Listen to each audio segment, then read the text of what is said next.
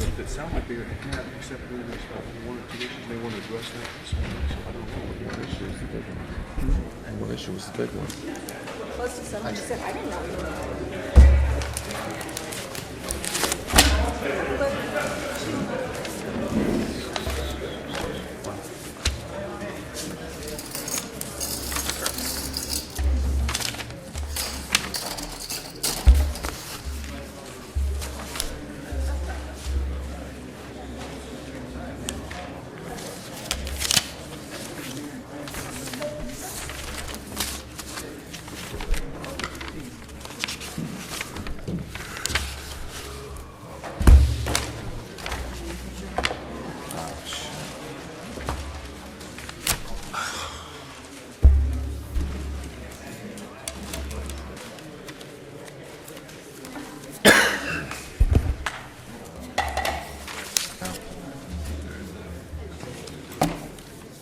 Already started.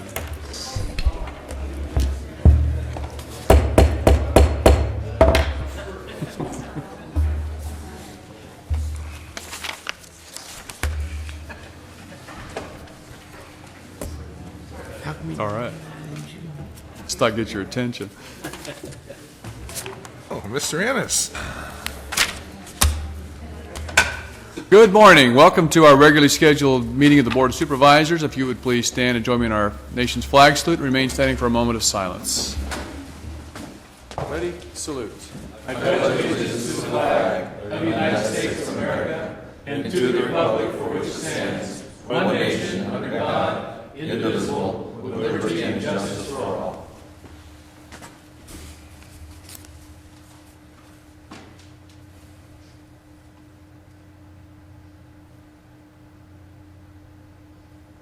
Thank you. Please be seated.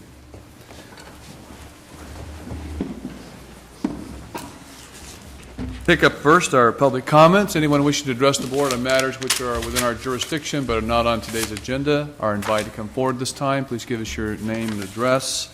I do have a couple of public comment request forms, but they pertain to an item which will be number 3 in our agenda, so you might want to wait until that matter comes up. Anybody else wishing to address this during the public comment period? Seeing and hearing no one, we will close the public comment period and go on to Board of Supervisor matters. I'll begin on the left of Supervisor Vanderpool. Thank you. I just have a couple items this morning. First of all, welcome everyone back. Hope everyone had a nice Thanksgiving. Couple things this week. Real excited about Government 101 number 2, or Government 102 as Council likes to call it.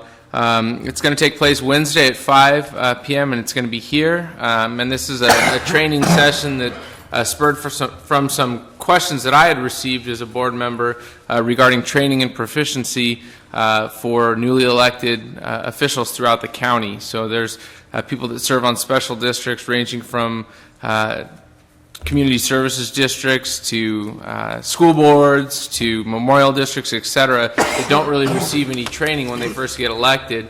And so we looked for an idea as to how we could provide some training to these people from the Board of Supervisors perspective, and that's what Government 101 has come out of, or has come from. So I just want to thank Council for really grabbing this bull by the horns and moving forward with it, and thank all the attorneys who volunteer their time to help educate the elected officials that serve all of us here in Tulare County.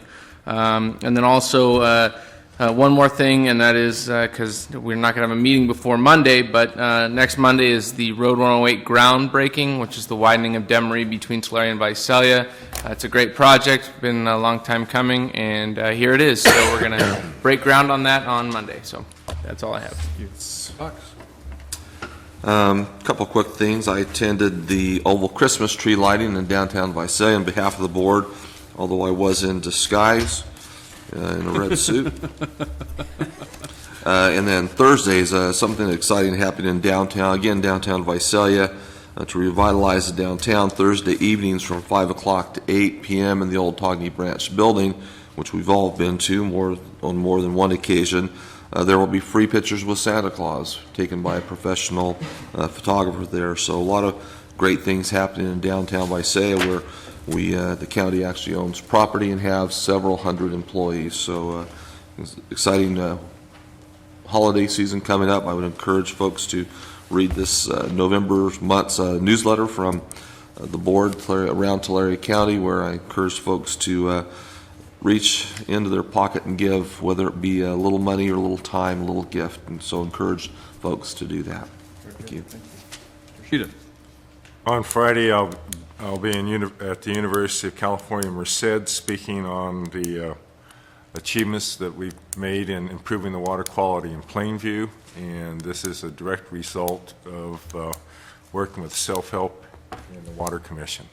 And that's all I have. I just want to urge everybody at our junior highs throughout the county to apply for these step-up grants that are going to be available to our junior highs. So that's something that each one of our districts, we need to make sure that all of our junior highs try to apply for these grants. And also would like to, this next Monday, we'll be honoring Bob Zimmerman for 30 years in TCAG. He's going to be retiring. I see Bob's out there in the audience today, so looking forward to that.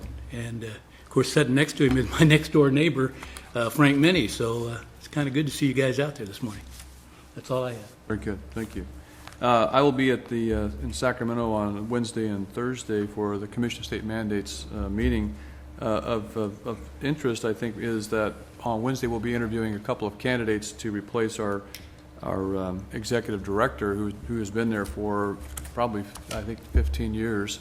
One of the fallouts of what's happening in the state budget process of having had these long-term 15% reductions of salary are that for many of the senior people, they're better off to retire than to keep working at these reduced income levels. So in this case, we're losing a very excellent executive director because of that consequence. Otherwise, she probably would have worked another year or two, I believe. But anyway, things are changing, and we will change with them. So I'll be in Sacramento then Wednesday afternoon and Thursday. With that, we'll move on to our consent calendar. We do need to pull item number 10, and also items 36 and, I'm sorry, 37 and 38 will be handled separately. So if there are any other items that members wish to have handled separately, if not, I entertain a motion. I'd move for approval to accept the consent calendar less items 10, 27, 37 and 38. I'll second that motion. Motion by Mr. Ennis, seconded by Mr. Vanderpool. Please cast your votes. Votes are unanimous. And we'll take up this time item number 37. I believe Mr. Fussell is going to address that this morning, and 38. Welcome, Britt. Good morning. Thank you, Board. Brett Fussell, Assistant Director for Public Works of the Resource Management Agency. I requested that both of these two items, 37 and 38, be pulled. We found an error in a reference to the California Municipal Traffic Control Device Manual, reference to these stop signs. On the first full paragraph on page 2 makes reference to section 2B.05. That needs to be to section 2B.07, and that would be applicable to both of those items. And with that, I'd respond to any questions that the board has. Any questions by board members? No questions, but this item, this item 37 is great because it does help the Doyle School. There's a four-way stop, putting a four-way stop in there. It'll give the kids a better opportunity to cross that street on their way to school, so it makes it safer for the kids out there. And I just have one comment, Mr. Chair. Item number 38, this is in my district, Road 144 and Avenue 24. The reason that there's a four-way stop that's going to be going up at this intersection is really a direct response to constituent complaints and issues, accidents, and safety issues that took place at this intersection. And this is just an example of how the county has been responsive and been very good at fulfilling the request of the resident who lives near this intersection. So real excited to see this move forward, and hopefully this will further improve the safety in the area. So with that, I'll move approval of these items. I'll second that. Motion by Mr. Ennis. I'm sorry, by Mr. Vanderpool, second by Mr. Ennis. Please cast your votes. Votes are unanimous. Thank you, Board. Thank you, Britt. Just one comment. It was on our consent calendar information item, but it had to do with the Betty Drive Avenue 312 realignment, and I just want to point out once again that we continue to get tremendous bid prices on our projects. The engineer's estimate for this project was $12,287,000, and the approved, the low bid, apparent bidder, successful bidder was $8,511,000. So we're talking about, $3.7 million under the engineer's estimate. So it's a great time to be doing our construction projects with our Measure R dollars and other funding that we have made available to us. At this time, since we've got 20 minutes prior to our timed items, we'll go to our untimed items, number 46. This is the developer agreement, reclamation plan, and financial assurances for PSP 10-028 Atwell Island West.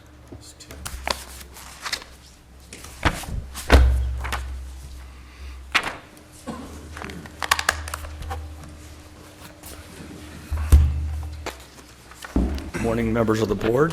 John Heiser, Tulare County RMA Planning,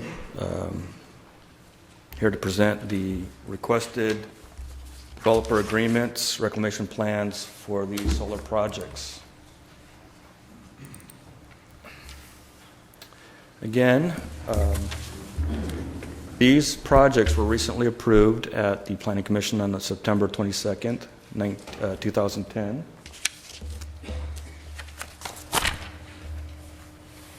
PSP 1027, 1028, 1045, 1029, 1030, and Can you speak right into that microphone? sorry. Your voice Yes. a little bit, make sure everybody hears you. Thank you. The current request is to receive the staff report and presentation for these case numbers, to receive the developer agreement and reclamation plan with financial assurances for each solar PV project, authorize the chairman to sign the developer agreement subject to county council approval. As an alternative, you'll find that the proposed developer agreements presented in reclamation plan with financial assurances are inadequate and direct modification of the developer agreements. Reclamation plan with financial assurances. Second item of alternatives is to direct staff to provide additional research and modifications of the developer agreement and reclamation plan with financial assurances. And good morning, Jake. And authorize the director of RMA to approve the developer agreements and reclamation plan with financial assurances subject to county council approval. Before I go on, any questions on these alternatives? I just want to make one point, because you're addressing items, and I just make that clear for the record. These are actually items 46, 47, 48, 49, 50, and 51. Correct. You're going to be addressing all of those at one time. Correct. Very good, thank you. You'll be receiving the developer agreements here shortly, right out of the presses. Mr. Chair? Yes. But if I may, as I read the first one, find that they're inadequate, why are we approving something that's inadequate? You're asking us to approve something that's inadequate? Well, you have the option to either approve our recommended developer agreement or find it inadequate and request staff or direct staff to go back and modify it, the project. We're hoping that you find that the developer agreement is adequate. Are you recommending that we, in plain terms, that we continue these items? Jake?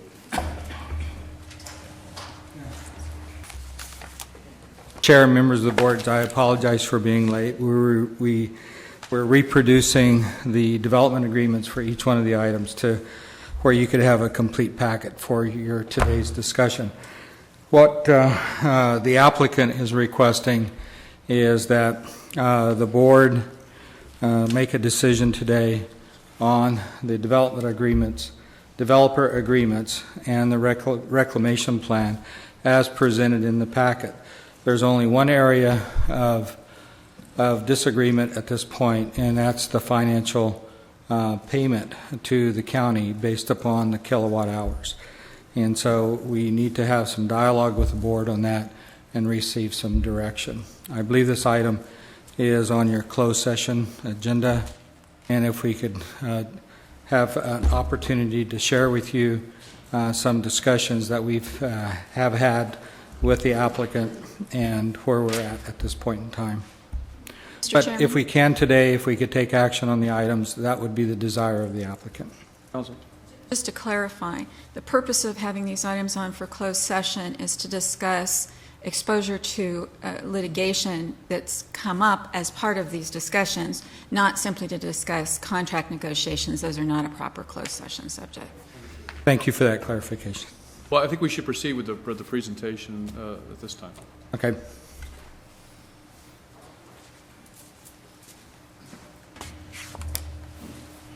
All right, I will continue the presentation here. Again, overview of the proposed projects. The Planning Commission did conditionally approve these projects, subject to the County Board of Supervisors approving a developer agreement, reclamation plan with financial assurances for each project. These two requests will fulfill the conditions of the special use permit and our county policies. Again, I want to reiterate the County Board of Supervisors adopted these resolutions 2010-0458, which included solar and wind electrical generation facilities under the definition of private and public utility structures. Resolution number 2010-0590, amended resolution 2010-0458, include agricultural zone districts for the solar and wind electrical generation facilities in the zoning ordinance. And resolution number 2010-0717, adopted the criteria for public and private utility structures located in agricultural zone lands and lands under Williams Act contracts. These projects were analyzed using these resolutions, as well as the recommended decision tree, just for that clarification. The two projects, two public hearing items that will be heard later, deal with the requested Williams Act contract cancellation affecting PSP 1027, 1028, and 045. And that's located on two 320-acre parcels comprising 640 acres under one contract. And then a request for findings of compatibility for project PSP 1031. And again, that's held for a public hearing discussion item. So therefore, there will be 6 developer agreements for these facilities and 6 reclamation plans with financial assurance. Questions so far? Again, these are the level 1 criteria under that resolution 2010-0717. This is just the level 1 again, and then level 2 had to deal with the compatibility issues, or what those facilities are determined to be compatible in our agricultural preserves. There's the tree that was used in the process. And this is an aerial of the solar project's overview. Down at the bottom is the PSP 1027, 1028, and 045 projects that are under the requested Williams Act contract cancellation. The one just to the north, the smaller one, is the PSP 1031, has a 40-acre piece under contract, which is requesting findings of compatibility. The one north of that are 2 projects, PSP 1029 and PSP 1030, that are not on contracted lands. The 2 large facilities are on the Alpa Atwell Irrigation District lands. The one in the middle is on private land.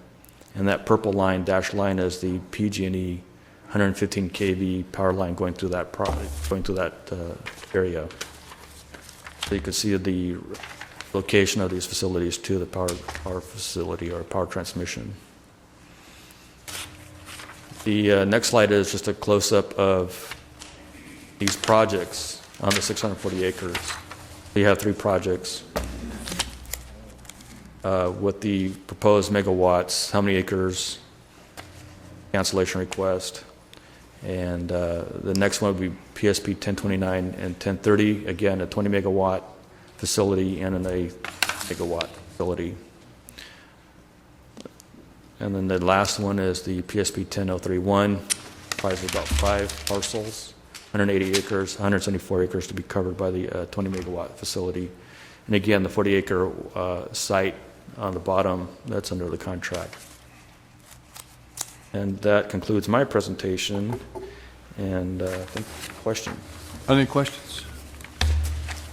No, I was just going to say, John, are we going to give an opportunity to the applicant to kind of discuss these projects, give their background and where they stand in terms of their relationship with the negotiations and how things have been going? I sure hope so. Okay. All right, good. I hope so, too. Yeah, the plan here is to allow for comments. As I understand it, there is agreement on every aspect of these agreements except for one, and that's the issue that we'll be talking about probably here today, unless we have other questions. Well, and Mr. Chairman, may I make one comment? I just want to disclose that I have met with the Alpine Irrigation District as they are in my district, and I wanted to help facilitate the discussions with the Resource Management Agency.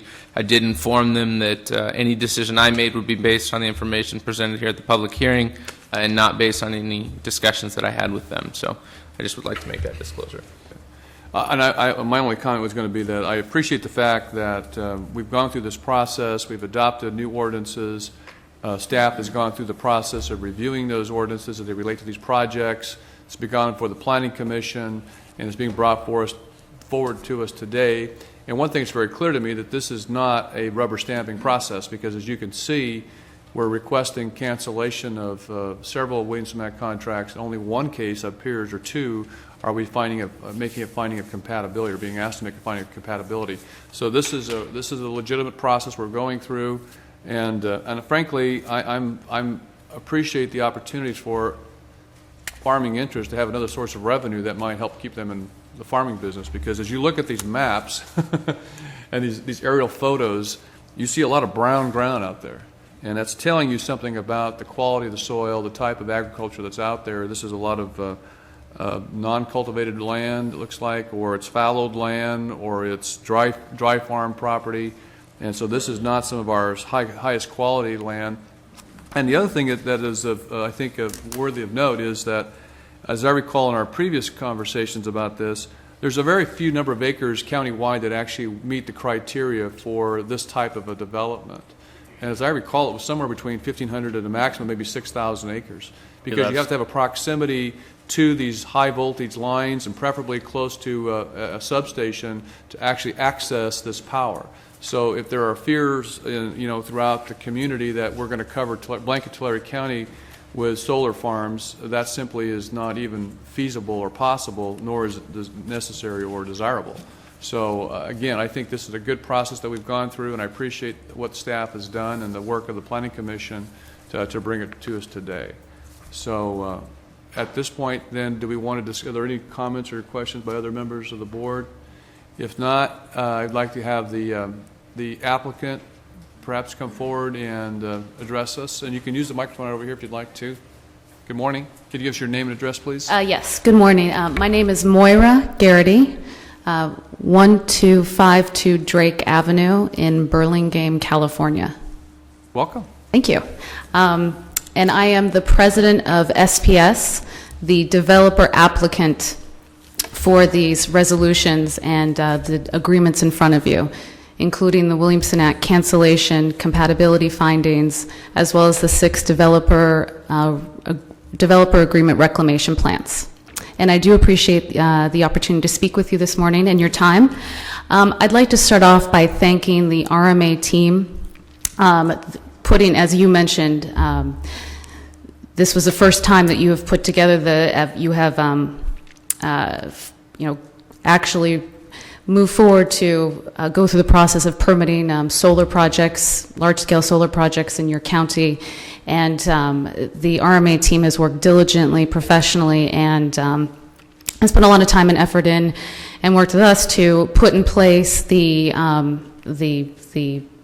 you had passed a resolution on how you wanted this to proceed, and to actually put in place the documents and the process was no small feat. So I do appreciate Jake Raper, John Heiser, and Nina Dong's time and efforts with this process.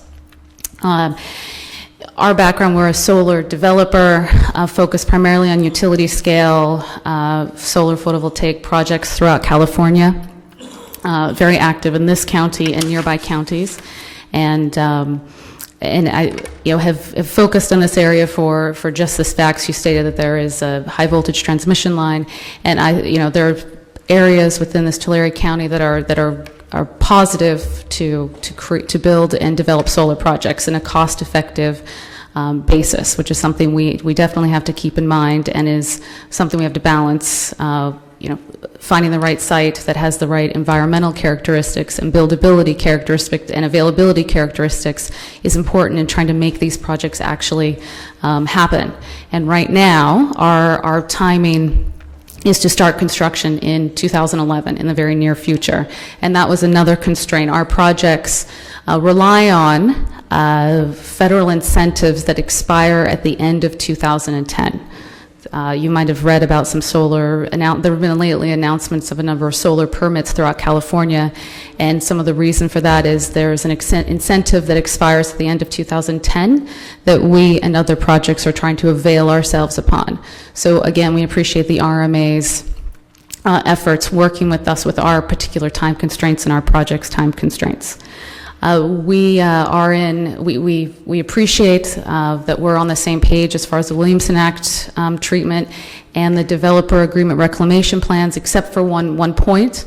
But we do appreciate on the other terms and conditions, we are in agreement with the RMA team.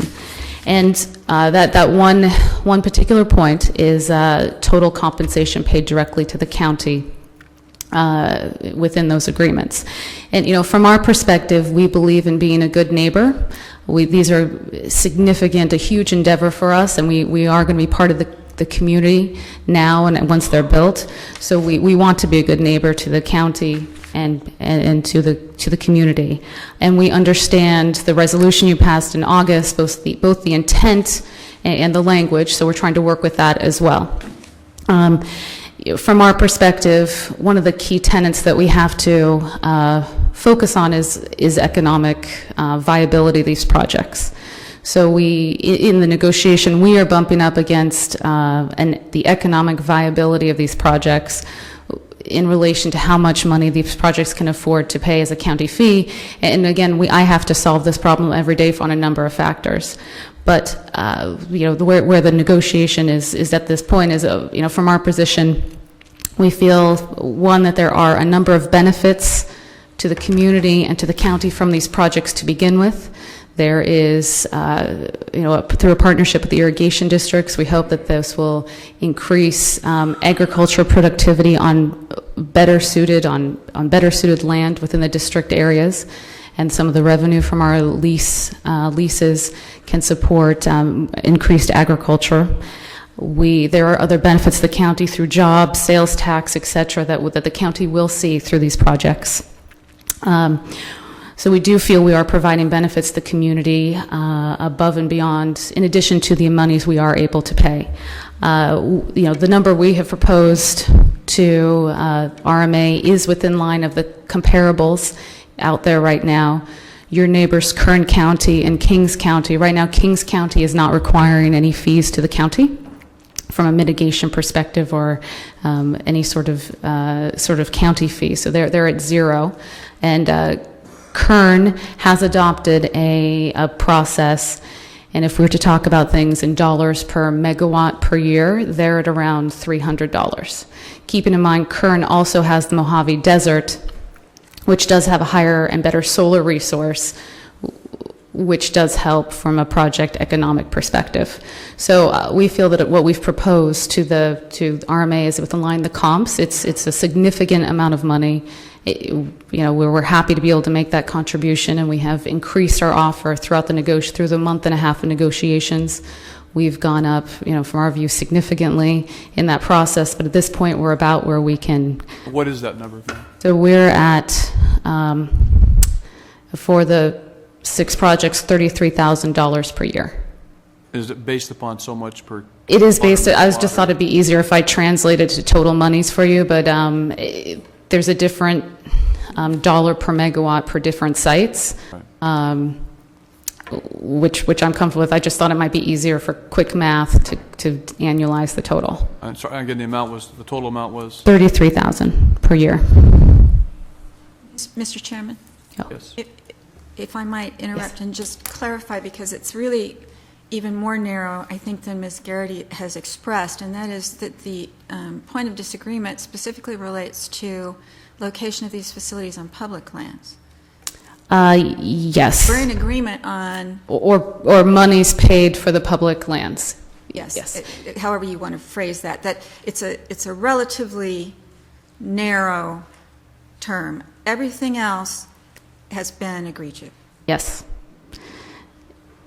And for us, it comes to a total dollar figure that these projects are paying that we have to perform back, that then comes back to the economic viability of the projects. And, there are areas throughout California develop solar projects. What we think the benefits are of being here is we're looking for a lower total install cost, which is we think we can find the right type of, these projects have the right sort of land type, ag land, that this is the most productive use for it.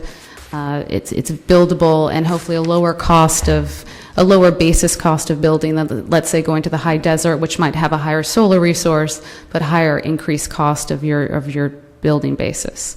So In many cases, you don't have those, you don't have access to those major lines. You have to build transmission lines to the places that you need to get the power. in some of them, yes, you have a higher cost. Your facility produces more megawatt hours, but you have a higher cost to build it and develop it. So in this particular instance, we were focused on a lower cost basis. The Mojave Desert sun is a little better than Tulare sun, but with the lower basis, we can build these economically and get them to the power wholesale market in an economic fashion. So I think for purposes of our hearing, it would be helpful if you could distinguish between those rates so that the public understands and we understand, as the council pointed out, there is one rate on private land that is agreed upon, I believe. Yes. And then there's a rate that is still in discussion on public land. Yes. Can you tell us the difference? Sure. We are at $100 per megawatt on the public land, and the RMA team is at $200 per megawatt on the public lands. And the price on the private? $1,000 per megawatt. I think that makes it very crystal clear. Okay. Any questions or comments by members? Do you have anything else you want to tell us? No, just wanted to thank you again for your time. We look forward to moving forward these projects. And again, we very much appreciate the efforts the RMA staff has made to help push these forward. So thank you. Thank you. And Mr. Chair, I do believe that there are members from the Alpine Irrigation District, or for sure their manager here, who can also kind of give us an idea as to what the benefit would be to the district should these projects move forward. And if anyone would like to hear from them, I think they have a good presentation as to what they plan to do with the revenue as well. So it's the benefits of this project. Fine. Good morning, sir. Good morning. Give us your name and address. My name is Kevin Couch. My address is 9812 Harvey Court, Bakersfield, California. Thank you for the opportunity to address you this morning. I'm the general manager of Alpa Irrigation District as well as Atwell Island Water District.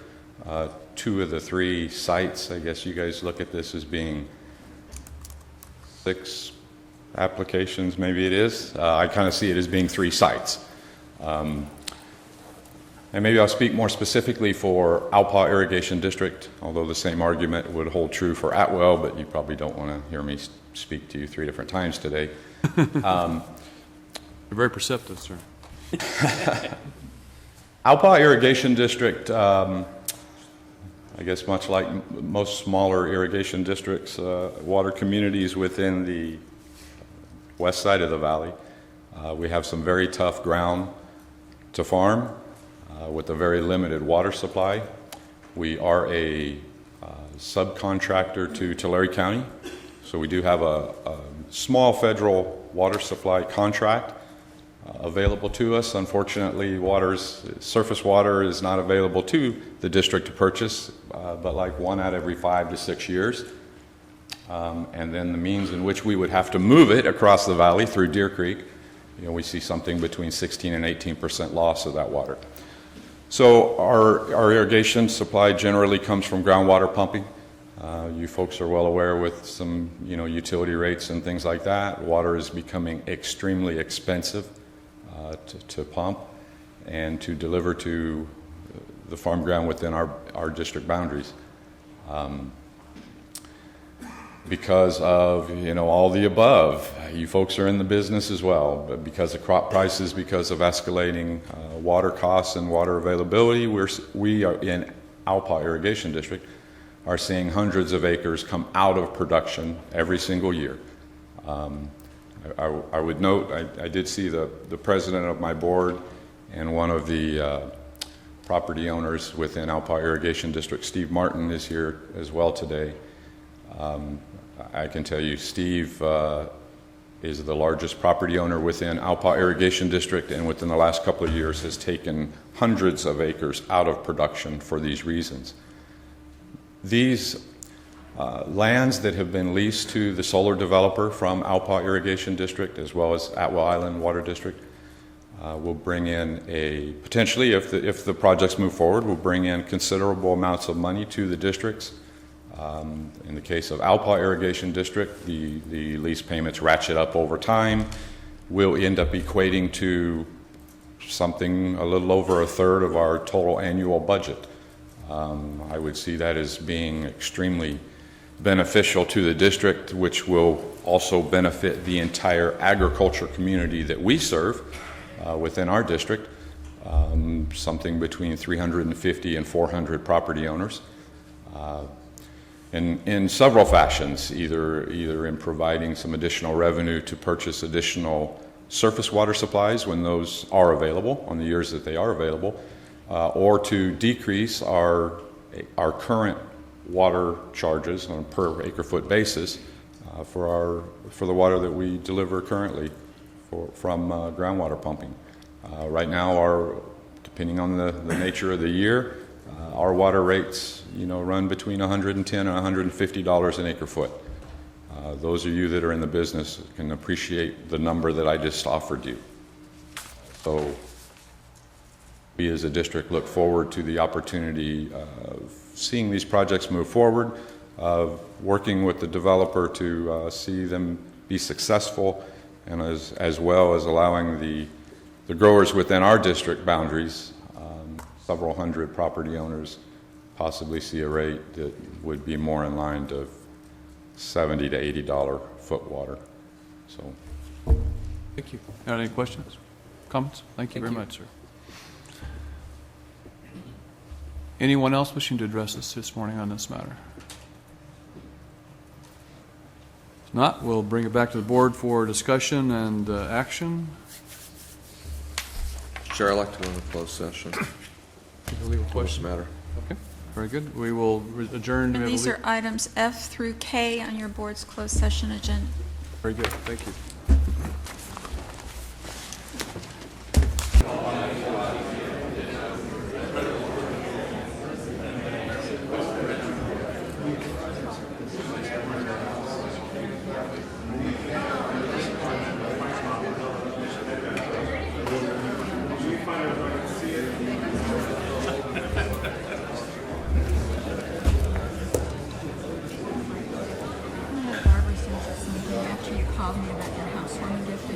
It's gone.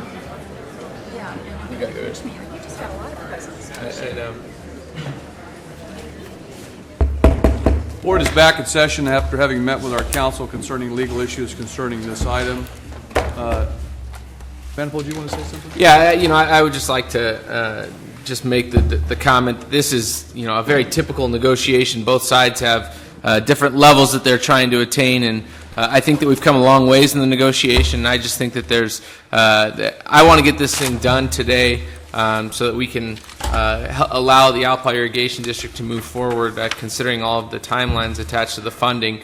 But I know that there's a little bit more negotiation that needs to take place between the Resource Management Agency and the developer. So I would make the motion that we give them an hour or something to step outside and just visit with each other, and they can continue the negotiations, and then we can come back and hopefully get a final decision made, allowing them to go forward today. Yeah, I don't know if we need a motion or not. We can just continue this matter, I think. We'll bring this back up later on today. So at this time, if the parties could just step outside and continue their discussions, and when they've finished their discussion, they can just let the clerk know, and we'll bring this matter back before the board. Thank you. All right, we'll get on to our timed item at this time, and our first item is number 3. And this is a request from the Resource Management Agency to adopt provisions of subdivision B of Section 51244 and Section 51244.3 of the Government Code for this fiscal year, and determine that the Williamson Act payments for the previous fiscal year is less than one-half of Tulare County's actual foregone general fund property tax revenue. Good morning, Mr. Visuelos. How are you? Yes. Yes. Oh, yes. Doing well. Good morning, Mr. Chairman. Fred, Mr. before you Marcel. begin, we have to have a recusal. Yes, I have to recuse myself from this issue because I have Williamson Act contracts, and under the California state law, I cannot sit at the dais and discuss this matter. So We'll have a cup of coffee. I'll do something. Okay. Okay, thank you. Yes. You may proceed. Good morning, Mr. Chairman, members of the board. I am Fred Brusuelis with the Planning Branch of the Resources Management Agency. And the item that we're looking at here is referred to as Senate Bill 863. And it has to do with the proposed Williamson Act contracts and legislation that has been adopted by the state of California recently. But I would like to inform the board that the county staff has been very busy the past 90 days with regard to this particular item. I want to express support and thanks for other divisions and departments in the county for assisting us in getting to this point in time, this very important matter. We did have outreach in addition to the public. We had sent out notices to the property owners. I was informed that we had some 9,700 notices that went out. That was done about 13 days ago. We took 3 days, 3,000 mailings each day. It takes a while for us to get that kind of mailing out, but we were successful in doing that. And in the notification that we sent to the property owners, we had a website that they could contact regarding this particular issue on their property taxes. We also set up a telephone hotline in RMA so that we could receive phone calls for persons that may have had questions. I can tell you that speaking with the assessor, they received around 30 phone calls. We received about like kind, and so we were able to answer a number of questions that landowners had. We also had a news release that went out. I made a presentation at the Farm Bureau regarding Senate Bill 863, and also at the Agricultural Advisory Committee regarding this particular item. But as background, this Senate Bill 863 has to do with the 1965 California Land Conservation Act. That's the proper name. And it's referred to as the Williamson Act due to the primary author of the legislation. And in the state of California, there are about 30 million total acres of California farmland, and about 16 million of those acres are in a contract of some kind. In Tulare County, we have about 1.1 million acres of land that we have in the Williamson Act. As an important part of the Williamson Act program, which is really for the purpose of providing tax relief to landowners who keep their land into agricultural production, it's a very significant part of our economic base. So the state of California, in addition to having the program, set up what they call subventions, and they had provided the backfill property or backfill funds from the county's property tax loss through this program so that we would remain whole. And for years, the subvention payments had covered the property tax loss. We go back to the budget year of 2008-9 with the state of California budget.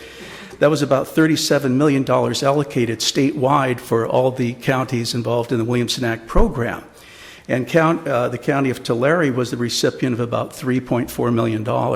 And it's changed a little bit over time, but that gives you kind of a rough idea how the good old days were.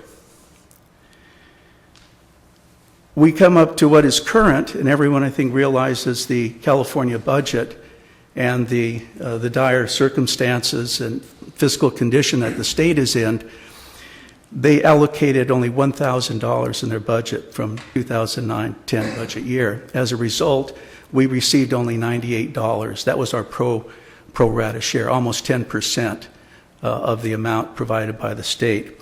So that becomes a dramatic impact on the county's overall fiscal condition with allocating of those lost property taxes. So as a result, there were efforts that were made by many affected parties, and principally led by the State Farm Bureau, to find subvention solutions. How can solutions be found to help backfill the counties and keep the Williamson Act alive? And that has been an ongoing matter for a period of time, and it still is ongoing.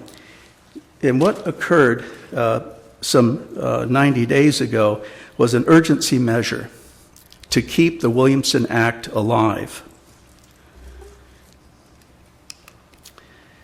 And that matter of the Assembly Bill 2530 was passed on August 30th and was signed by the governor on September 28th.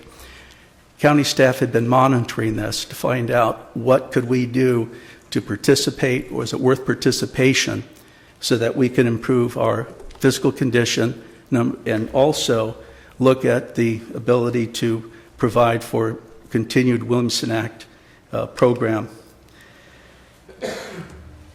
What occurred was a cleanup bill, and it became Senate Bill 863. And it had a number of different provisions in there with some changes and amendments. But what it did was it solidified all the particular characteristics that would continue the operation, find a means to help backfill the loss of property taxes for the counties, and it was adopted on October 8th. As a part of that effort, $10 million was put into the Williamson Act program account. So it went from $1,000 to $10 million. So that means the opportunity for next year to receive a pro rata share of that particular amount. And I believe from our tables that we've looked at and information sent to us, that might be somewhere around $900,000 that we would be receiving. Now, Senate Bill 863 is an alternative to the existing program that we have. It is only going to last 4 years because it's an urgency measure. This is not a permanent solution. This is an urgency effort to try to keep the program going. It reduces existing contracts that are now 10 years. They're going to be 9 years. If you're in a farmland security zone, that would be reduced to 18 years in lieu of the 20 years. And it also allows the assessor to reduce property tax break by 10% when the state subventions are less than 50% of the Williamson Act contract revenue. What that means is whatever the tax relief is to the property owner, they will only be getting 90% of the tax relief. 10% would be going to the county to assist them in their contract. Now, one important aspect of this is that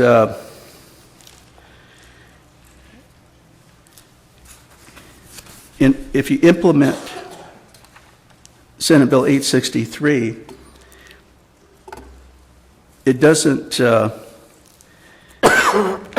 I should say, it does provide for the 10% additional amount coming to the county. But the counties are not required to implement this bill to receive part of the pro rata share. So we'd be getting the $900,000 anyway because the $10 million was put in. What Senate Bill 863 will do, it will be adding on to that, whatever that 10% loss is in property relief to the landowner. So that's what the distinction is. So those counties that elect not to enter into the SB 863 program, I've been informed, will receive their pro rata share. I provided a handout to you from the Department of Conservation, and it had some calculations and I think questions on there that explain the methodology in going through the calculations. I am not an assessor, but I know someone who is, and they're in attendance today.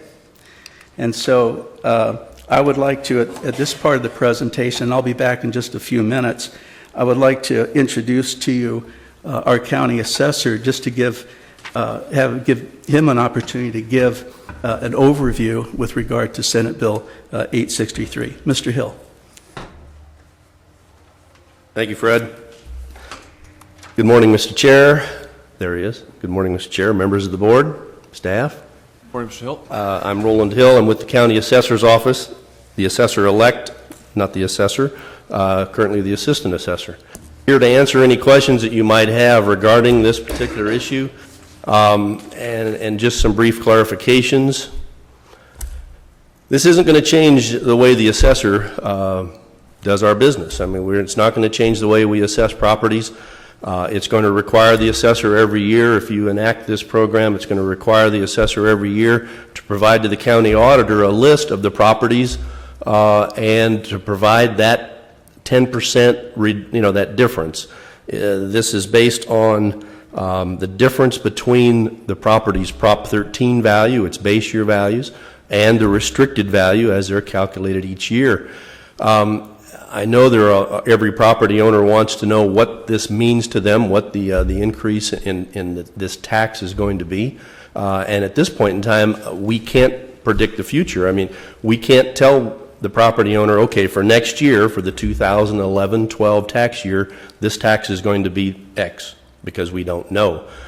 We have a very good idea of what it will be. The ag preserve values, the restricted values don't change that drastically, nor does the Prop 13 value, unless there's been a change in ownership. That could change that factor. But we have put on our website, I hope that you've had a chance to see that, and it was in the notification letter that went out from RMA also, that on the website we have an Excel spreadsheet that gives over 13,500 assessments that we have in our system under contract that is receiving restricted valuations, and it provides an estimate of what that additional tax would be if this had been enacted for this current tax year, the 2010 and 11.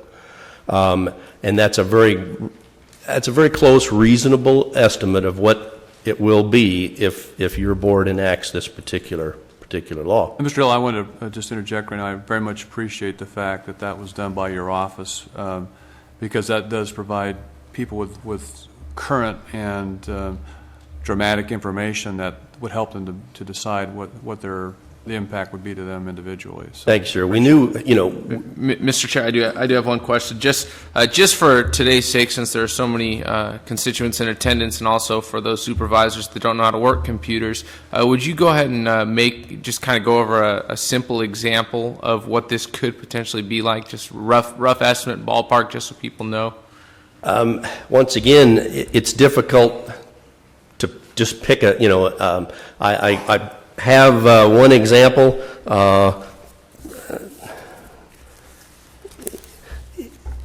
It averages. I hate to use averages because averages can really hurt you sometimes. But the average increase of tax for the 13,577 parcels we have in the system is right at about $173 a year. That's an average. It runs from a low of a little less than $2 a year to as high as over $3,000 a year in additional tax.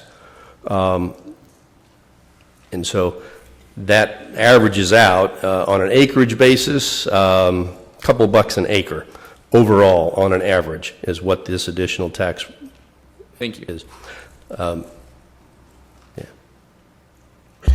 Anything else you want to say, Roland? No, other than, it's, as I say, it's not going to change the way the assessor does business. We're going to continue to assess the properties as we have been and as we're required to do. I appreciate the assessor, Greg Hardcastle is here today with you, and I was hoping he'd come forward and give the presentation. Well, I'm sure he would like to.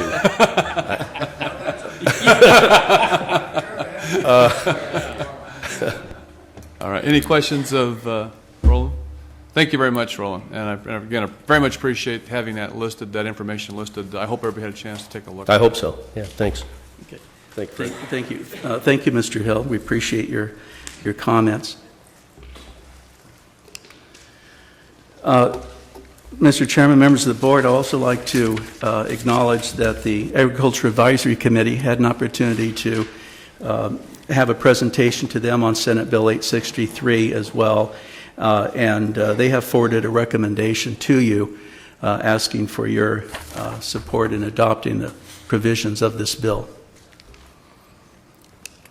So what is before you today is a request from staff. The first item is to hold a public hearing. The second is to adopt some government code provisions that have to do with the contract years being reduced from 10 to 9 and from 20 to 18. Also, determine that the subvention payments for the previous fiscal year were less than 50% as they were. Fourth, direct the staff to notify landowners of contract non-renewal opportunities. This has to do with the Senate bill that says if the landowner doesn't want to become a part of this, they can submit an application to non-renewal of their land, and then their time clock would automatically get them out of the Williamson Act, and they won't be a participant in the calculations for the assessor to modify their taxes. But the taxes will go up anyway because of the non-renewal process. The fifth item is to authorize the RMA director to amend our policy 380.1. It pertains to the Senate Bill 863 contract non-renewal. In our policy 380.1, it talks about having Williamson Act contracts for a minimum of 10 years. So we'd have to modify that to be consistent with the SB 863. And then the last item we're asking you to consider as part of your decision is to direct staff to record a notice identifying affected parcels of the land. After the meeting is concluded today, and should the board make a decision today, we're obligated to notify the landowners of your decision, and then also notify them, should you approve the adoption, that they have an opportunity to file for non-renewal notices. So those are the 6 items that we're requesting of you. Mr. Masuela, just a question. Yes. I think I know the answer to this, but this, under the terms of this bill, which sunsets in 4 years, the contracts will go back to 10-year contracts at the end of that 4-year period. Is that correct? Yes, we go back to where we are today. 10-year contracts or 20-year contracts? Yes, that is correct. Unless something happens between now and 4 years with the legislation and any new legislation that might come about. Mr. Chair, I have a question. Mr. Brusoilis, would you kind of give us an idea of what counties around us are doing, and then also maybe some extreme examples, as I know we do have one county counterpart that has decided to completely get rid of the Williamson Act program altogether? Yes, I don't have a complete a status on that, but I think one county may be referring to as our neighbor to the north in Fresno County. Their Board of Supervisors had an opportunity to look at this particular bill and adopt it, and they elected to forego this, but revisit it sometime in June, as I understand. And so they decided not to participate with this. I understand that there are other counties in the state that are looking at this, but haven't made any decisions yet. Perhaps when I get an opportunity, I can find out a little more information about it and perhaps send you something. Maybe someone out in the Farm Bureau. And I also wanted to mention that we do have in the audience Mr. Bill Geyer of Resource Landowners Coalition, who is actively involved in these matters, that might be speaking and offer some information for you in that regard. But I think our CEO has some information. Yeah, Gene Rousseau, County Administrative Officer. I'm aware of at least 2 other counties, Stanislaus in the northern part of the valley, that the board approved 863, and Imperial County that some months ago terminated the Williamson Act program altogether. Notice of non-renewal. Notice of non-renewal. Mr. Chairman, Those are at least 2 other counties that I'm aware of. There are a number of counties that are considering this identical matter today on their agendas. I don't have the names in front of me, but I do know that there are a number today, and there are more, I believe, going on December 7th. If that helps you. I did put in some calls, particularly to Imperial County that I heard about, to just verify some of those things, but it appears that many of the counties are engaged in some process of decision-making, and hopefully within the next week or so I might be able to get some of that data and send it to you for your edification. Yeah, looking at the Department of Conservation white paper that you gave us, on the Yes. second page, says in sum, the county implements 863. It will receive from its Williamson Act landowners $101,000 in addition to its pro rata share of the $10 million. So that, if my math is correct, that's a dime an acre approximately. I didn't hear Roland say that. It was, Yeah.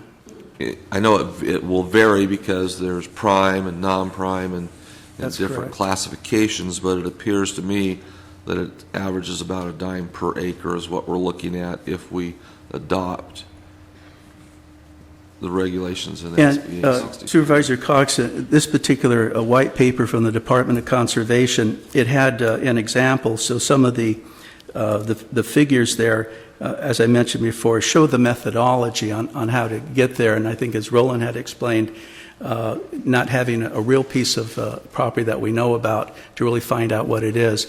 But it's going to be an increase nonetheless. But I thought having this white paper just might be helpful you understand the calculations that the assessor will have So to this go white through. paper has nothing to do with No. Tulare County? No. No, this is a okay, fictitious, there we go. this is a fictitious example. Yeah, I think what might be helpful is example.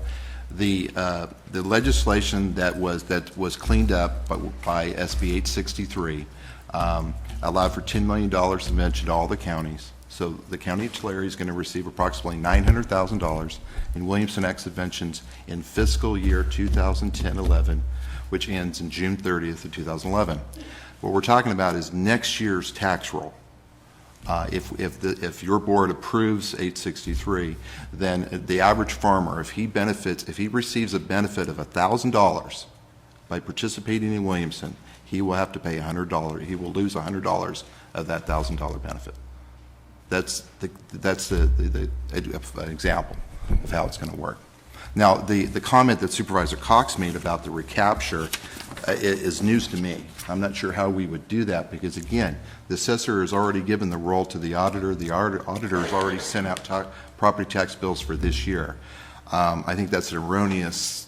I think that's erroneous in that white paper. What we're talking about is reducing the Williamson Act benefit for farmers for this 4-year period by 10%. And then it will sunset in 2015. The contracts go back to the 10-year rule. The value comes back up, and we're back to square one. And just from an overall broad financial perspective, we had a presentation, I think it was last year, by the assessor's office that showed that the county does not even recoup all the money that it loses by participating in the Williamson Act program with full subvention. That's with everything as it normally is. And currently, with this SB 863 program, we would only be receiving, in addition to the comments made by the assessor and the state subvention that we've talked about, roughly $2 million of the 3.5 we would normally be receiving. So at the 3.5 level, which was full subvention from the state, the county didn't receive all of the money that we actually lost by participating in the Williamson Act program. And with this, we're still taking a hit, but it's a better position than the $98 we're currently receiving from the Williamson Act program as it stands. That's correct. That's correct, Mr. Chairman. If I might add, Supervisor Vanderpool, you used the phrase full subvention, and by that I'm sure you meant the amount that we used to receive. Yes, sorry. Because the subvention amount has not been ever a dollar-for-dollar replacement of the cost. There is a general fund cost to supporting the Williamson Act, which your board has always assumed and accepted. And I think the last time that the Williamson Act subvention was adjusted before they stopped giving it to us altogether was something like 1992. So, Mr. Chairman, members Yes. of the board, that concludes the staff presentation, and we will be pleased to answer any questions that you might have now or during the course of your public hearing. Any questions? Just one, if I may, just a disclosure. As I think everyone did, we received letters yesterday from Patricia Stever and a few others, from Larry Peltzer, in support of the board supporting this issue. All right, may I see a show of hands who people would like to speak this morning to this matter? Okay, that's fine, and I don't want to stop anybody, but what I'm going to ask, I have the clerk, she can put a 3-minute clock up there so we can, if you think about that when you come forward, you've got 3 minutes to present your comments. And I have a couple of people who have asked in writing to speak, so I'm going to call them first. And the first one is Ramona Phillips from Ducor. Morning, ma'am. Gentlemen, my name is Ramona Phillips. I represent the Benches Ranch in Ducor. For those of you who are not familiar with the southern area of Tulare County, my ranch is located along the White River, about 4 miles north of Rich Grove on the county line. My great-grandparents homesteaded this land in the 1870s.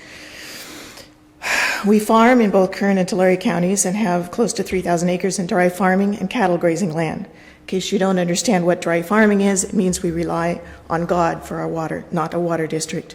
We are what one would call land poor. What exactly does that mean? Well, by the time we pay the land taxes, the income taxes, the dust taxes, and the death taxes, there's not very much left for living. If one does not have a second job or a pension, you just can't make a business out of it.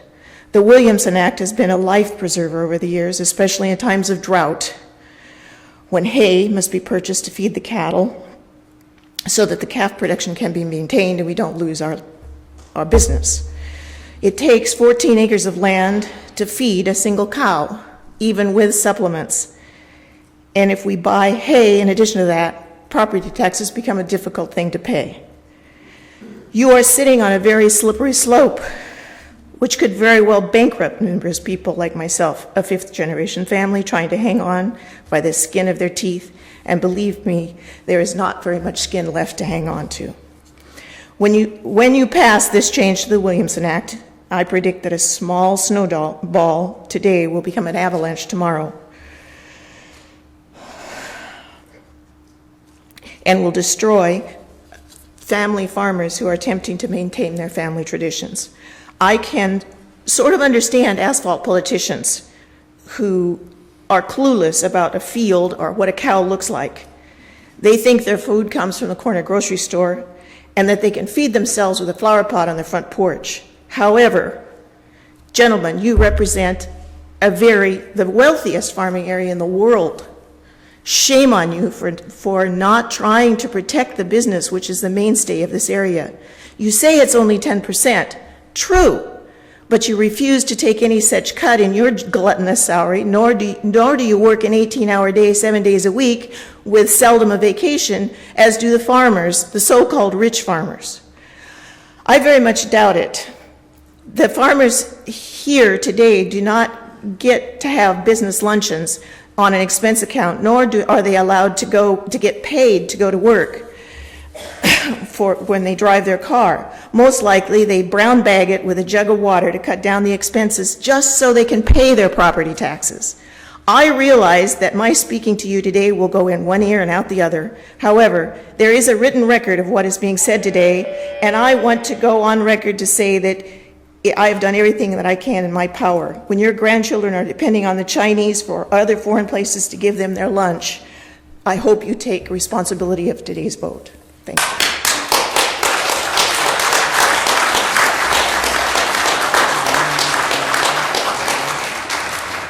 My next person I have is Eric Olson. Thank you for the opportunity to speak. And I would like to thank all the concerned taxpayers here for coming. You can accurately report to your friends and family. There is standing room only. I would like to thank my representative, Pete Vanderpool. When we create these atmospheres in our government, in our state, the tax base leaves the state. I would urge you, do not pass this tax increase. Keep taxes low. The criminal element will stay, the welfare element will stay, and the taxpayers will leave.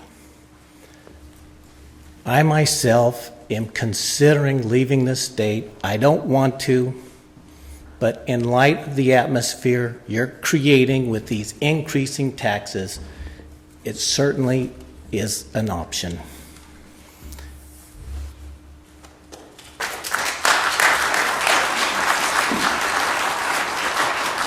That is the last person that has sent something in, so please come forward at this time, and if you would like to maybe kind of line up so we can keep moving, I'd appreciate that. I saw lots of hands going up, so please come forward. And either microphone is available, so feel free to use either microphone. Morning, sir. Morning, Mr. Chairman. My name is Larry Peltzer, and I'm the president of the Tulare County Farm Bureau. And I support the Tulare County Board of Supervisors in adopting SB 863. My family farms in Tulare County, and we have more than 1,000 acres enrolled in the Williamson Act. This program is very important to agriculture, and our county cannot afford to lose this important tool for protecting farmland. My family grows citrus, mandarins, pomegranates, and also provides custom farming and topping services for other growers. This land protection tool is important to me because of the farmland I own, but also the custom services I provide to other farmers as my way of earning a living. The Williamson Act protects over 1 million acres in Tulare County, and my business would be adversely impacted if growers had to withdraw from the act due to lack of county funding available. I understand the position of the county is in and the difficult position you are in as you deal with the budget.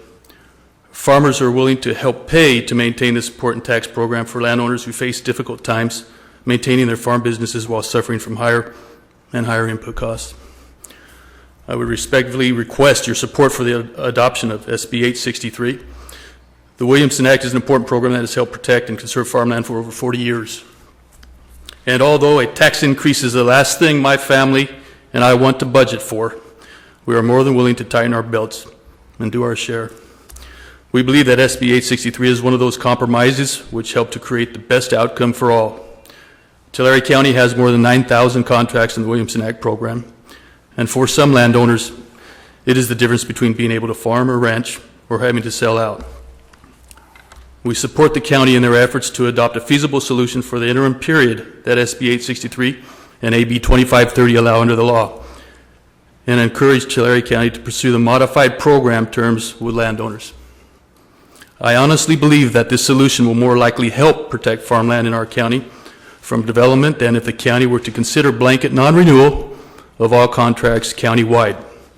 Please vote to support protecting this valuable program for farmland and ranch land conservation. Thank you. Thank you, Mr. Peltzer.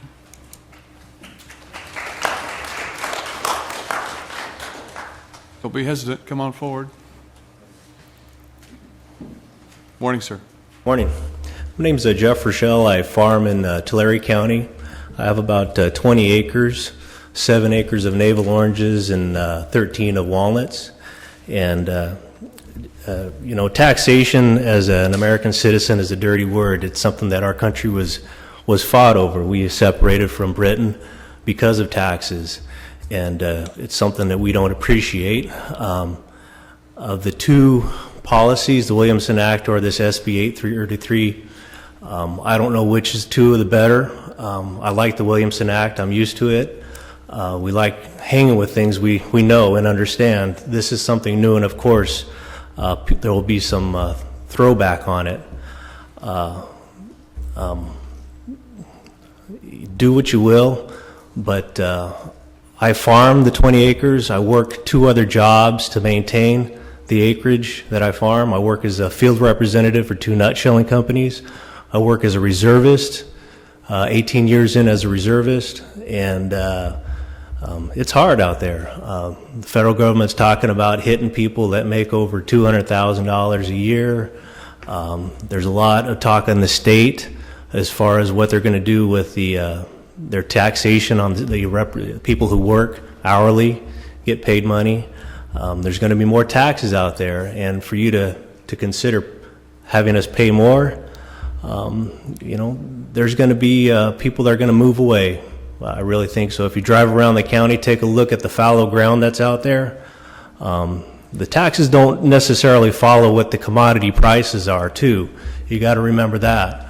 When we're out there farming, we don't know what our return is going to be, what Mother Nature is going to throw at us as far as what we have to input as far as costs go to grow those crops, to create the money that we spend locally.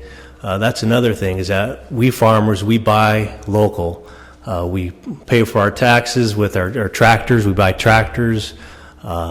Commodities such as fertilizers are going up, fuel, parts. It all happens locally. So throw us a bone or something like that. Relieve us of some sort of county tax. This knock off the 8% for us, if possible. Work with us. We're willing to work with you. Thank you.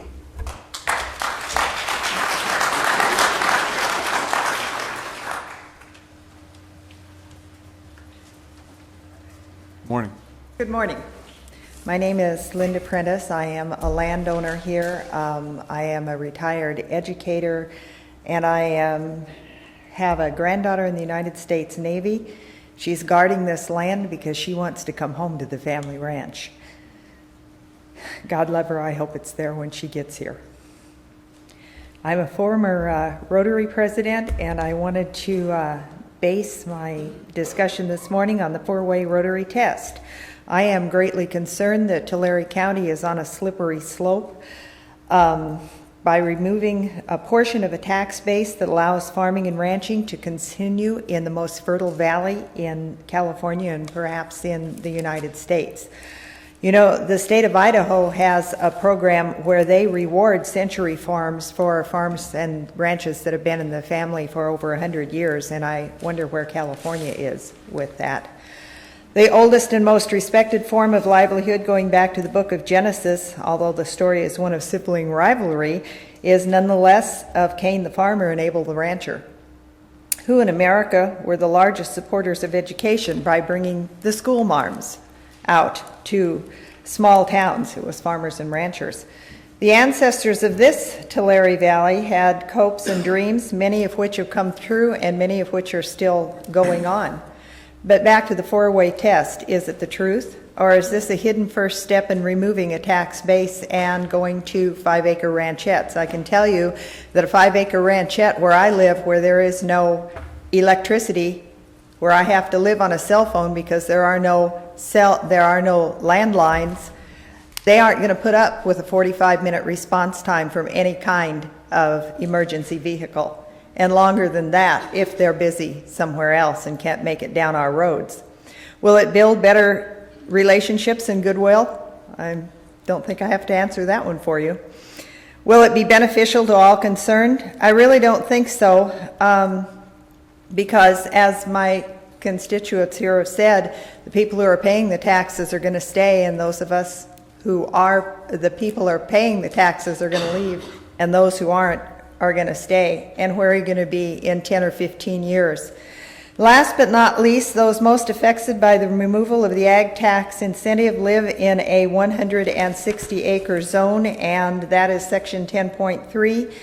A1 says, that is to protect the general welfare of the foothill agricultural community from encroachments of unrelated uses which, by their nature, would be injurious to the physical and economic well-being of the foothill agricultural community and the community at large. For the interest of time, I won't go on there, but I wonder where the people who are going to end up with these properties are going to be on a Sunday afternoon when I'm out there doctoring calves and they are at the grocery store buying a steak. Thank you.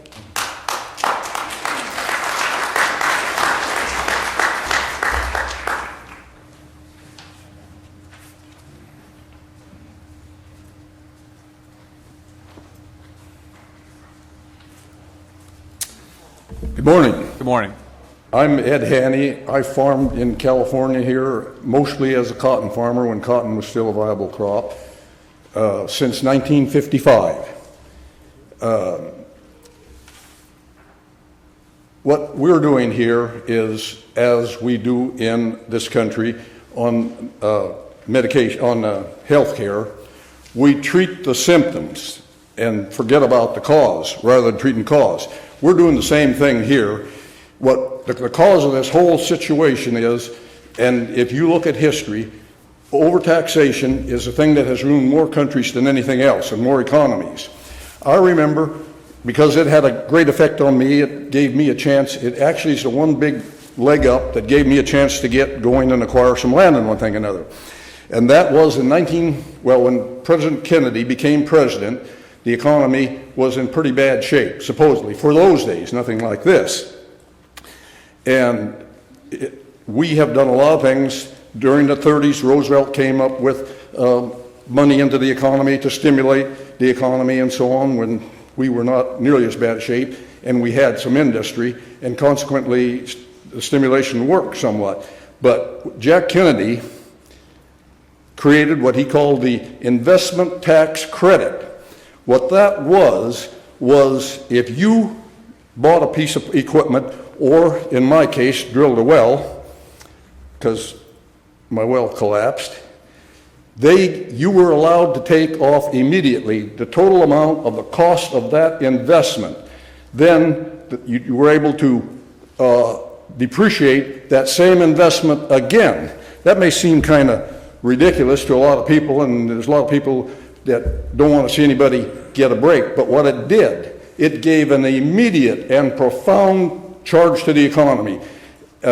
You cannot do, if you have the greatest workforce in the world ready to go to work with a lunch bucket in their hand, if they don't have some place to go to work, they aren't worth the pot of the bull into kingdom come, because there's nothing for them to do. We have destroyed the infrastructure of this nation. We have become a socialist nation. We don't call it socialism, but by description of what it is, it fits the description of a socialist nation. All socialist nations in all recorded history have all collapsed for one, and the only ones that have ever been able to go for any period of time is those who are taking wealth out of colonies or out of countries they've conquered. All other socialist nations collapsed. No socialist nation in all recorded history has ever been even able to feed their people, no matter how well they start out, how rich they are agriculturally to begin with. And a lot of people immediately resist that, but every single person here who has ever worked with animals or gave any thought to raising their kids knows, and not change subject, there's an old economic saying that says you get what you reward. It's an economic truism, actually. Well, when your child does well, I remember when I was a kid, if the parents had the money, I grew up in the 30s, for good grades in school, a lot of people gave them money. Sir, so much for each grade. Could you wrap up your comments, sir? Your 3 minutes have expired sometime. Right, but anyway, if you train animals, you get what you reward. When the animal doesn't do what you want to, when the little kid, you talk to them and explain it, and you reward them otherwise. Now, nobody else has said this, and already you're resisting me by the statement you just made, but this is the crucial problem overall. We're talking about how to perpetuate this failed system we have. Over 50% of the people, now it just happened, are getting part or the bulk of their income from federal handouts. And one of the other things with this program up here, you're pointing out all the time that, lo and behold, they have budgeted so much to take care of the Williamson Act. And that is an absolute misrepresentation of the real thing, because they're not budgeting anything like they're giving us anything. What they're doing is just not taking it away from us, which was ours to begin with. So they aren't giving up anything. We're the ones who are giving up. And in all recorded history, overtaxation, like I say, is the main thing that has caused nations to collapse. No socialist nation in the history of the world has been able to feed their own people. Already, we import more food, which a lot of people don't realize, than we export. I remember, and this is the crucial. It's all right to talk about all these things, but we're talking about the symptoms. I'm talking about the root cause of the whole thing, and that is what I'm talking, overtaxation and all socialist countries become top-heavy with people preventing services. We all remember here not too many years ago when first our industry started shutting down and going overseas. The economists and the politicians particularly got up and said, we're going to become a service-oriented economy. Well, if that service-oriented, service part of it only exists at the behest of the productive part. The productive part is what makes the whole thing go. Sir, I agree with you. You're talking to the choir here. I agree with you completely about that. But we need to get to this particular topic, and I've got a lot of people who need to talk. And well, the point of it is, anyway, if rather than what you people need to do is cut down the overhead. There's a lot of people out there that are not doing anything to further the cause. Not that we don't need some, but too much is a real detriment, and that is a person who works for the government, whether it's county government, federal government, state government, whatever, that is known as a double negative, because not only have they come out of the productive part of the economy, they also are sucking their paycheck out of the productive part, because the productive part is the only part that is producing anything, including wealth. And consequently, there are only two parts of the economy, the productive part and the service part. Now, some services, like the telephone company... I appreciate your economic discussion. I agree with you. But the point is, we've got to make a decision today about the Williamson Act, and I have a bunch of people that want to talk, and I've given you a lot of time, and I'm asking you now, please, to finish. Okay, I'll go along with what you say. I mean, I see where you're coming from, but by the same token, we aren't going to do anything for the situation. We are in tremendous economic problems. If we were still paying taxes to the rate that we had been, it would barely be enough money to cover the interest on the federal debt, and we're not making that much, so we're going down in the hole. The point of it is, all European countries, almost all of them. Chairman, I believe it's time to have him removed. Sir, I didn't hear what he said. Well, he's asked you to stop too, sir. We need to move on. And I agree. I don't disagree with what you're saying. But the point of it is, we as a people have destroyed this nation by getting too much government. There was one president, and this is the last statement. There's one president, and I'm not going to mention it because what party he belonged to, because both parties are controlled by the one worlders. But anyway, this president made the statement that when the people wanted to fix a certain thing in the economy, he says the federal government does not fix the problem, they are the problem, and that's a fact. And you people are sitting up there, and if you're going to shove more of the stuff down our throat, this whole thing is going to collapse, and the only way to prevent it is we've got to cut this dead wood out, and that is large federal government. And anyway, you can see the problem here. Yes, when anybody tells this to anybody, they immediately come up with resist to it, no matter what. But history is behind this. It has destroyed every country that there's ever been. Thank you, sir. Appreciate that.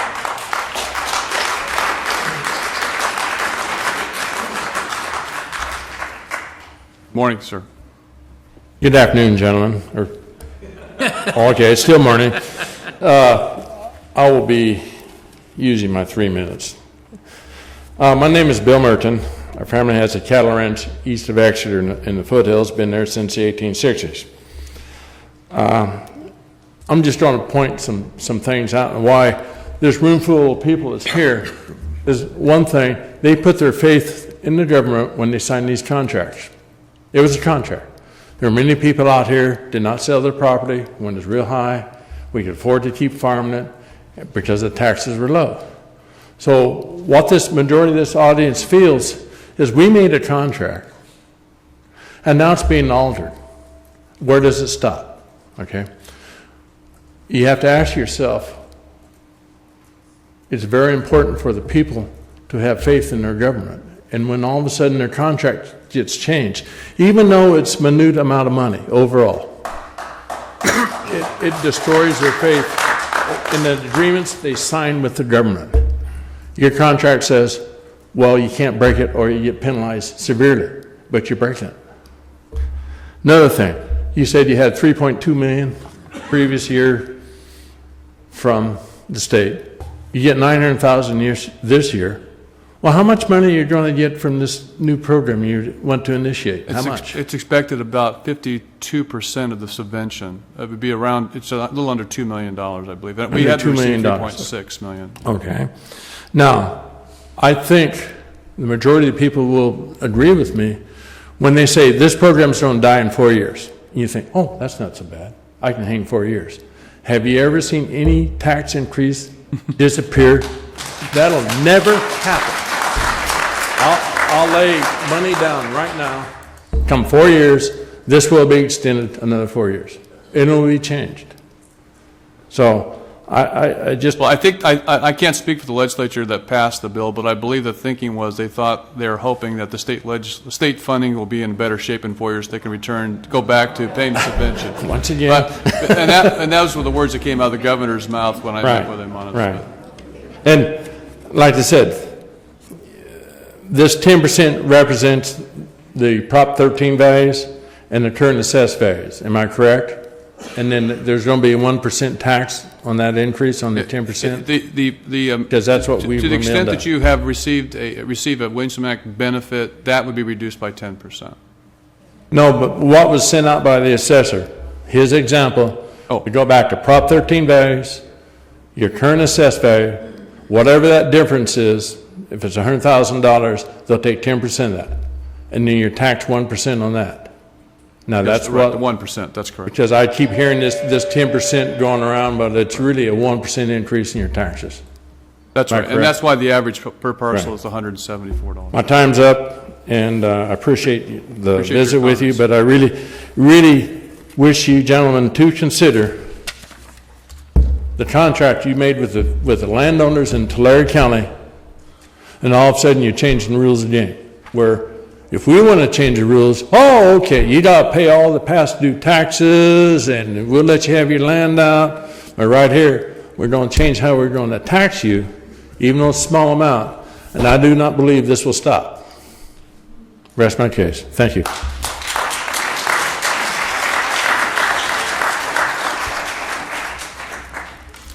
Good morning, Chairman and members of the board. My name is Patricia Stever Blattler.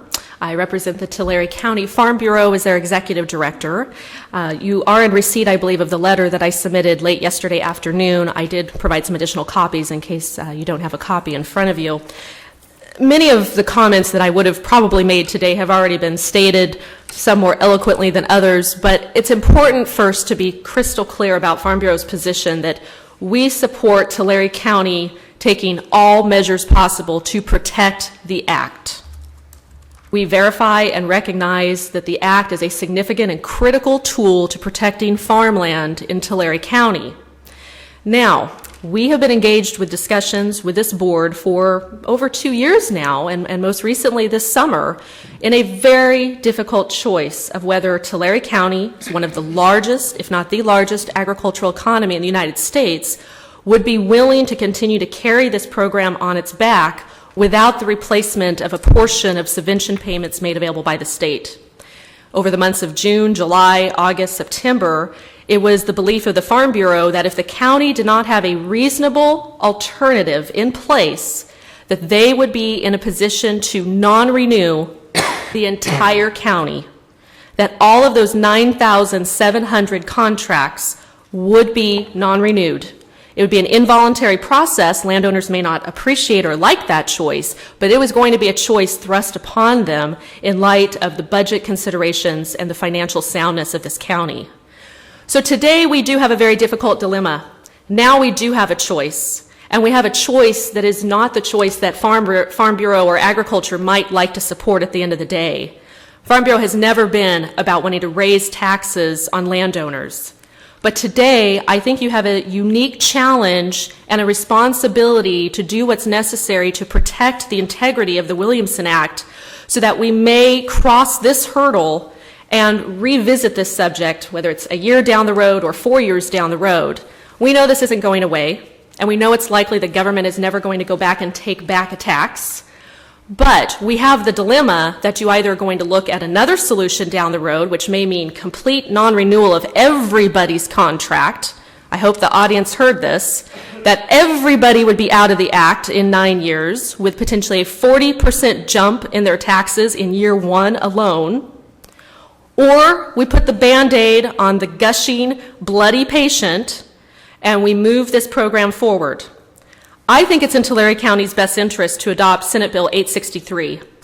It may not make sense for other counties, counties like Ventura, San Mateo. There are more urbanized counties out there where the Williamson Act Subvention Payment Program is not a significant amount of their budget. It doesn't make sense there. My counterpart in Fresno and I cannot speak to what has gone on in Fresno County, really don't know what's going on there. But I do want to draw your attention, as my time has ended, to the calculation page that I attached to my comments yesterday. This county does have the opportunity to probably recoup nearly $3 million if both choices are married together. If you adopt SB 863 and you take advantage of the $10 million 9% chunk that we are proportionately entitled to, you could recoup nearly $3 million. We think that is the wise and prudent choice for this county at this juncture, and my pledge to you is I'll be back before you to discuss this in 4 years, if not sooner, especially if that $10 million does not remain in the budget, and that too is a very real threat. So I urge you to take advantage of this choice today while it's on the table and adopt SB 863. Thank you. Thank you.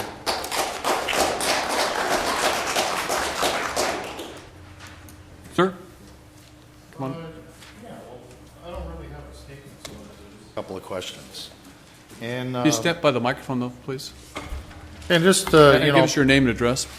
Oh, yeah, my name is Dan Sluskovich, and I farm in Lindsay, the Lindsay area. And primarily, I was just kind of interested in as far as the letters and as far as properties that I have that are being affected by this. And I'm not really clear on what the determination was, because I know some properties were and others weren't. And and was just everything on the Williamson Act kind of is affected by it? Every property owner that is in the Williamson Act would be treated the same in terms of a calculation is made based upon their taxes and the tax benefit they receive from Williamson Act. They would each receive the same discounted amount. Oh, well, it's everybody in the Act. Yes. Because I noticed, like, some of my larger parcels are, I got notification on, and whereas some of my smaller ones I didn't. And so I was just kind of curious about that. Maybe I'm not in that on some of those. But that was just kind of one of my questions. And then, then one of my comments, I think, just in as far as the determination, land value improvements, and then you go on to the growing. And the growing aspects, I assume, are primarily if you made money or not. And, like last year I lost a lot of money. And the year before I lost a little. But I didn't really make it really didn't alter my tax basis in those years. And, in some respects, I kind of look at some of the valuations and it really kind of doesn't seem like I'm saving really all that much.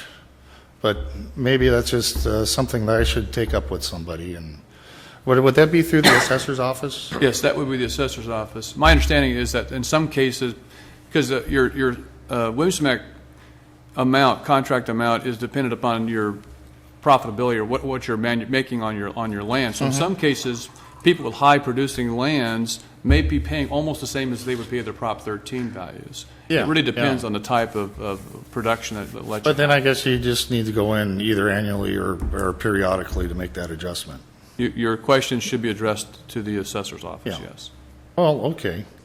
And then the only other question I got is about the, like you're talking about the 4-year sunset.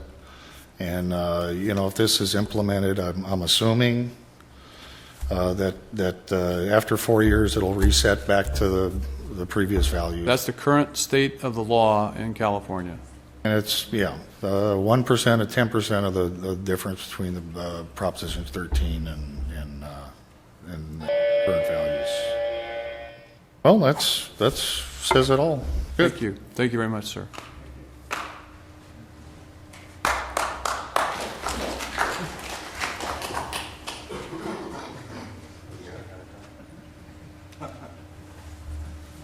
Good morning. Good morning. I hadn't planned to come up here, but after listening to Farm Bureau, I have to respectfully disagree with Farm Bureau. Your name, sir, please? Jim Kuntz from the Poplar area. We've been in the farming business for several years, and the Williamson Act does afford us a way to farm. I have to respectfully disagree with Farm Bureau. No taxes ever go away. If anything, they would increase. Today, we've heard a nice way to generate some income for the county, but yet we've heard no accountability on your part where this money would be spent or where it's going to be over the next 4 years. What's going to happen if you don't have this money? What county services would be cut? And the leadership on your part, what cuts are you making as supervisors to go along in partnerships with us who are being asked to take a cut? I think it's a two-way street. I believe that you're asking us to partnership with you to generate income. I therefore think you should be giving us a little bit of leadership, displaying how you intend to make some cuts also. You're telling us this is a 1%. I would respectfully say perhaps you may need to take a 1% on some of your perks, or maybe take a discount on your salary, for example, because that's what you're asking us.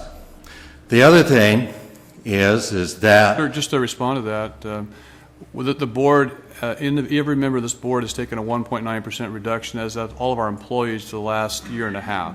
I appreciate that, but I don't think that along these lines, you're taking a cut, we appreciate that. But I think as each year goes, the differences happen, and you may have to take more than that to make the balance, or budget balance. When you receive this money from the Williamson Act or wherever, it's like anything else. I would assume that you can report back to us where this money is going and how it is actually going to be spent. That would probably be appreciated. We haven't really heard the plan. Going into a general fund is not exactly anything but a black hole in government right now. I could tell you that, every year we adopt a budget, 72% of our general fund dollars goes into public safety. So yes, right off the bat, most of the funds that come in go to public safety. Again, we've been receiving $3.6 million a year from the state of California since 1992 with subventions, and that's what we have lost. So our goal is to try to provide the services back to the constituents at the most cost-effective way that we can. And we have all taken cuts, not only supervisors, but all of our various departments. The sheriff is holding several positions open today because of not having enough money to fill those positions. So, we're glad to provide, we're very transparent in terms of how our money is spent, and in the general fund, almost 3/4 of it goes to public safety. Yeah, I appreciate that. When we were broken into the other day, it was 45-minute response because of the lack of deputies. And it is greatly appreciated to see that this money would be spent for that. Thank you. You're welcome.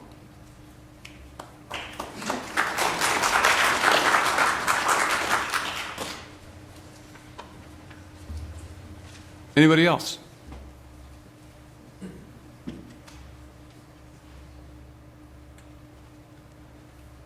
Oh.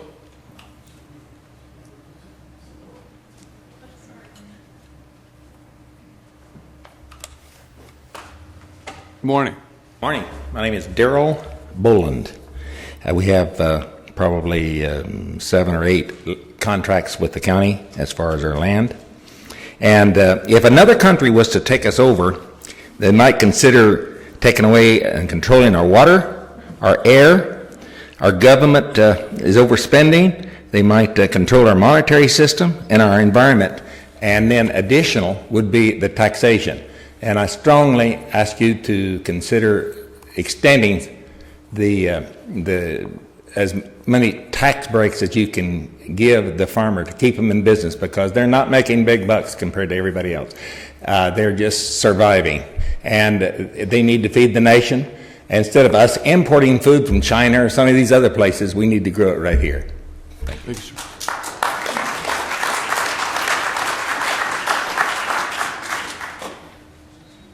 Anyone else wishing to address on this matter?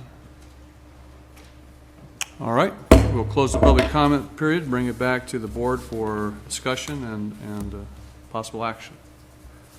Before we do that, do we need to take up this matter that we have an agreement apparently on the item we had before concerning the, that we just had before this on the power situation? We have an agreement on this matter. Can we take that up right away? You can temporarily adjourn the public hearing and take that matter up. Or Yeah, those matters, I think there are 5 or But 6. Mr. Chair, I prefer we do this right now. Okay. We've got a lot of folks here that are here. And if I can, I'd like to take notes. A couple things that were said, quote, "You are creating this atmosphere." Now, folks, I don't know how people can think that we've created this problem. This is a problem passed on to us by the state that we're having to deal with. I hear this all the time. Why are we doing this? Why is the Board of Supervisors doing this? Well, we're not doing this. The state has done this. I've heard just talk about the level of services. Well, we had to cut back the level of services because our funding was already cut back.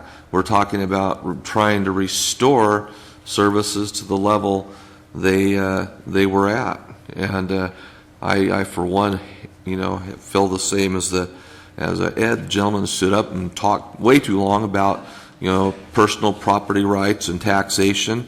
I think all of us feel the same way. We don't want to be taxed. We don't like to pay taxes, but doggone, they come out of every check, and I write that check every year, and I like to get the best bang for my buck. We are not changing the rules of the game. The rules of the game have been changed by the state of California and given us an opportunity.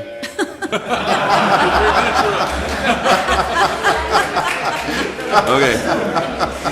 I'll follow Patricia Stevens. And one last thing. Really.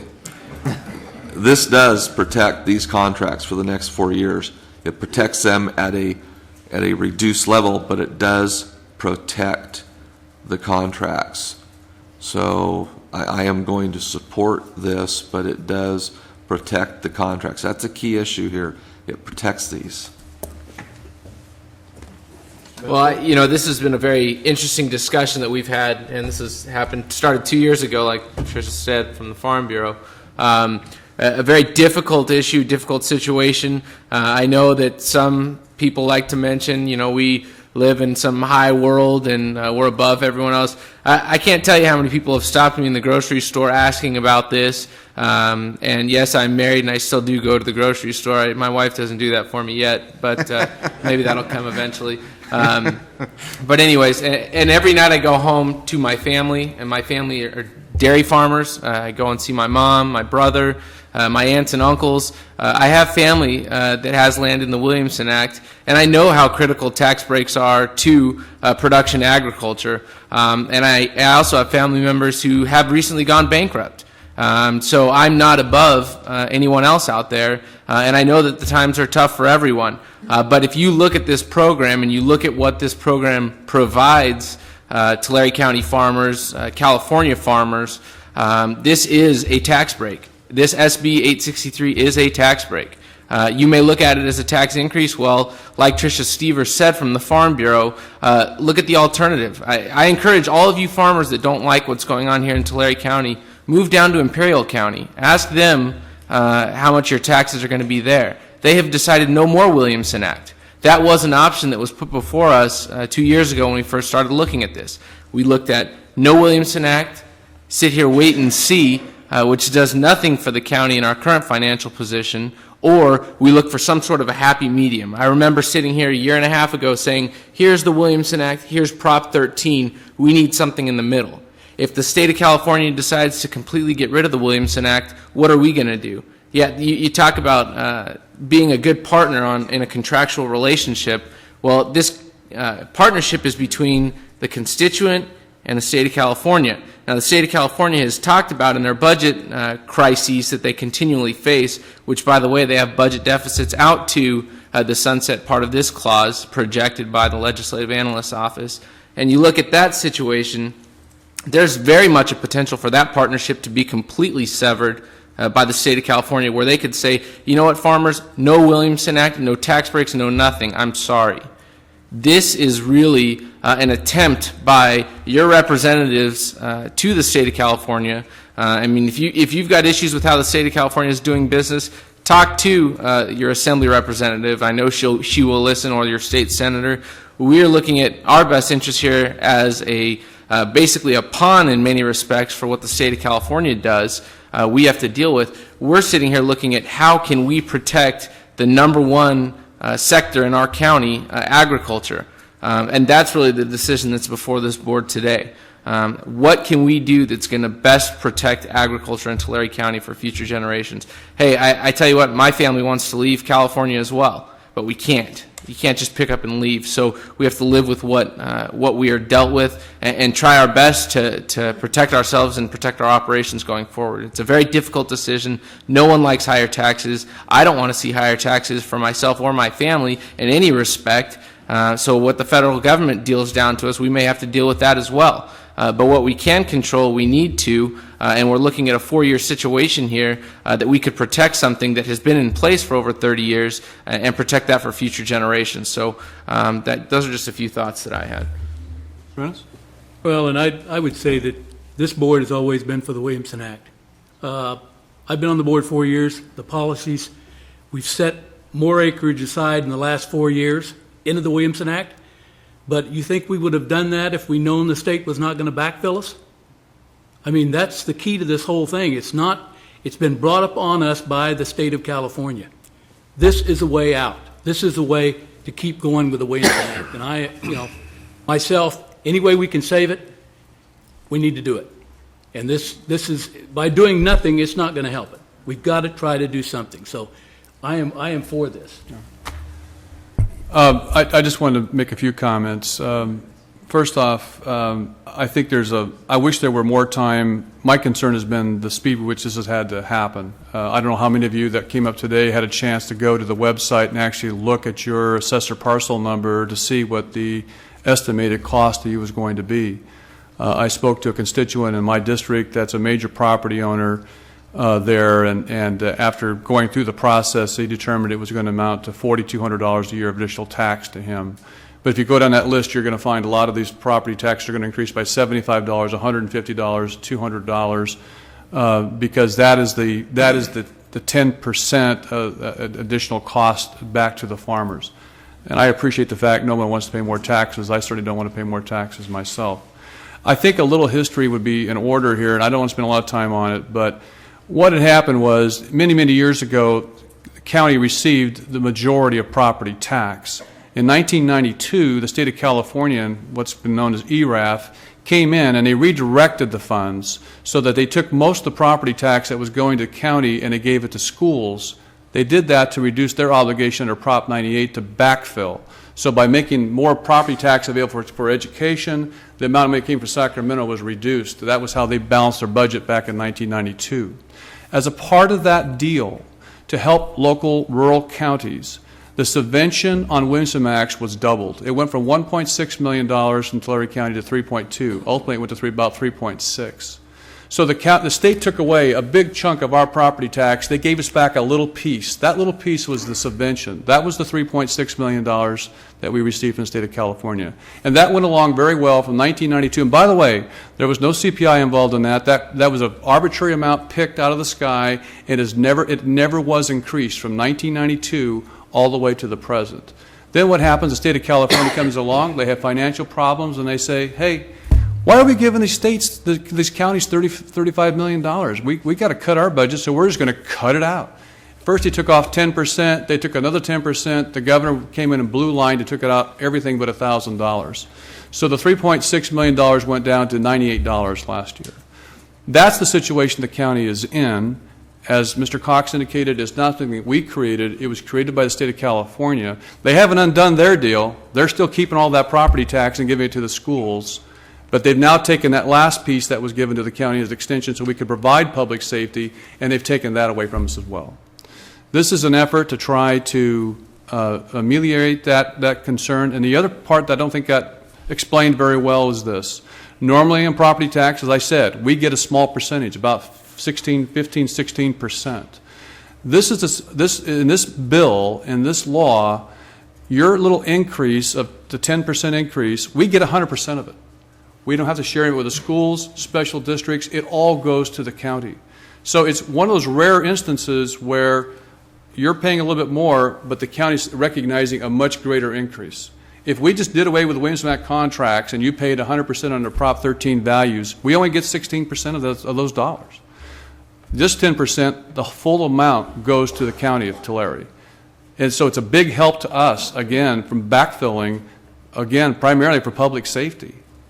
As I said, 72% of our budget goes for public safety, and that's where this money would go. So that's the background of how we come here today. My biggest concern is that many of you are hearing this probably today for the first time. Many of you have probably not taken a look at the APN, look at the assessor's office to see what the tax consequences are to you. And I understand when something moves too quickly and there hasn't been a chance to really fully vet this to the public in a greater way, that there is anger, there is hostility, there is suspicion. And I appreciate that. And that's partly why we have a public hearing for that purpose, so that we can actually talk about these things.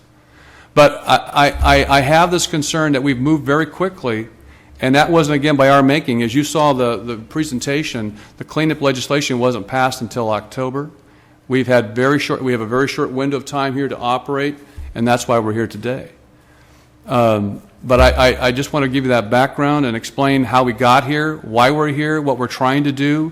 This means is a big help to Tulare County. It doesn't get us back to $3.6 million, but it does. And the other thing it does for us too, and it's another political thing, is every year this becomes a big hot potato, in the legislature whenever they're doing their budget.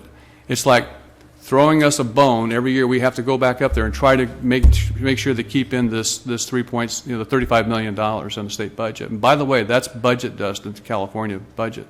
But every year it becomes a political hot potato. We have to give up something in order to try to protect this. Self-help means that we insulate ourselves. We're not relying upon the state of California to provide the subvention as we were in the past. We're able to help ourselves. And that's always a good thing, like Measure R has been able to help us with our transportation.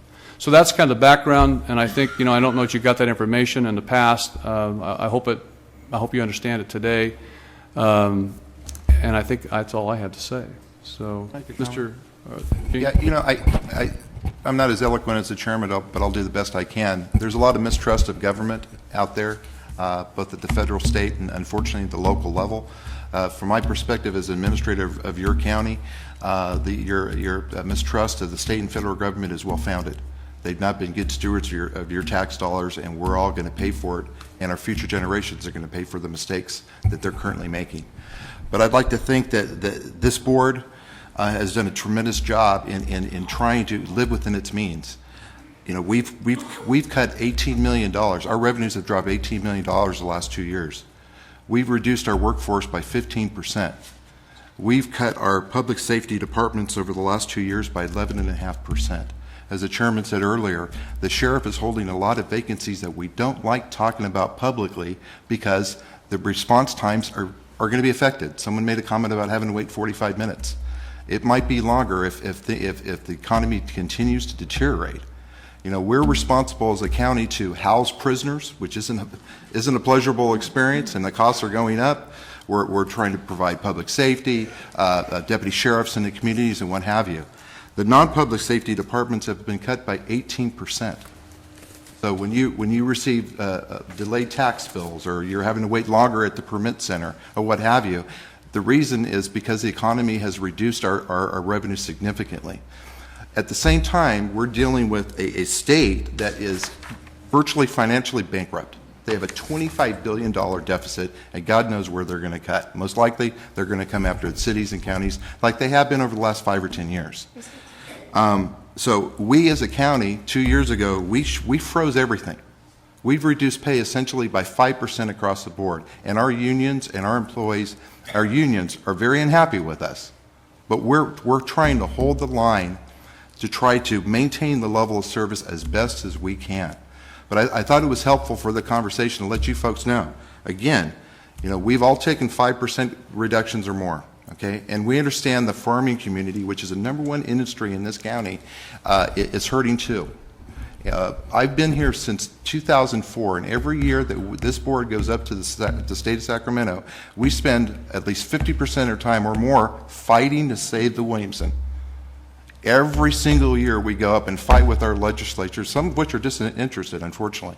But some of them have done the best they can, and they've used the Williamson and a few other programs as a way to get the Republicans to agree to budgets. And we, quite frankly, we have reached out to the Farm Bureau and said, you know, this might go away. Future boards might come in that are urban, that board members are from the urban areas, and they're going to say, heck with this. We're dealing with, you can't house all our prisoners. You don't have probation officers on the streets. There's city managers here, probably from every city in the county. We're currently in general plan negotiations because we can't provide the level of services that they want and expect. So we're currently talking to them in their general plan saying, please help us out because we are being impacted. The city, the 4 largest cities have raised their sales tax to increase their public safety workforce. And guess what? They've done a good job. They've added a number of prisoners, they've clogged our judicial system, and they're clogging our jails. So it's a fine balance that we find ourselves in. But I just wanted to let you folks know that your local board has done a tremendous job in just holding the line and fighting like HELL up in Sacramento to maintain this program. We understand how important it is. And again, we've reached out to the Farm Bureau, we reached out to the State Farm Bureau, we've argued, we've said, hey, we want to maintain this, we want to save this. Because future boards might not. If a future urbanized board, predominant board comes in, they are most likely going to say, heck with this, we can't afford it, it's affected our let's receive the property taxes that were received before Williamson that was well in excess of the subvention and put more deputy sheriffs out on the road. So I just wanted to, I thought it would be helpful to let you folks know it's been very difficult as an administrator and as a board to tell folks with guns, with fire hoses and what have you, that you're not going to get a pay increase for probably the next 5 years. And we're going to cut your pay by 5% now. It's been very difficult, very stressful, but it's something we have to do, and we've done it. And unfortunately, the state and the feds have not. And that's another thing we're taking the task for is state of California. Why haven't you reduced your workforce? Why do you continue to hire employees? Enough's enough, for God's sake. So anyway, I just wanted to make that comment. And again, I know it's a difficult situation, and we're doing the best we can to try to save the program. Mr. Chairman, I don't usually address items, but I did feel I might have something to add. I had the honor of being named by the president of the California State Association of Counties to the Williamson Act Working Group, which eventually came up with AB 2530 and SB 863. That was a long process. There were many, many hours spent by many people on this.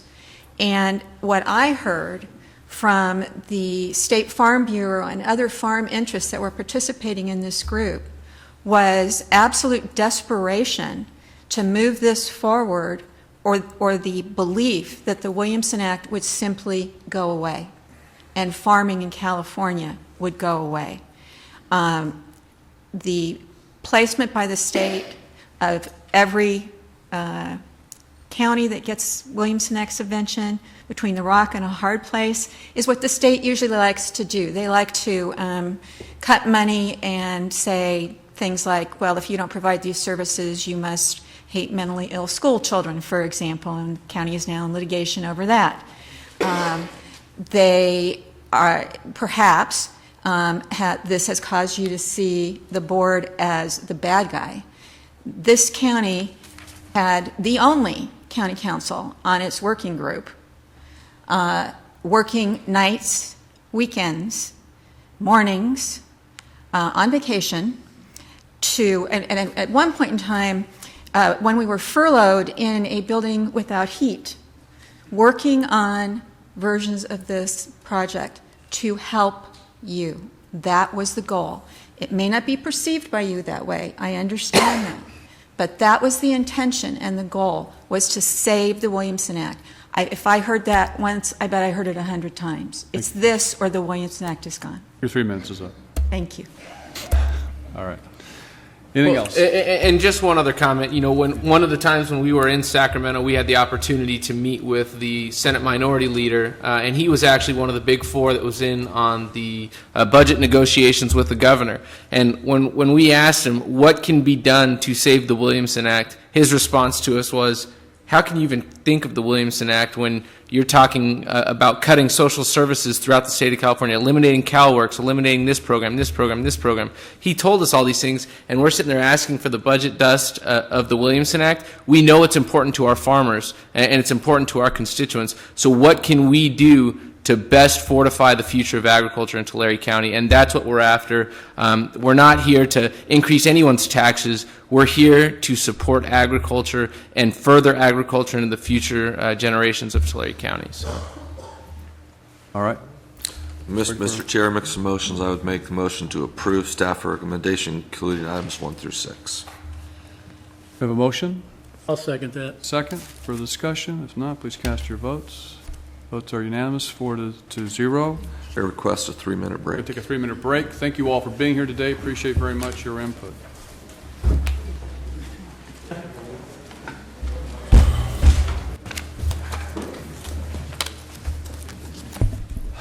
Welcome back.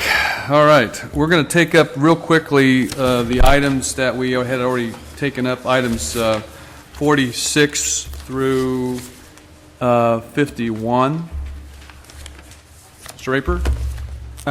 Chair, members of the board, after meeting with the applicant, we have agreed to a term of $125 per megawatt for public lands and $1,000 per megawatt for private lands. And therefore, we would recommend the board approve the developer agreement subject to the insertion of those financial revenues to the county or payments by the applicant to the county, and authorize the chairman of the board to sign those agreements. And the applicant is here, and she can speak to the item as well. So, okay, thank you very much. I'll just concur that we did reach agreement on the total monies payable to the county. Thank you very much. Thank you. Appreciate you coming down. Entertain a motion. All right, with that, I will move approval with agreement of both sides. Thank you for being here, and thank you for continuing with your negotiations with the county. I'm glad to see that this is done today and going forward, and I look forward to working with you with a great project out there in Alpa and seeing that land better for both the people in Alpa and also better for the Alpa Irrigation District. So with and that, just for clarification, this motion is to item 46, 47, 48, 49, 50, and 51. All those motions, I will have my name on. And yes. we're amending the amount to $125. Yes, that is correct. Second. We have a second.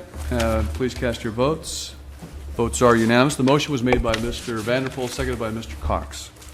I do like to make a statement that for those of you who put in solar panels like we're putting in these solar farms, or because of the green energy issue, most corporations in the United States are looking at a 5-fold increase in utility rates because of green energy. So that will force a lot of us individual homeowners to put it on our individual homes that aren't close to the power grid. But it's a project. We have to see what's going to end up on our rates in the end, but I think the general consumer is going to get a really shocking electric bill in the future. Thanks for that great information. I know it's true. Item number 52, if you are here for item 52, we're going to take this matter off count. Is that what you said? That's correct. We're going to bring it back at a future date. And you don't have a date in mind? No, we don't at this time. Okay. Item 52 will be taken off calendar, and so you don't need to stick around for that. That's why you're here. And will be brought back at a later date. Okay, at this time, we're going to take up item on our public hearing, item number 4.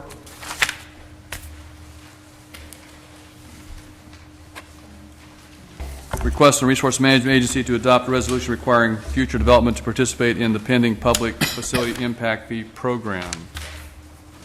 Morning, Mr. Raper. Good morning. Jake Raper, Director of RMA. Good morning, Chairman and members of the board. Today, we're here to really begin a process. And what that process is to give a notice of intent to the development community that the Board of Supervisors in Tulare County is looking at establishing and adopting development impact fees or facility impact fees, and those terms are used interchangeably. The Board of Supervisors and the CAO have entered into an agreement with Wilden Financial Services to prepare a public facilities impact study on behalf of the county. They had completed that study in 2008, and we've delayed moving that forward until this time. Also, the county had entered into an agreement with Omni Means to do the Tulare County Traffic Impact Fee Study, and that has been updated. We are currently in the process of updating the facility impact fee study through Wilden Financial Services. What we're here today is really the first step in a four-step process. And the first step is really to give everybody a notice that the board and the county is looking at developing and potentially adopting development impact fees. And what we're saying here is that we're giving you notice, and then anytime you come in with a project at this point in time and you receive approval by the planning commissioner or the board, we're going to place a condition upon your project that you may be subject to development impact fees if your project is not implemented and or building permits issued if they're implemented and issued prior to the development impact fees becoming effective, then they would not be subject to that. But if they wait and 2 years down the road they come in and do the map or building permits, then they would be subject to those development impact fees. All this is just a notice, the first step. The second step that we need to do, and we'll schedule that as well, is really to set up the legislative authority for the board to collect, to establish and collect development impact fees. Now that is a task in itself. And as you know, as the board members know, and all the city managers know, that we're working diligently with the cities in terms of the general plan update, working toward an MOU. As part of that MOU, as part of our legislative process, we'll be asking the cities to collect development impact fees on behalf of the county within their jurisdiction. And the reason we're doing that is because the cities cannot collect development impact fees for county facility. And upon reviewing all the reports that we have so far, every county has taken the legislative authority and the ability to collect impact fees to provide service to county services. The second step that we would need to do is really complete the study and present that study to the board, and you would have to accept that study. And at that point in time, then we can consider actually adopting the development impact fees. Now, what this means is that we're about a 3 to 4 month process that we need to go through. It's anticipated that these development impact fees, if we stay on the preliminary schedule that I provided to the CAO and others, is that we would be able to, quote, collect our first development impact fee in March of 2011. And so what we wanted to do today is really begin the process with the notice of intent where we can notify the cities and asking them, based upon the efforts of the MOU and the negotiations to collect development impact fees on behalf of the county, to start conditioning their projects as well to say that they may be subjected to the county's development impact fees. We would do the same for any project that comes before the Planning Commission, that we would insert that condition saying that they may be subject to those development impact fees. Now, what we have done as part of the board agenda and part of the resolution is really identified what those preliminary fees are. And it's very clear in the resolution that these fees may be amended. And so what we're saying is we're trying to give full disclosure, transparency of where we're at in the preliminary studies, and these studies have not been approved by the board yet. And we want to, again, have the opportunity, once we have this notice of intent adopted by the board, is to be able to start working more diligently with the Home Builders Association and the other cities in terms of looking at how we're going to structure our legislative authority in terms of collection of the fees, the timing of the fees to be paid. Do we want to phase out the full amount over a period of time, or do we want to look at the total amount the day one once the fees are actually established and adopted by the board? There's many decision points that we have to make after today. So again, what I would encourage the board to do is to adopt the attached resolution. That will give us the ability to begin the process and to fully engage and start having discussions with the cities and other folks that may be interested in this project. So if you have any questions of me, I would be happy to respond. Are there any questions, members? Mr. Chair, to be frank, this really caught me a little bit by surprise when I saw this on the agenda. Maybe it showed up on our blue sheets, I didn't catch it. I'm wondering what type of outreach have we done to date, or what is the plan for outreach? Because I know we need to be talking to the builders themselves, the contractors, the Builders Association, the developers. I know there's a lot of outreach that needs to be done. The cities. Well, what's the plan, or what has the plan been? What have we done so far, and what do we plan on doing? Let me give you sort of the past outreach. The county had engaged Wilden and Associates Wilden Financial Group to prepare the facilities fees. There were a lot of comments. That study was distributed, and so we were beginning to ask public records requests as to the supporting documentation. In my conversations with HBA Bob, basically I said, we're in the process of updating this, so do you want that information now, or do you want to wait until we actually update the study? And he had indicated that he's willing to wait until we update the study, and then we can start to have more intense dialogue associated with that. The county has had, the Public Works Director has had a meeting with all the city's engineers to go over the first traffic impact study, where they reviewed that. They made their comments. It's been modified somewhat. That document has been resent out to all the engineers for their review and comment again. And once we start the process, my intent is to begin working with the city county administrator in terms of finalizing the MOU, and begin working with key city staffs how they would like to approach the collection of and distribution of the county's development impact fees. There's much work to be done. In addition to that, we would need to work through Mr. Keaton in terms of the builder outreach. They have a regular, either a monthly or quarterly meeting, and I'd be happy to go there to share with them where we're going with this, what the content of the studies are, what the proposed fees are, what the proposed schedule would be.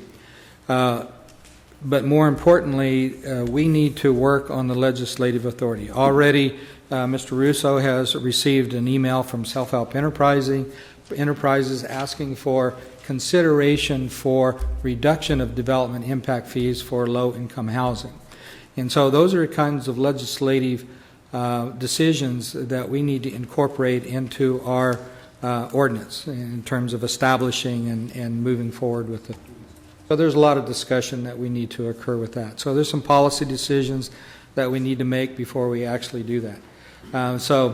What I would suspect is that we have 8, and what I advise all the staff and the board members and the county administrator office, if we have one program that involves the cities, multiply that by 8, and that gives you the amount of time that we're going to have to expend in order to complete our tasks associated with that. So That's sort of the general sketch of where I think we would go. But again, today is the first step, the notice of intent, where we can ask the cities to start noting on their project approvals that if their projects are not implemented prior to the effective date of the development impact fees, they may be subject to county fees. And so without that, we're sort of stuck down the road to another 90 to 120 days. And so. Rousseau, you want to say something? Yeah, I just wanted to add that, again, the transportation report was vetted by the engineers of the cities and redone to address some concerns that they had expressed. And the original report that was dated October 2008 was given out to the cities during the beginning of the general plan negotiations. We've just now reached the point where we realized we had to update the facilities impact report for demographics and other reasons. But there has been some outreach to date. We plan on doing more outreach once this preliminary step was completed. Okay. All right. At this time, we'll open the public hearing. Anyone wishing to address the board on this matter is welcome to come forward this time. Please give us your name and address. Good morning, Mr. Keenan. Good morning. And I still go by my maiden name, which is BIA Bob.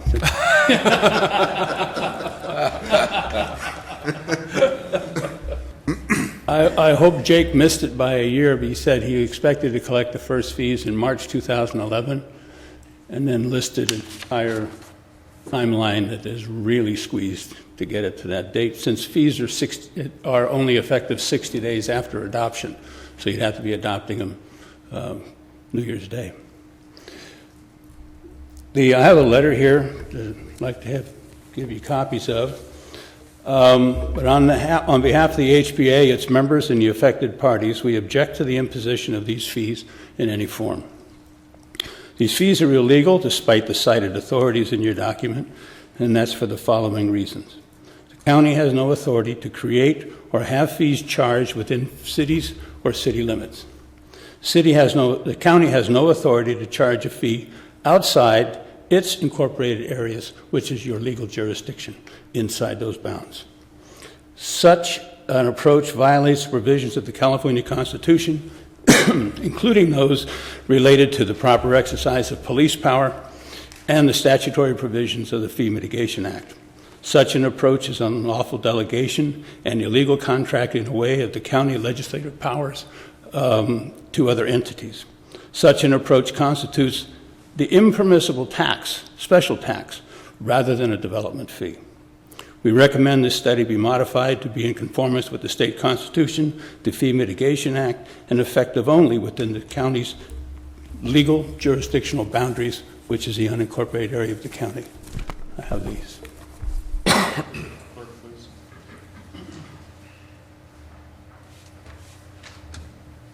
Thank you. Thank you. Anyone else wishing to address on this matter? Morning, Steve. Morning, Mr. Chairman, members of the board. Stephen Peck, Mangano Company, 1005 North Demery. I'd only offer probably a generalized comment in that it sounds like you've been talking to the wrong folks. At least in Visalia, and I know in Tulare and Porterville, there's a very active group of developers and builders who work regularly with their cities and their county in trying to come up with what we would simply refer to as a righteous fee. I never met an engineer that didn't want a wider road. So what you've probably been talking about is sort of an overscoping, over-expensive development.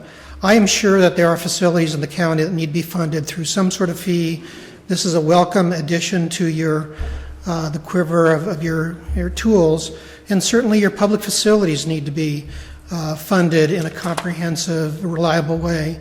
But just in my brief 1-hour review of your traffic impact fee study yesterday, I found out that Highway 63 is planned to be a 6-lane highway between Visalia and Cutler, even though it's only going to carry 15,000 cars a day. That's about a 50 to 60,000 car per day design. It also assumed that they were going to acquire the land at about $8 a square foot, $350,000 an acre. I think prices have calmed down a little bit since then. So my comment is that my review is that there are unnecessary facilities in here. There's a double counting of Lover's Lane in the city's impact fee and in this impact fee. And I would just urge Jake and his staff to start meeting with us. Meeting with the city engineers doesn't do anything. We're very used to peeling back the layers of the onion, rebuilding it, and supporting it in public. So I'd suggest you start on that right away. We want to be fair. We want to make sure those facilities are funded and implemented in a reliable way. And I would point to our experience with Visalia last year, where we enthusiastically supported that because we need roads built for our projects. And the days of sort of crying poor that it can't be done are probably over.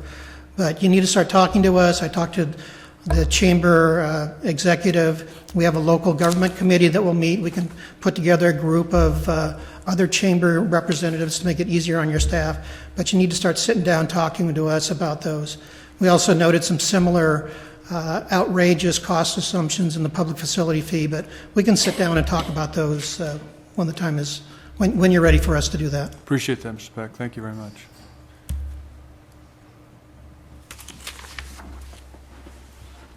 Good morning. Morning. Mr. Chairman, members of the board, Glenn Morris, Visalia Chamber of Commerce, 220 North Santa Fe. And Visalia, I'm actually here today on behalf of a number of the chambers of commerce. We've had some discussions, and as I'm the local guy, I got deputized to come and visit with you. But it would reiterate, I think, the point that Mr. Peck has made. We're not generally opposed to fees. We understand that there are needs in the community and that there are financing mechanisms that have to be put in place. That said, we expect to be consulted and to be involved in that process. And I guess I would differ with, what appears to be staff's definition of consultation, which is to come and tell us what you're going to do at one of our meetings. That doesn't meet our definition of consultation. And again, I would point to the experience that we've had in Visalia recently in updating the impact fees there, where there was a committee of industry as well as public folks that spent a significant amount of time going over each and every project, each and every number, all of the assumptions, and really tearing, as Mr. Peck said, peeling that onion back and finding what are the rational pieces that can be supported.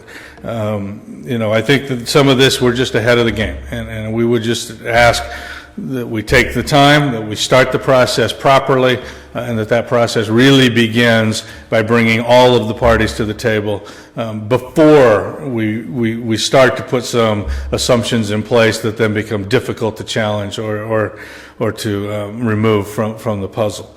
I guess putting a notice on projects that they may be subject to some sort of an undefined future penalty could be construed as an interesting way to stimulate the economy and force people to move faster. But ultimately, in business, uncertainty is not a good thing. Our folks out there need to know what the costs are going to be, and that kind of a threat, if you will, of it could be more later, generally leads to decisions of no go.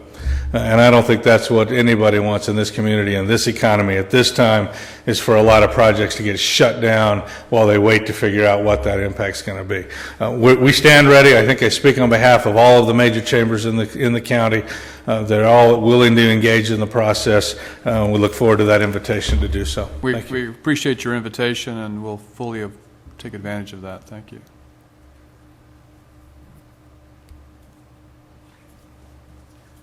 Morning, Bill. Good morning. Good morning, Supervisors. My name is Bill Evans, and I work for Self-Help Enterprises, and our mailing address is Post Office Box 6520, Visalia. My remarks will be very brief. Self-Help Enterprises is aware there will be future public hearings to discuss the proposed development impact fees, and at this time would like to make a few points so county staff has time to consider them prior to future public hearings. The points are: Self-Help Enterprises has no quarrel with paying appropriate fees for important county services and appreciates the partnership over many years in providing affordable housing opportunities to Tulare County working families. However, it is inescapable that increases in fees for new homes and apartments has an impact on affordability for low-income homebuyers and tenants. Self-Help Enterprises has worked with other jurisdictions, most notably Stanislaus County, to create an accommodation for low-income housing while still meeting the nexus between housing development and the impact fee itself, primarily through a fee deferral program. To be beneficial to low-income homeowners, the fee deferral needs to extend beyond first occupancy. This also helps the county meet other goals in the housing element of its general plan. Self-Help Enterprises is offering to work with the staff and board to develop such a program as the new fees are established. Thank you very much for this opportunity to share these points. Thank you, Bill.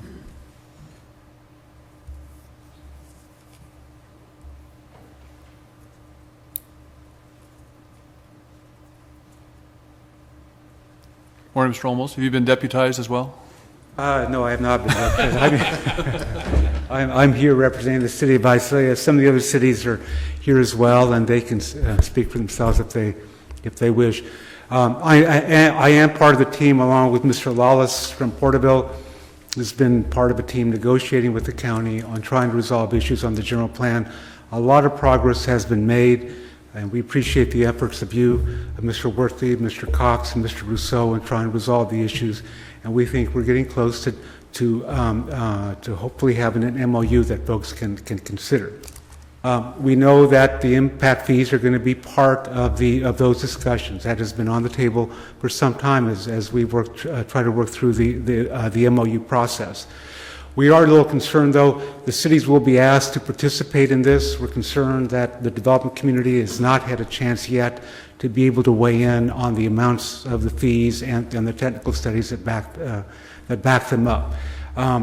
There's a little nervousness on our part, obviously, because if we participate in these programs, we need to have the private sector on board. They've been cooperative with us on our fees. They've been part, as was mentioned, part of a committee that helped resolve some of those technical issues that we had in Visalia. We know they've been involved in the other cities. We would recommend that this major step not be taken yet until they're brought into the fold and they have a chance to understand what those fees may be. So that's our recommendation from Visalia. Other cities can speak for themselves, but we're a little bit concerned about that part of it. Thanks.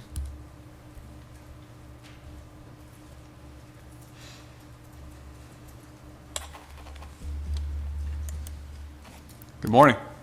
Morning, Mr. Chairman, members of the board. Just to kind of echo Mr. Olmos's comments. You're being on the web worldwide, so we need to have your name and address. John Lawless, City of Porterville. Just to echo Mr. Olmos's comments, and that certainly been a part of the process and working with the county towards resolution and finding our way to an MOU and I would understand and support the actual mutual consideration of impact fees as it relates to our future development together. Just to make the board aware of some discussion within the city of Porterville has been to really, as part of those studies, to really show the nexus and for fees collected within the cities, that they show where that benefit is to the citizenry that would be contributing to that. So just those words on the behalf of the City of Porterville. Thank you. Thank you, gentlemen.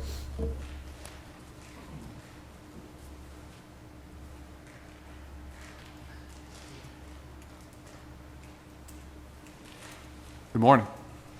Good morning, Board. Randy Groom, City Administrator for the City of Exeter. And I apologize, I haven't had the benefit of some of the earlier discussions on this, having only been at the City of Exeter for 6 months, but the way things are going, I'm moving up in seniority pretty quickly. I simply wanted to echo the comments that have been made before. The City of Exeter does want to show our concern for the same reasons that have already been expressed. And as a small community that has virtually no development occurring right now, we know the development community is very sensitive to fees, and we want to do what we can to encourage growth and not to discourage it. And so we simply want to be on record echoing some of the comments the city has already made. Thank you. Thank you. Anyone else? No, we'll close the public hearing and bring it back to the board. My question to Mr. Raper is that I understand what we're doing. I understand the concept and why we're doing it. My only concern is time, and that is, are we being timely about this? Are we being premature in the sense that if we're going to engage in, and I think we need to do that, fully vet this with the development community and so forth, what's the reasonable length of time to think that's going to take? So we don't create that problem of adopting this resolution today, and 6 months from now, we're still having conversations with people. And so that uncertainty that was raised a moment ago about developers is I mean, on the other hand, it's a good time to do it because I know it's a pretty quiet time in the development community. There's not a lot of stuff going on, but at the same time, I don't want to push us, be too quick about this.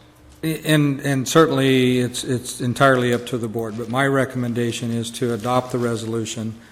That way, we can put development projects on notice that the county is in the process of adopting development impact fees or considering adopting a development impact fees, and therefore, when it becomes effective, if they have not implemented their project, then they would be paying those development impact fees.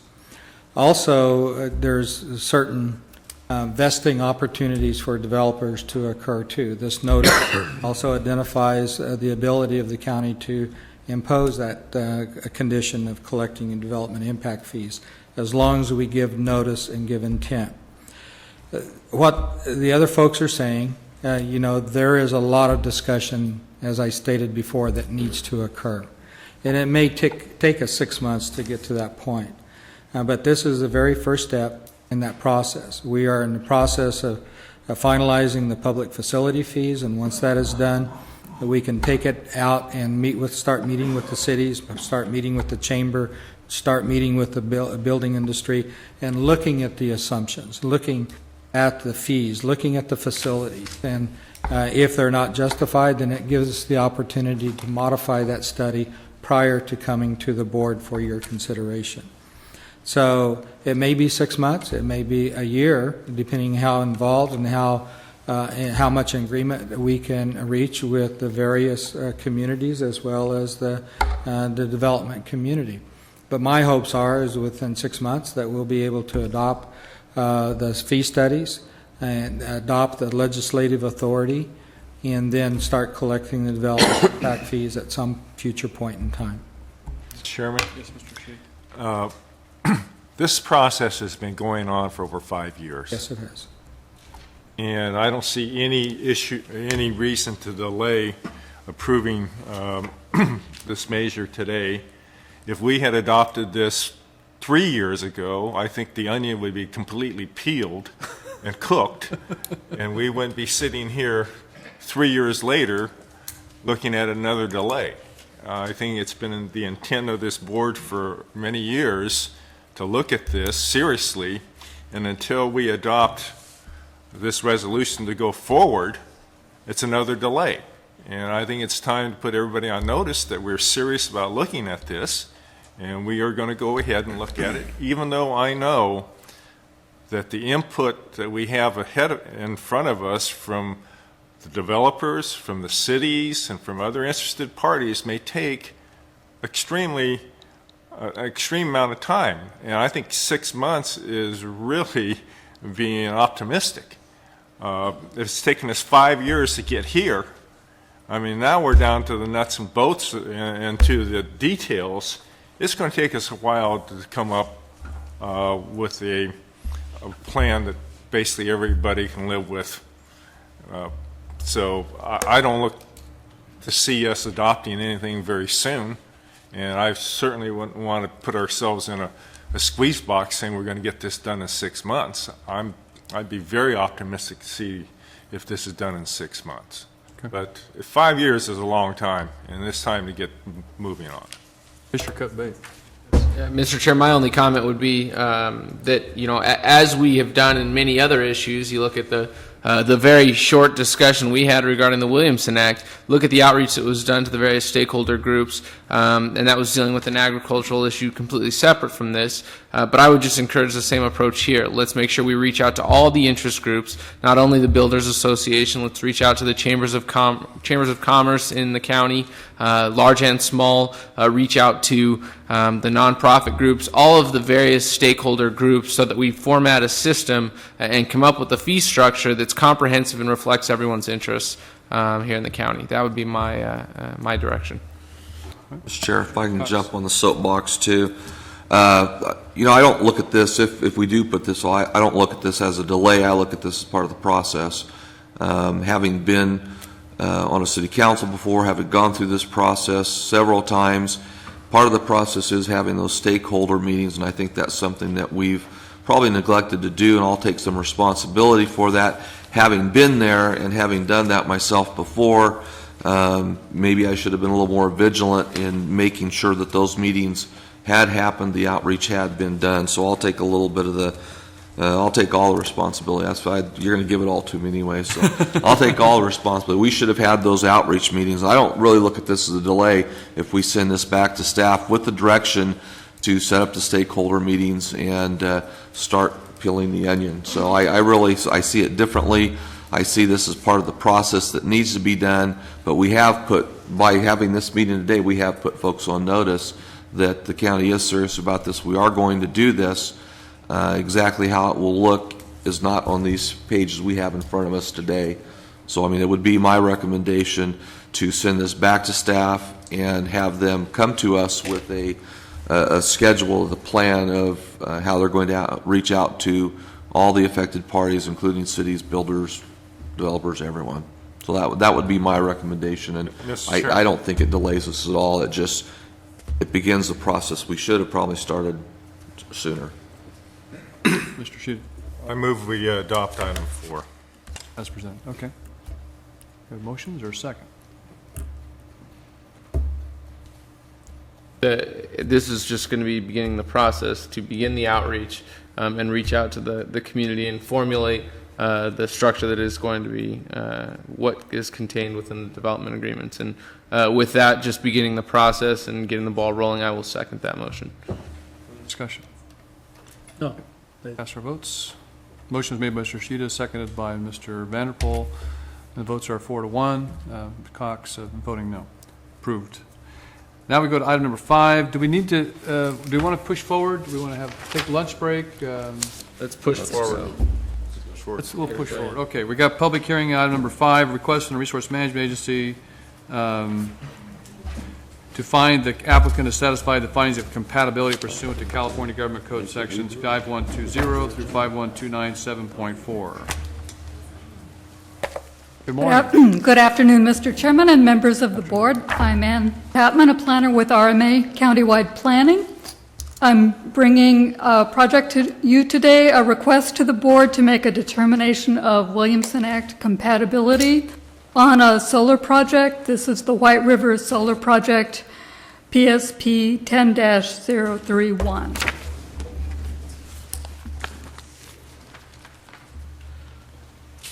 A bit about this. The total project area is 180 acres. This 40-acre piece is in the Williamson Act. The project is located approximately 1.7 miles southeast of Alpaugh. The zoning is AE 80. This is farmland of statewide importance. The project will involve construction and operation of a 20-megawatt solar generation facility on 174 acres of the 180 acres site. And as I mentioned before, one of the parcels is in Williamson Act, and we're discussing compatibility of that parcel only. I'm going to move forward just a second. Permit history on September 22nd this year, Tulare County Planning Commission conditionally approved this project. They approved it with the condition that your board make a determination either for compatibility in Williamson Act or for cancellation of the Williamson Act contract. On that same date, the commission certified a mitigated negative declaration for the project. Staff has analyzed compatibility requirements for this project, and it most, if not all. There are Tulare County requirements for compatibility. Your board approved these on August 31st, 2001 as a condition of allowing some solar projects in Williamson Act lands. The level 1 compatibility findings include looking at soil quality, coverage of the site, presence of a development agreement with mitigation measures and a reclamation plan, a location that keeps it close to transmission lines, the availability of water and CEQA findings. This project meets most of these findings. Level 2 compatibility. This project must meet the Uniform Rules for Agricultural Preserves, and it does. Any uses that are allowed in an AE 80 zone by right or with a special use permit would be compatible with uniform rules, and solar projects are compatible. The project also meets contract requirements in that anything in AE 80 zone is considered allowed. State requirements for compatibility are based on section 5138(1), and this project does meet those compatibility requirements. We request that the board hold a public hearing to consider this request for Williamson Act compatibility determination. Second, that the applicant has satisfied the findings of compatibility. Third, direct the clerk of the board to record this resolution. Let's see. And that would be it. Very good. Are there questions? I have a question. Yes, Mr. Rashid. What happens to the power generated off this solar farm? Is it being used by the applicant, by the farmer? This is commercial. Goes onto the lines. Any other questions? All right, this is a public hearing. We'll open the public hearing at this time. Anyone wishing to address this matter, please come forward and give us your name and address. Seeing no one, we'll close the public hearing and bring it back to the board for action. Mr. Chairman, I look at this project not any different than me building a coal-fired plant on my orange grove. That power is being taken off-site. It's not used for agriculture on-site, and I believe it's not compatible with the intent of the Williamson Act. So I would move, I'm not making a motion to other discussion, but that's my viewpoint as a farmer. Not often I would talk about the Williamson Act, but to me it's not compatible. The that course was addressed in the analysis, and this is one of those situations. We have in some situations the recommendation has been, and we have required them to file notice of non-renewal or terminate the contracts and pay the fees. In this case, there is property. This involves the 40-acre parcel. There are acres that are outside of that 40-acre parcel that are still available for agricultural purposes. And then part of the analysis has to do with the fact that this has a life expectancy of about 35 years, and then anticipated that it is available to come back into agricultural production. Now, whether or not that happens or not, it's not like building. I don't think your coal plant's a little different situation. Those have a life expectancy that goes on and on and on. These things do wear out, and they don't last forever, like coal plants where you continually modernize them and keep them going and operational. Anyway, this analysis went through quite an extensive analysis, and it was reviewed. This went through the Planning Commission, did it not? The Planning Commission reviewed this, and their recommendation was, in this case, to make the finding of compatibility. But I do believe it is probably a close call. Well, I think this is going to happen more than once, that a parcel is going to be partially used for a solar farm. The other part is going to be agriculture.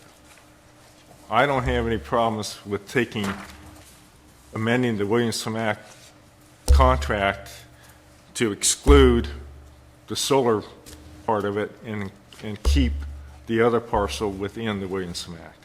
But to me, the reason the Williamson Act's there is to maintain agricultural production, and generating power is not agricultural production.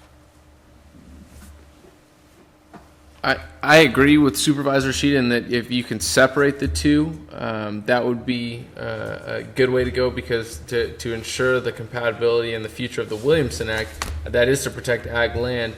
But I'm curious, is that possible to separate the two? I'm just curious, asking staff. The alternatives here would be either a partial or full cancellation of the Williamson Act contract. If the solar project, wonder if the applicant's here today. I've had some things that said that the applicant was expecting to cover 50% of the parcel, and other things that suggest that they would be covering more than that. But one thing would be either to cancel the contract on the full parcel, or at least the portion that will have solar panels. Okay. Yeah, because this is the close call, and I'm curious of the applicant what is the case. Hello again. You give us your name again. Moira Garrity, thank you. I think a couple points have been raised in the conversation. One that I think I'll let our consultant talk to, which is why do we think this is a compatible use? And that is one point. The other point is, I guess, timing and development of the project. It's a entire development of project of which a portion has a Williamson Act contract attached, a parcel that is needed to develop the project over the entirety. I think we can also say we could put maps up, and part of the compatibility findings is this of we avoided Williamson Act as much as possible. There is Williamson Act land around the surrounding areas of which we have a lease to, of which we are not developing on. So I'll let Julie talk more to the compatibility findings, or why we think this is a compatible use and falls within the compatible use language and rules and guidance. But at a high level, we did as much as we could to avoid Williamson Act impact, but we feel within the rules and the percentage usage of the overall project, and then we have subdivision rules of parcels that you are all very aware of developing these projects, or of developing projects.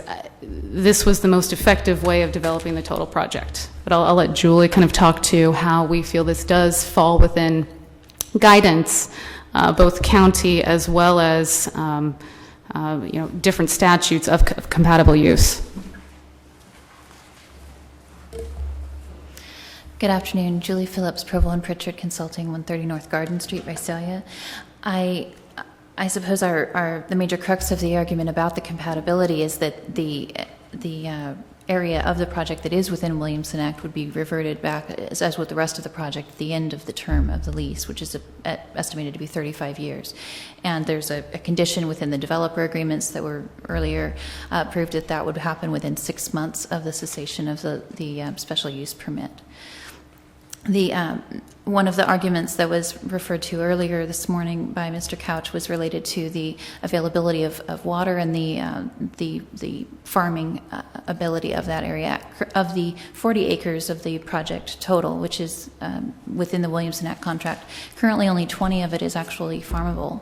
At this point, there's not water availability, and I believe it was over a year ago that the other 20 acres, probably longer than that, excuse me, that the other 20 acres was removed from farming. So we're looking at a very small area of the project total that is currently being farmed, that is within a Williamson Act contract, and it's related to the crop value being cotton. I think that bolsters its value for the Williamson Act.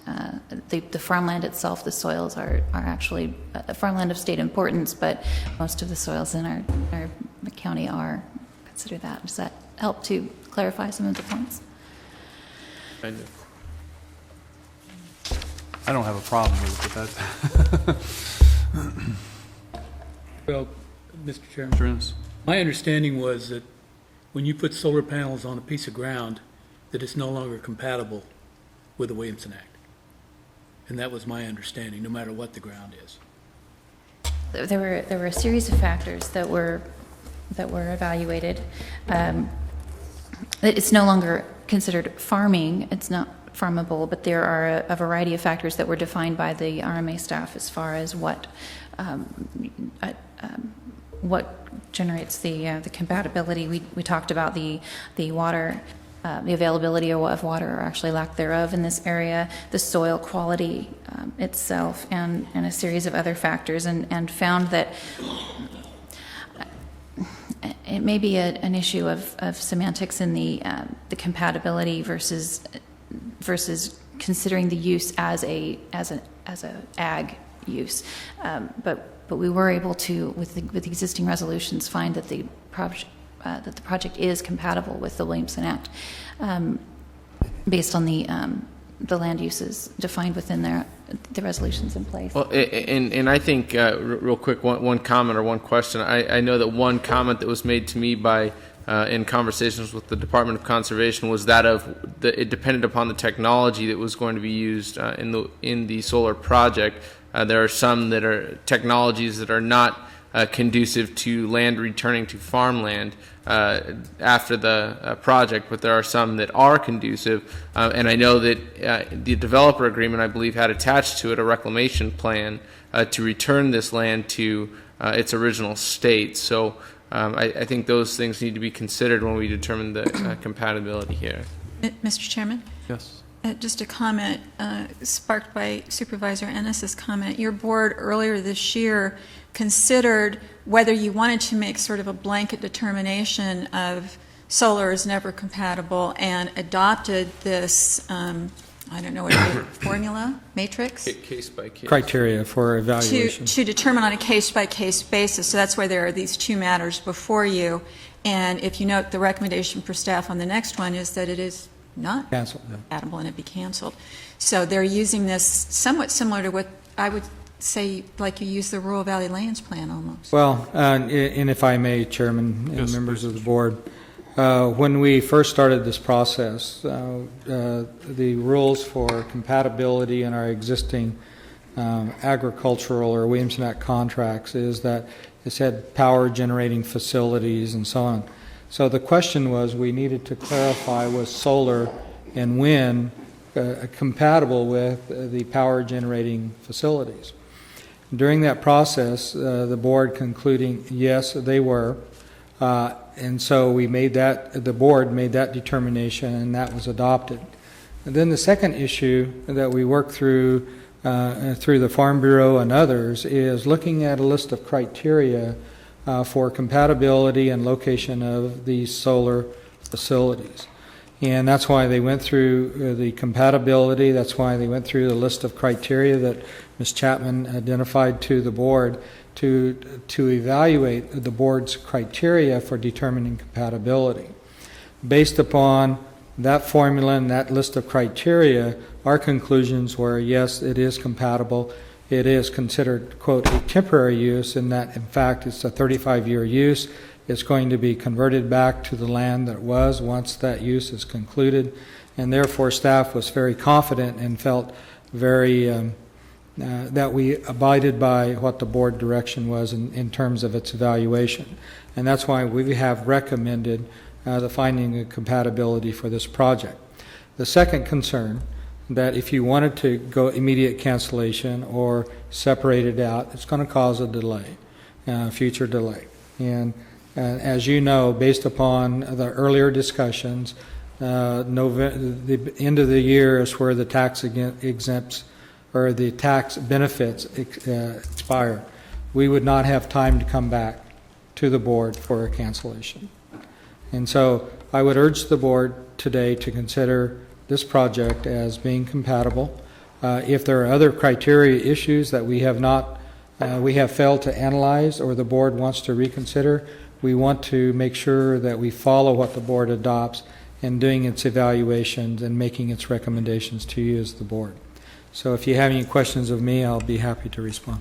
Just a comment. I did note that in the report it indicated that about half of this acreage is planned to be actually covered with the photovoltaic, and so the other half still remains available for farming. Right. And that is not inconsistent. I realize Mr. Sheeta made the point that, well, this power is being generated and shipped off someplace, but we allow people to do these very same things on their ag property where this produces power for them on site. And that's very common, and that will normally be like this, a case where you don't occupy entire parcels perhaps, but just portions of it, which is what this does. So in that respect, it's kind of consistent with the idea that if a guy had a dairy operation there, and he put 20 acres of this photovoltaics on his property to run his dairy, that would be considered a compatible use. And I mean, yeah, the fact that it stays there or it goes someplace else, it all ends up being used for agricultural purposes in another kind of way, in an indirect kind of way. So anyway, I didn't have a problem with finding compatibility, but I realize that I may be in the minority here, but we need to move forward with this, I think. So from staff's perspective, we'd like it to be shipped off and sold, and that way we can get a DA and get some general fund revenue. Let me just ask one question, and ask this to Phil. Phil, what did the Ag Advisory Committee say about solar panels on Williamson Act land? Opposed to the Williamson Act land, and then took a, talked about the prime versus non-prime. Know about the prime, right? Yeah, pretty much opposed to Williamson Act land. See, I've got these different areas out in my district that are looking at this, and they're in Williamson Act land. Now, we start approving these things like this, they're going to want to come on board too and say, hey, you did it there, you got to do it over here. Well, you have to go through you have to go through individual analyses. So if you're like the next one coming up, the recommendation there is for cancellation. So it kind of depends. You have to go through that process of analyzing it. And obviously, if you covered 100% of the property, I guess that'd be one of the criteria.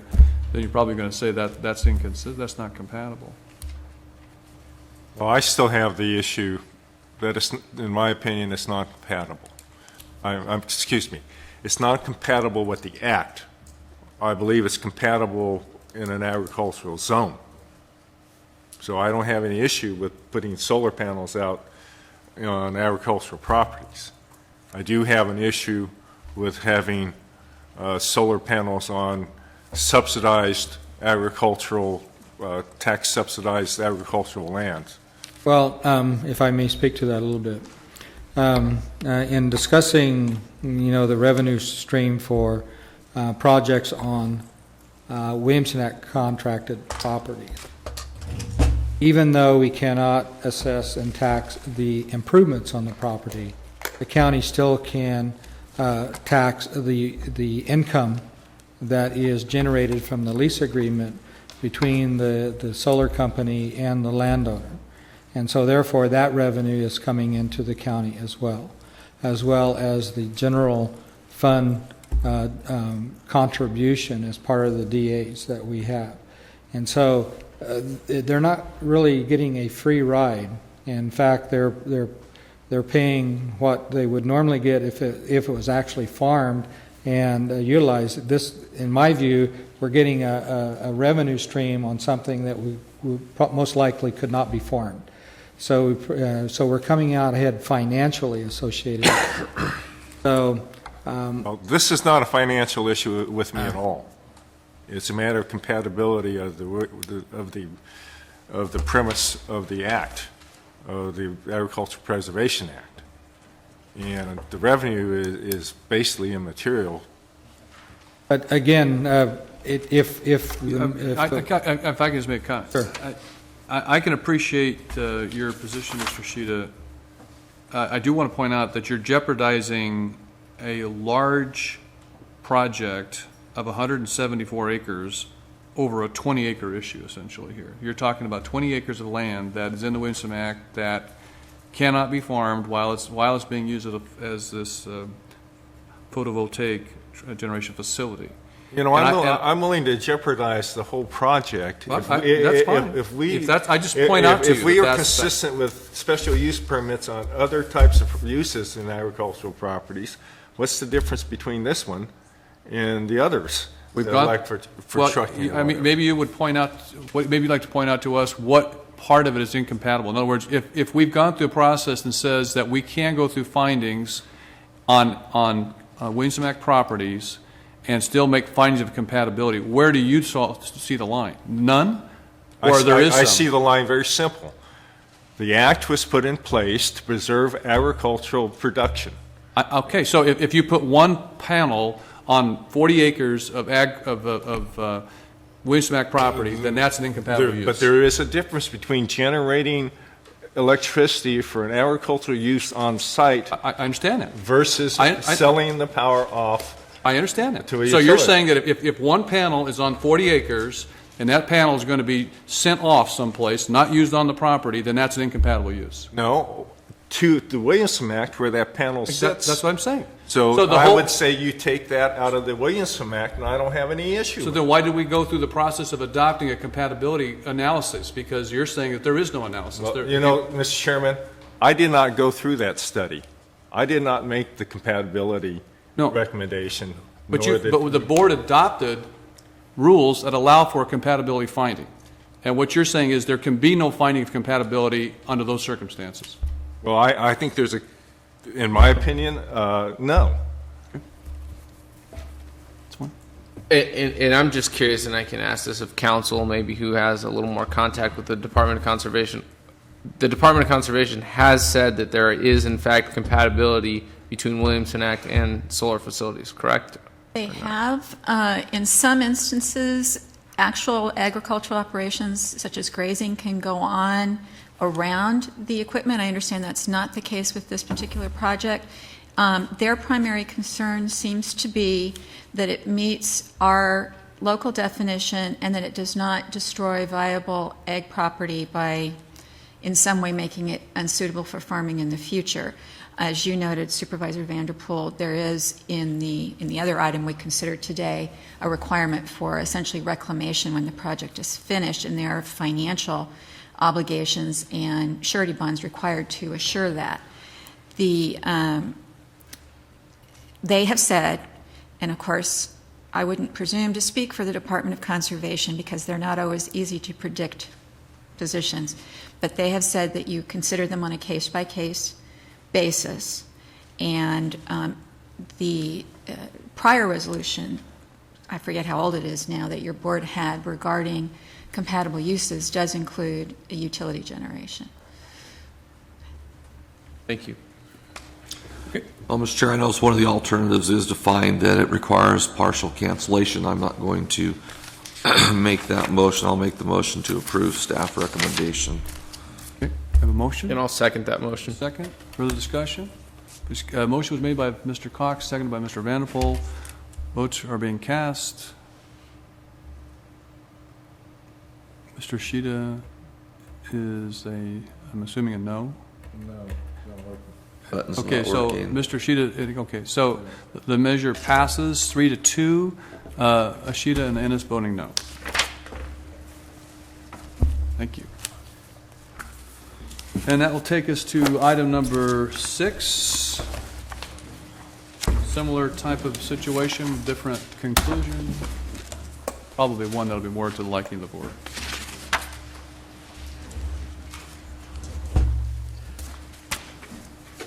Good afternoon. I'm Ann Chapman, planner with RMA Countywide Planning. This is a request for a determination on an agricultural contract cancellation for the Atwell Island Water District. It is project PAC 10-002.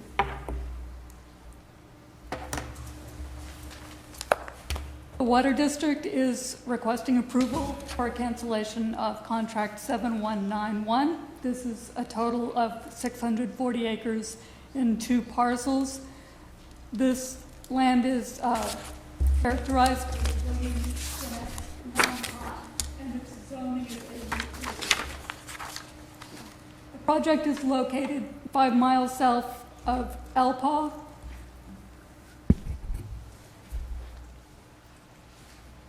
The project will involve construction and operation of 2 solar generation facilities on 480 acres of the 640 acres site. The Planning Commission also approved this project conditionally on September 22nd, 2001.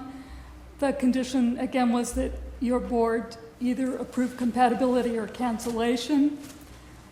One of the conditions of approval, there was a CEQA document, a mitigated negative deck that was approved, and a condition of approval is a reclamation plan and a financial bond to cover reclamation of the site.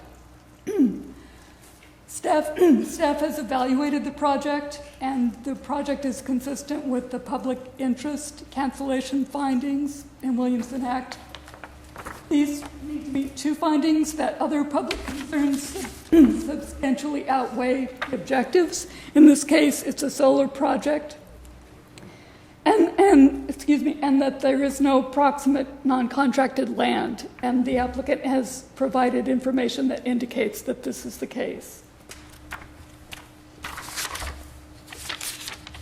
We request that the board hold a public hearing, certify the mitigated negative declaration, determine that there is no substantial evidence that the project will negatively impact the environment.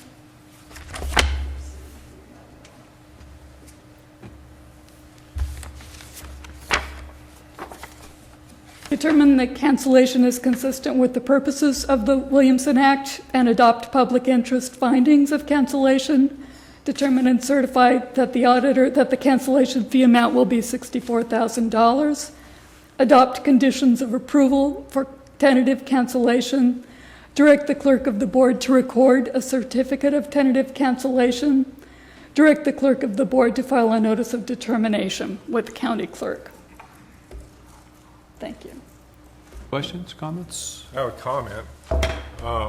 On that piece of property, if you're not using the whole property and you can have property set aside without the solar panels, I don't see the reason to cancel your Williamson Act contract on that portion. That's another, to me, it's a partial release of contract land. Hello. We do intend to try to develop another solar project, and we'll be coming back for that, but that will be a So you're going to second. develop the whole property? We hope to. Okay. It's basically a planning tool. Any further questions, comments? Move approval. Wait, this is a public hearing, so we'll open the public hearing. Anyone wish to address this matter before the board at this time is asked to come forward, give us your name and address.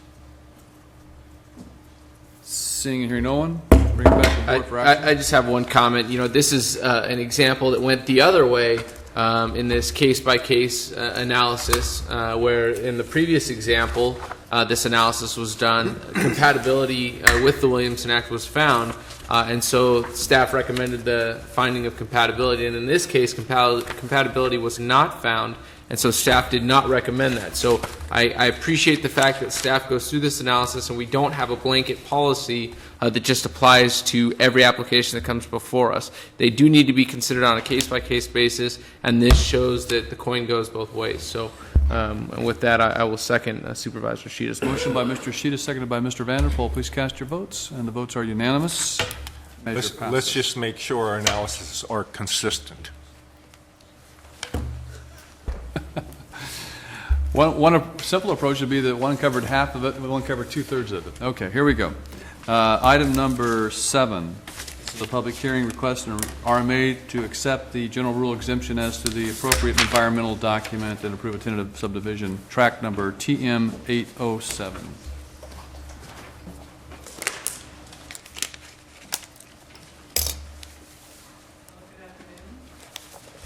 Good afternoon. Of the board, Dana Metlin with the Resource Management Agency. This project, tentative subdivision tract number TM 807, was originally presented to your board on November 2, 2010. The subject site is located southeast of Kingsburg.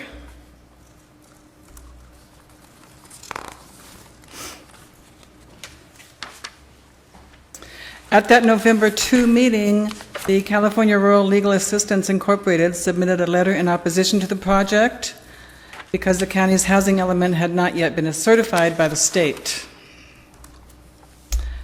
The project was subsequently continued to today, and given the information of this new introduction of information at the previous public hearing, staff is recommending that this project be referred back to the Planning Commission for further consideration.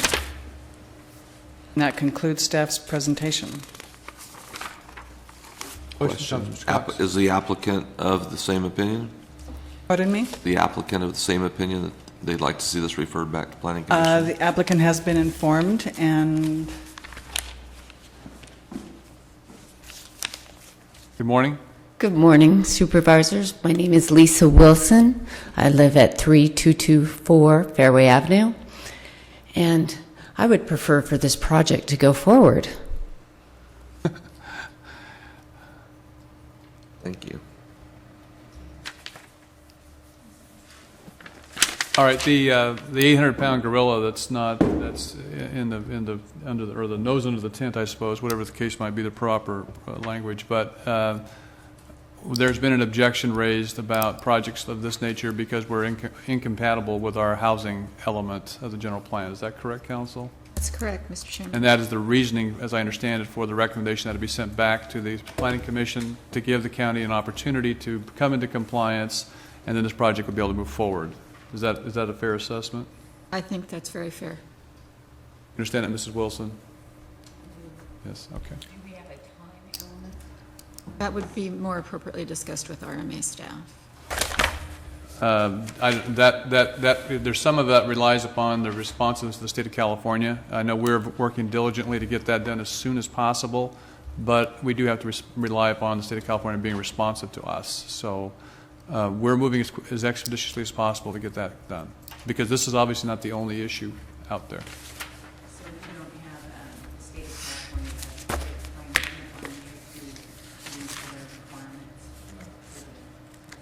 I don't believe that's the case. I think it's a negotiating process, and we submit a plan to the state, and then they review the plan, and they determine whether or not it comes into compliance, and it might come back and forth a few times, and that's the process we're engaged in right now. I have a question, counsel. Yes, sir. Under the premise of why we're holding this up, would this also affect individual building permits? I would prefer to answer your question in closed session, Okay. Mr. Ishida. All And right, this matter entertain a is motion. on for closed session. Move approval. Motion by Mr. Ishida. Second? Did we have the public hearing? Well, we can open the public hearing. Okay, Let's just, Wasn't the public hearing continued to this time, or did public It hearing- hasn't formally been. it actually, Oh, it hasn't we'll open the been opened. public hearing this time. Anybody wish to address this matter? Excuse me, I didn't mean to cut you off. Oh, sorry. I'm the 800-pound gorilla, apparently. My name is Kara Birdfear. I'm an attorney with California Rural Legal Assistance. I'm here on behalf of several unincorporated areas of Tulare County, including the Matheny Tract Committee and the Agua Coalition. I'm just going to briefly state that I'd just like to incorporate all of our previous comments and our letters in our last discussion last month at the same meeting regarding the housing element, and that we believe any land use decision at this time would be in violation of California housing element law. Thank you. Anybody else wish to address this? We'll close the public hearing, bring it back, and the motion, Ann, who made the motion? To There continue? was a motion by Supervisor Ishida, and I believe there was a second by Supervisor. Can you- Yes, to return it to the planning. Send it back to the Planning Commission. It was seconded by Supervisor Vanderpool. Yeah, well, I second that. Okay, please cast your votes. Votes are unanimous. Okay, thank you very much. That concludes our matters. We have closed session items to handle, and we may be a little bit late coming back into our 1:30 timed item, Mr. Sunderland. Let's see, it's now, let's say, well, we can probably, want to try to come back? What? Yeah, let's try for 1:30. 1:30, we'll try for 1:30. There's- We're going back to closed session, so we'll come back at 1:30. Mr. Chairman, to announce your Yes, closed please. session items. Item A is off agenda, as is item E is in Victor.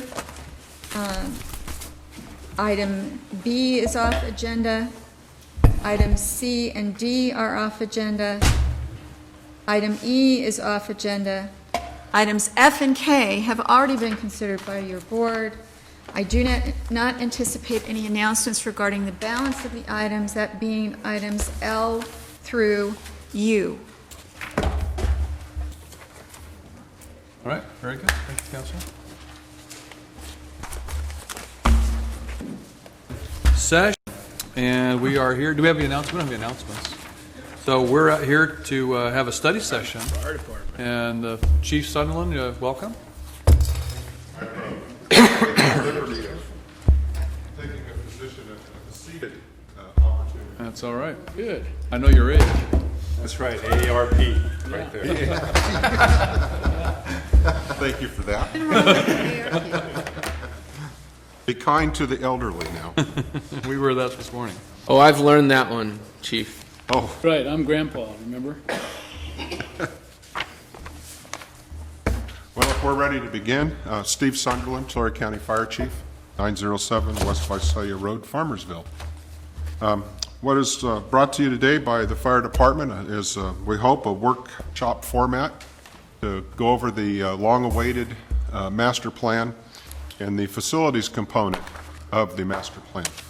This is the culmination of about a 4-year thought process. I know it's only 60-some pages, but I hope you find the content satisfactory. I want to apologize to Supervisor Vanderpool, Supervisor Ashita up front for not being able to meet with you individually and accommodate your change requests ahead of the workshop. But certainly your input I look forward to, and moving right along. Not yet, John.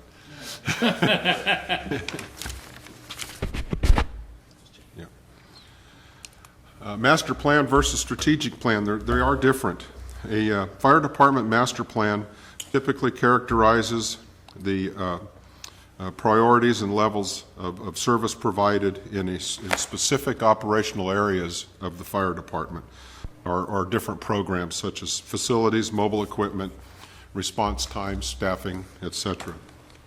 It differs from a strategic plan that it typically determines how much risk a community, or in this case the county, is willing to assume specifically relating to fire protection.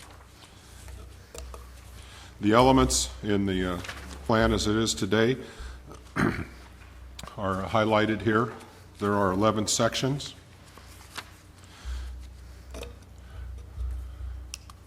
The purpose of the master plan, every effective organization, whether public or private, must plan for its future if it's to remain viable and serve its intended purpose. The master plan is intended to be used in the development of acceptable levels of fire protection, fire prevention, fire protection planning, incident response, disaster preparedness, and emergency management that will either meet or exceed the public's expectations. What is our service model? Our service model, in part, is represented here on this slide. It covers 2 or 3 slides before we get to the end. The county has mandates or ordinances, a mission, and provides us resources in the way of revenue, equipment, facilities, and so forth. The fire department then develops a mission and vision and strategies, programs, processes, those related services that emit from those programs and strategies, processes, are standards and enforcement of those standards. I thought it was studs and enforcement. I was a little worried about it. I had to abbreviate to get it all in one line. Education and prevention, fire suppression, rescue services, training, and a fire department master plan. The deliverables then become that we respond to emergencies. We visit schools in the vein of public education and fire prevention education. We inspect businesses and industries, our industrial sites. We do plan inspections, hazard abatement. On a regular basis, our hazard abatement officer appears before you and asks for adjustment in the tax roll when we lien properties for cleanup values. We complete our training, and we provide mutual aid to others. So, having said that, what are the operational service outcomes? Fires are suppressed. School children know the importance of a family escape plan. People can escape buildings, public buildings, when there's a fire. New buildings are built to fire-resistive standards. It goes on. Firefighters are trained to handle fire emergencies without endangering their lives. Here comes the big question. Outcomes satisfy user needs. Do they or don't they? Unfortunately, as typical in other government areas, we don't hear too much the phone calls that come in and say, hey, what a great job you did the other day. But what we do hear is what a lousy job, or the mistakes we made, or we hear the complaints. And so how we measure whether we're satisfying satisfying our user needs is by virtue of the limited number of complaints that we receive. Our phone's not ringing off the hook. I think we're doing a pretty good job meeting the public need. Who are the users? I got a little carried away on the slides there. We didn't advance. Our users are the residents, the businesses in the county, those industrial sites, visitors, those folks that work here, and those that just happen to be passing through on Highway 99, those travelers. So what is our ultimate goal? We hope to provide a community that is safe from fire-related loss of life, injury, and property damage with an efficient and effective fire service that includes public education, fire suppression, rescue services, and appropriately enforced standards. Any questions so far, Board? So, how do we locate our resources in the way of fire stations? In a standards of cover study, deployment of resources is really what we're addressing in a standards of cover study. And deployment is measured and best typified by the two concepts of distribution and concentration, which are influenced by response time and our capability to create an effective response force for each type of call. Distribution. What the distribution boils down to is how we geographically locate our fire stations. You know, we think that they're in the right place, but for a few that we've had some urban growth and we need to relocate more in a county environment than the urban environment that they've been swallowed up by. Concentration. Concentration represents the spacing of equipment. We have a fire engine in every station, but we don't have a water tender in every station. So we have a concentration of resources greater in the fire engine realm than we do the water tender response realm. We have 2 water tenders assigned in the northern third of the county, the middle third, and the southern third of the county.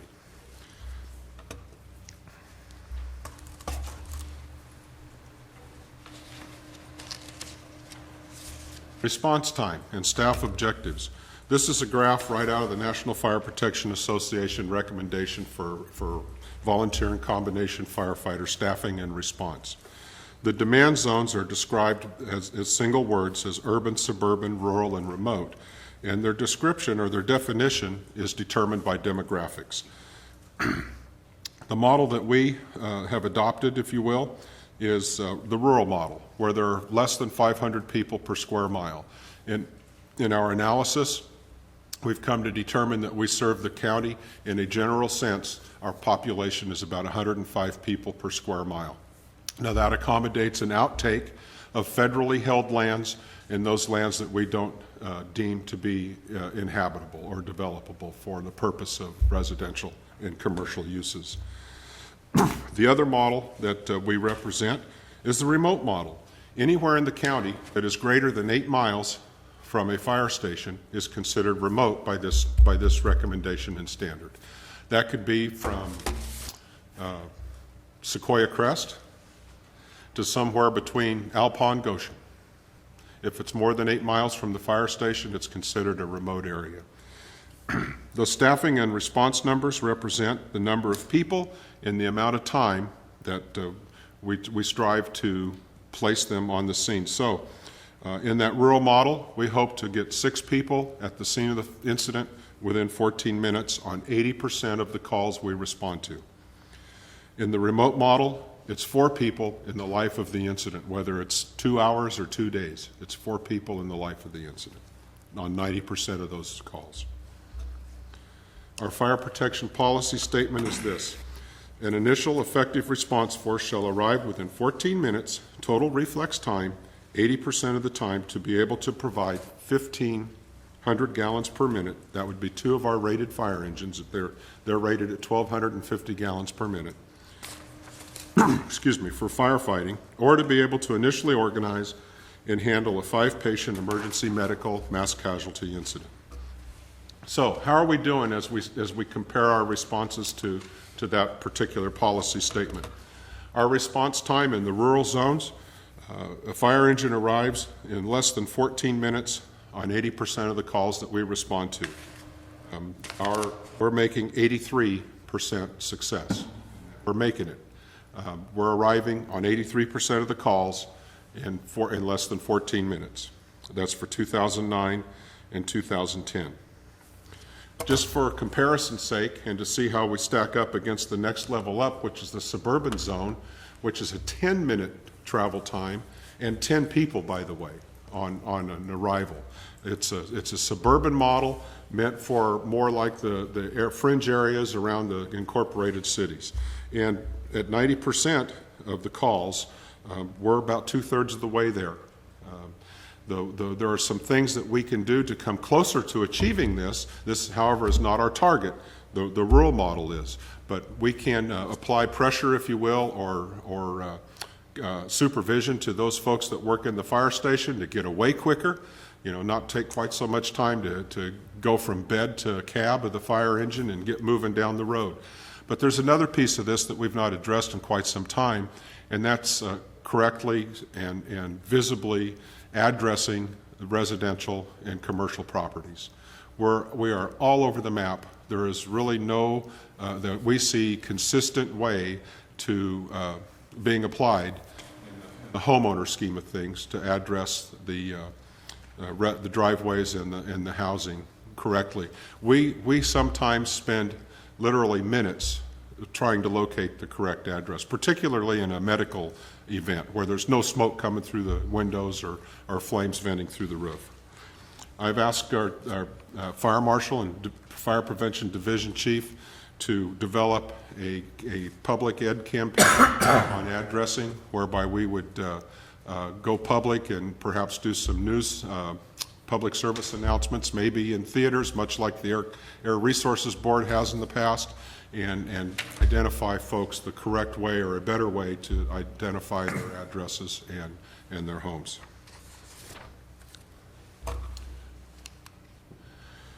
Fire behavior. As that gas layer against the ceiling can quickly reach 1,500 degrees as it moves down the wall, if you will, as it layers and becomes hotter and hotter and hotter, those contents in that room reach the temperature where they can self-combust. And when that happens, that's known to the fire service as flashover. And flashover, typically, if you notice, up in the top of the banner there, where under the word combustion it says flashover, and if you follow that line down, it rests solely or practically on the 8-minute mark. Well, inasmuch that we're exceeding 10 minutes, but not breaking 11 to arrive at the scene, flashover has typically occurred by the time we're arriving. So at that point, it becomes unreasonable to expect that the Tulare County Fire Department resources may reach fires before flashover. It's also unrealistic to expect every fire to be at flashover when a fire truck arrives. There are some that were arriving in less than 8 minutes.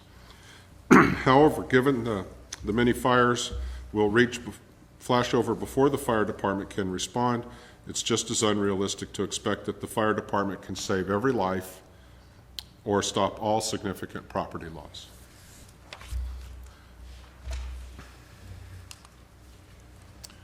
Performance expectations, critical tasking. This is just one example. This represents the critical tasking that occurs on a moderate risk structure fire, which we would identify to you as a single family dwelling. It takes 10 firefighters to be assembled and to effectively make an attack. Our incident priorities on each and every incident that we respond to are life safety, not only the public, firefighters especially.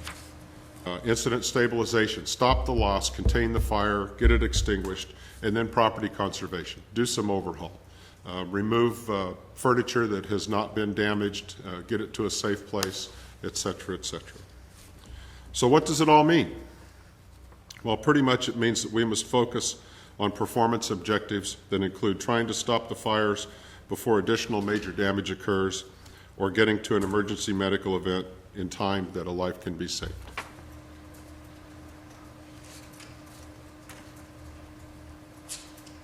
Operational impact statement. Before I move on, any questions so far? No? Two most important elements of limiting fire spread or reducing the loss of life and property damage are: one, the quick arrival of reliable equipment, and two, sufficient numbers of personnel to attack it. And due to the time it takes to detect, receive, dispatch the call, travel to get there, get set up, and achieve the necessary number of firefighters for an effective fire attack force, the Tulare County Fire Department must typically adopt a defensive attack strategy as its primary attack strategy. That's not to say all the time, but it is to say we don't do much in the way of interior firefighting because of those long travel times and the time it takes to get that effective force assembled at the scene. So typically, you will find in the urban model The fire department will make a fire attack, will have a fire attack strategy that represents confining the fire to the room of origin and its contents. Ours is a defensive strategy. We attempt to confine the fire to the building of origin and its contents. If we leave them with some piece of a salvageable building, we've done our job better than what we intended to when we arrived.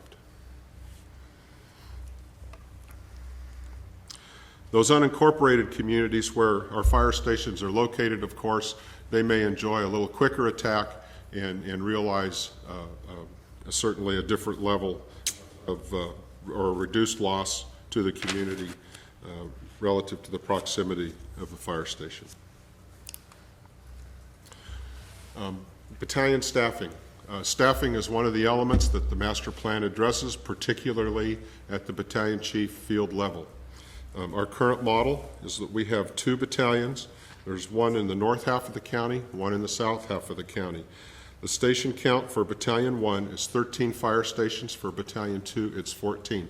That is to say that on-duty battalion chief is supervising the activities and the people in 13 and 14 different locations every day they're on duty.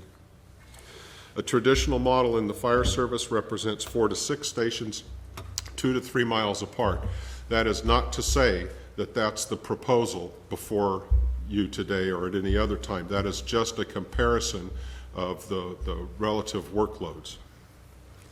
Our length of day analysis indicates to us that our 6 field battalion chiefs individually are averaging 14 to 17 hours a day every day they're on duty. And I must share with you, Board, that those hours are not all linked. You know, the first 8, 9, maybe 10 hours are consecutive hours. They're linked together. But after 5 or 6 o'clock in the evening, though, the remainder of those hours come maybe 2 hours from 7 to 9 and another 3 from 1 to 4 in the morning. It comes with the nature of the call volume and the type of calls that they respond to.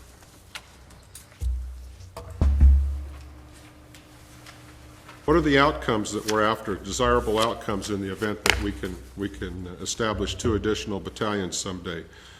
Well, first, there's more time is available to develop a more meaningful mentoring relationship with the employees that they supervise. We hope to do a better job of sharing our conduct expectations and setting priorities.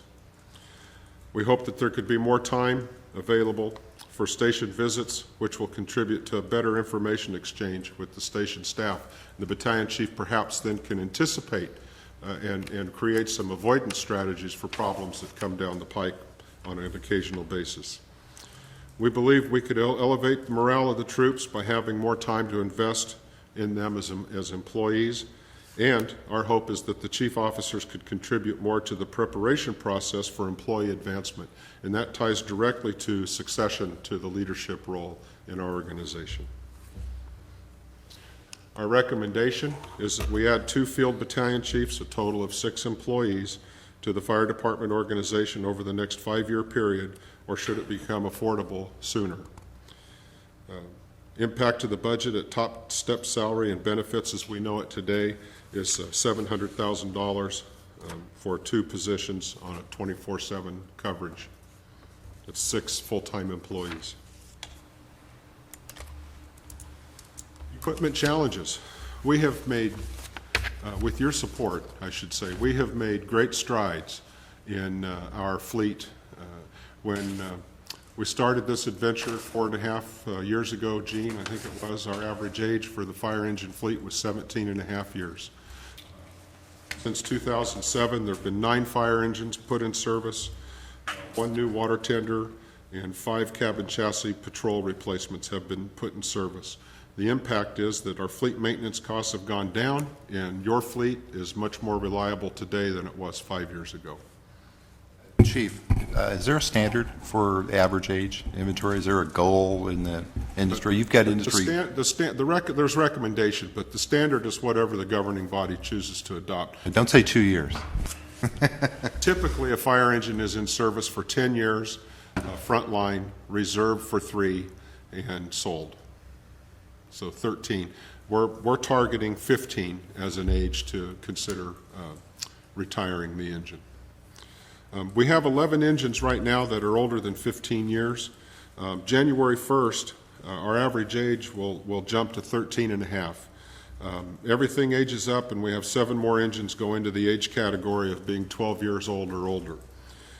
Again, the targeted retirement age for our fleet we hope to achieve is 15 years.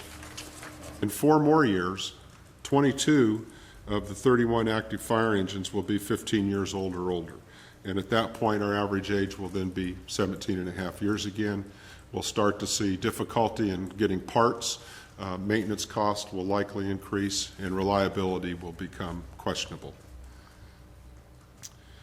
Annual budget impact, if we were to fund a depreciation account and hold it solely for the purpose of buying fire equipment, whether it's water tenders, engines, ladder trucks, or command vehicles, $335,000 is what we had intended to do from the start on an annual basis. And then every 3 years, we buy $1 million worth of stuff. We assess what our needs represent, our greatest needs are, and we buy $1 million worth of stuff, and we start over. And then the next 3 years, we do it all over again. Continuing, equipment challenges, breathing apparatus. We're mandated that after 15 years from the manufacturer's original pressure test on the air tanks, that we drill a hole in them and throw them away, that they can no longer be pressurized and used for their intended purpose. We have more than 400 of those tanks in our inventory. 235 of them must be retired in 2014. Regulators, harness, backpack frames, they're all 2 generations behind the industry technology of today, that what we have in service. But I must say that we're not going to recommend to you that we do something right away in the way of replacing them. They're still compliant with the regulations that we fall under. However, by the 2012-13 fiscal year, we would bring to you a plan, 5-year plan, to do a total replacement of the breathing apparatus equipment. That would bring to us a cost of $175,000 a year in the way of a loan payment for 5 years.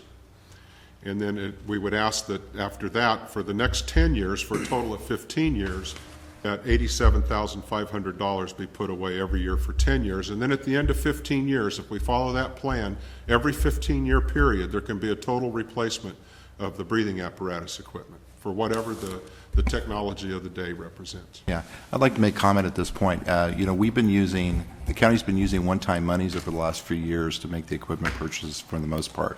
The ideal situation is to build it into the fire department's operating budget replacement, or as we call it, depreciation dollars to pay for them on an ongoing basis.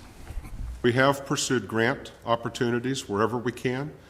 We've been successful on at least one occasion, and we had enough to buy 75 bottles, but certainly that doesn't address our need for what it is today and in the coming 2014 year. Turnouts, protective clothing. I picked the number 525 because that pretty much represents the number of people that we would have engaged in the fire department, where all positions, full-time and extra help, they were all filled. But clearly, we have more than 525 sets of turnouts, which is coats, trousers, helmets, gloves, and so forth. Manufacturers today represent a 5-year cycle on the lifespan of that protective clothing. Now, let's face it, manufacturers are in business because for what? They're there to make some money. We're getting more than 5 years out of our turnouts, provided they don't get contaminated with a hazardous material or a bloodborne pathogen or something of that nature. But the recommendation that I bring to you is that we start a 7-year cyclical replacement so that 1/7 of our inventory is replaced every year.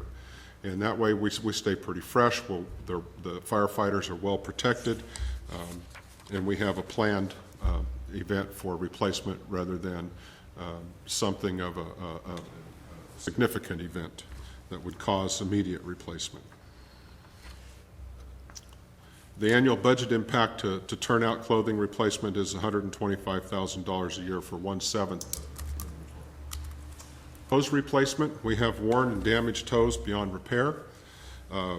We're of course taking steps to be rid of it, get it out of the inventory, but we do have some reserve needs for the department in order to be able to, at the fire station, replace a stick of hose should it get burned through or rupture.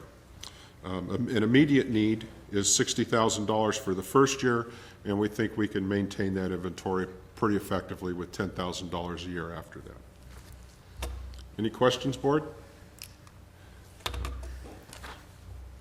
Yeah, I have a question. Okay. What do you do with the old hose? Well, what makes it unserviceable to us is its inability to sustain high pressure. Right. But there are times when we make a donation, sometimes to the ag industry, for the ability to run some water to a cattle trough, or you pick the cause. That's the answer I needed. Yeah, so we've done that in the past. Radios. Again, the Code of Federal Regulations and the California Code of Regulations have directed us in the way that we must maintain a visual or sightline communication or portable radio communication between firefighters on the interior of a building that has an immediately dangerous to life and health atmosphere condition, and the personnel that are outside that IDLH condition. We currently have 34 handheld radios that will, in all honesty, be retired in the year 2013. There is digital conversion in the radio industry. If we don't buy, with grant money that is, if we don't buy digitally capable radios, we don't get the grant. So this is causing us to be a little bit reactionary in that regard, to focus on digital equipment replacement rather than non-digital equipment replacement. Our handheld radio need is 62, and that puts 2 radios on each fire engine, no backup. So that's a minimum. Annual budget impact to maintain that equipment and to replace equipment as it's breaks or it can no longer be repaired. $17.5. So that brings us to the things we didn't talk about today in the master plan. The training element, prevention in detail, administrative services, mobile equipment maintenance, communications, and fee development, particularly a business license process. We have, I think, 10 recommendations in the hard copy binder. This is a consolidation of those recommendations. Vehicle replacement, it's recommended to develop and fund a vehicle depreciation fund independent of the fire department operations budget process. We would also ask that it would require a 4/5 vote of the board to deviate from the intended purpose of buying fire department replacement mobile equipment. We would also ask in a facilities replacement and relocation plan to develop and implement a 15-year phased capital outlay project construction plan. I'll go into greater detail in the next PowerPoint presentation in the facilities piece of it. We would also ask in the field battalion staffing to fund 6 new employee positions over the next 5 years to mitigate the incident command and battalion chief supervision and coverage needs. As it is today, if a battalion chief wants to take off a vacation shift, I've got one left in the field to cover the entire county without impacting a staff officer and the job that they have to develop a staff component. Firefighting equipment replacement plan. Again, we would ask that a depreciation fund be developed to address the replacement of breathing apparatus, turnouts, radios, and hose. Budget impacts. If you take the facility piece out of it, it boils down to about $1.4 million a year to sustain. If you take the battalion staffing piece out of it, it's about $710,000 a year to do the equipment piece. The facilities piece, almost a $20 million facilities plan, as you'll see coming up, is to fund is about one and a third, $1.32 million. In my estimate of costs, working with Brian Summers, in identifying what those costs may be today. So the next steps for the master plan: prepare a supportable plan using the feedback from the board, review the revised document with the CAO and staff, prepare an agenda item for plan adoption by the board and schedule the agenda item for consideration. That concludes the master plan piece. Comments, board? Questions for the master plan piece? Chair, I do have a question. Back on the annual budget impact sheet where you have the vehicle replacement facility plan and so forth, what you've been doing as we sit here today, you've been using your operating budget to purchase everything. And we're at the point now where we're stalemated. And what's the amount you've been spending per year then for these items, the things you've been buying, since we've not been using one-time money? I got to look at my budget guy. I think we allocated $75,000 for equipment, if I'm not mistaken. Well, I mean, go back last year, 2 years ago, where we purchased several trucks, things. Those came out of that same budget. We bought about $1.3 million on fire engines. Our reserve pretty much, fund balance pretty much covered that purchase. We did acquire about a $380,000 loan payment for 4 years on the 5 engines that were bought before that in the 2007 year, which was over $1 million. And the cabin chassis replacements that we just did, we took out a hide. That was $130,000 for 4 of them, and through community participation in Three Rivers, as Supervisor Rashid is aware, the community of Three Rivers ponied up the $35,000 for the 5th one. So. Now, Steve, part of your problem in terms of when you say you're stalemated, it's part of it's because of the cuts that we made. What are the cuts we've imposed upon them over the last? In the last 2 years, let's start with last year. We reduced all the public safety departments, including the general fund subvention to fire, because fire is outside the general fund. It's in its own fund, and the reason why it's in its own fund is because it gets its own property tax throughout the county, a portion of the 1%. The general fund subsidizes the fire department to the tune, or did at the time, a little bit over $5 million. So 7.5% cut for them was about $350,000. This year rolled around, we looked at the 4% reduction, and you couldn't afford it on an operating basis, so we took that out. As we've gone along over the last 4 budget years, we've been able to identify where we could make some economies. And we've done that in order to maintain the force that we have and the maintenance of the vehicles and so forth. So we've had some property tax reduction, as everybody has, right along with the general fund reduction that we took. We're looking at. And my point was that part of the reason why you no longer have money available for capital expenses is because of those cuts, that if they can get restored at some point, then that helps. If we can restore it on an ongoing basis, yes. This year, we agreed to use some one-time monies to pay for his the purchase of that one fire engine that was initially built in your operations, but you were going to be short from an ongoing basis. We're going to finance 3 and pay for 1. Yeah, so we decided that we would cover that with one-time monies, essentially making you whole. Can you identify the one-time monies if you can? I mean, where do the one-time Excess fund balance is what I refer to. Anything above what we have structurally built into the general fund budget is one-time monies. Our overall revenue stream is about $1.5 million down from 2007. Down?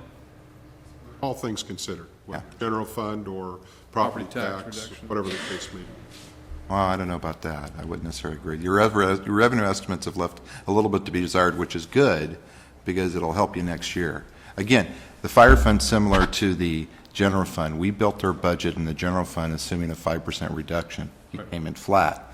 Fire fund did the same thing. They reduced their revenue estimates and found out that, in fact, they're going to get 5% more or maybe even more than that. So we're looking at next year on an operating basis, just guessing, if the property taxes are flat, you're going to be about $300,000 or $400,000.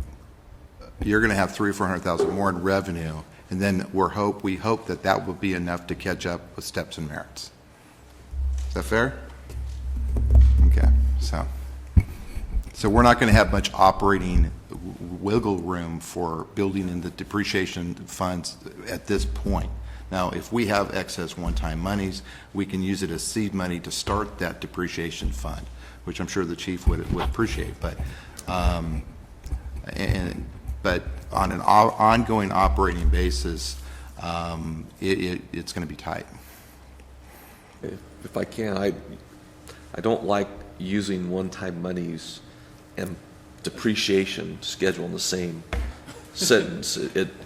That's contradictory. I mean, you know, if you're going to have a plan and plan for it, you need to plan for it, not with one-time monies. One-time monies are not a sure thing. I totally agree. It's like betting red or black. You know, what's it going to be? I totally agree. And if his revenue stream was growing or looked like it was going to grow in the next couple of years, I would suggest using a portion of that to build the depreciation funds. At this point, we're just kind of treading water and trying to keep stations open.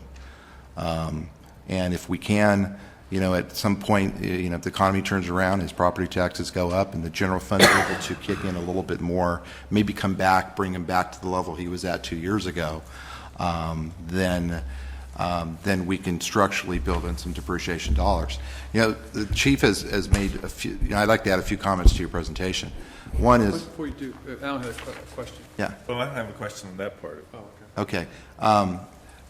A number of things have happened and that this presentation didn't show because perhaps it wasn't appropriate, but when the fire department took over, the condition of the fleet wasn't very good. The condition of the stations were in disrepair. Our virtually most of the equipment that you use was not really maintained as well as we would like it to be. And so we spent the first year or two spending operating dollars to catch up on some of this deferred maintenance. Is that a fair assessment? And now those needs have declined somewhat. And in the radio world, we as a county are really ahead of the game, ahead of most of our counterparts in the state. I think Ted, you're involved with that OESA or that grant project in Fresno. Public safety interoperability communication. Yeah, and we received $900,000 recently, approximately from that group to help update repeater sites by radios that will be FCC or FCC compliant, and that's allowed us to use. We've spent and the year before we spent one-time money. Sorry about the one-time money comment, not depreciation dollars, to help purchase a significant amount of radios and repeater sites, both the sheriff's department and the fire department. We spent so much money, in fact, that we as an agency and our neighboring agencies can use those expenditures as matches for future grant funds.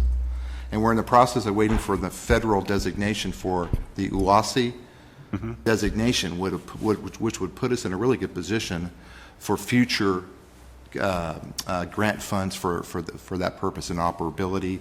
If we look at a consolidated dispatch, by participating in that group, we would be in pretty good shape. At least in better shape than if we weren't in one. The radios that we have in our fire engine and mobile equipment fleet are digital capable. Those were all replaced, you might recall, in the last year of the CDF service. It's the handheld equipment that and struggling with. I think another workshop that we'll have, but not today for God's sake, will be what we're doing countywide relative to the radios and the repeater sites and what have you. That integrated with our broadband deployment, we are going to be wired up here in the next couple of years. So it's anyway. I guess okay, Alan, you have a question? I had an equipment question, so if you want to. GPSs. We have been able to take advantage of a automated vehicle locating device, GPS device, to be installed in all of our fire equipment, which will allow us, when a fire engine or a water tender or whatever the case may be is in transit, will identify to our radio dispatchers that if they're closest to the incident, they're closest to the incident. That's going to happen. I think it's beginning now. I know Rob Blackman from IT is leading that project on our behalf, and we're reutilizing equipment that the sheriff is no longer going to utilize. Do we use GPSs for addresses? No, sir. Not to my knowledge. I think maybe we need to look at the ambulance service on how they're using their GPSs for addresses. We're- Now, the other issue we have is in the mountain areas, the foothill areas, where their addresses don't match where they live. And that's always been an issue. And I think we need to come up with a system to where it might be in our own internal system, A, B, C, or D on a road, but at least we can put that GPS location in the system to where we can find these people up off these dirt roads, like Three Rivers.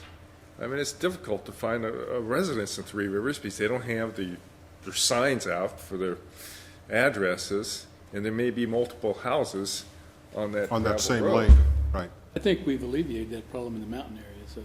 Well, we do have the standard, we attempted standardized addressing With the with the big 4-inch numbers, yeah. reflector numbers on well, sometimes a blue, sometimes a green background, so. That's something RMA, we need to work with Yeah, RMA. there's been discussion for the 40 years that I've been engaged in Tulare County Fire Service on our addressing system. We have a 5 number, a maximum of 5 numbers for a house number. If we had 6, we could easily cross-reference the road and the avenue very quickly. But it's a 5-number system that we have, and that's what we use. Well, I guess one of the questions I have as we look at the plan and the projections of costs, I mean, how realistic do those costs seem to us? I mean, in terms of achievability? You know, they're a goal to strive for. When and if we can afford it, it remains to be seen. We certainly aren't going to be able to do that in the current situation in the next. It just depends. It really does on where the role comes in at. Will play a big role. But again, he has some room in his budget to certainly, hopefully, deal with the steps and merits, which would be critical. It'll help with morale and other issues, perhaps. It certainly can't hurt. We estimate that the merit step increases when they're reinstated to be about $600,000. Because you've got a young staff, so. You have a young staff. Well, they're all, well, not all.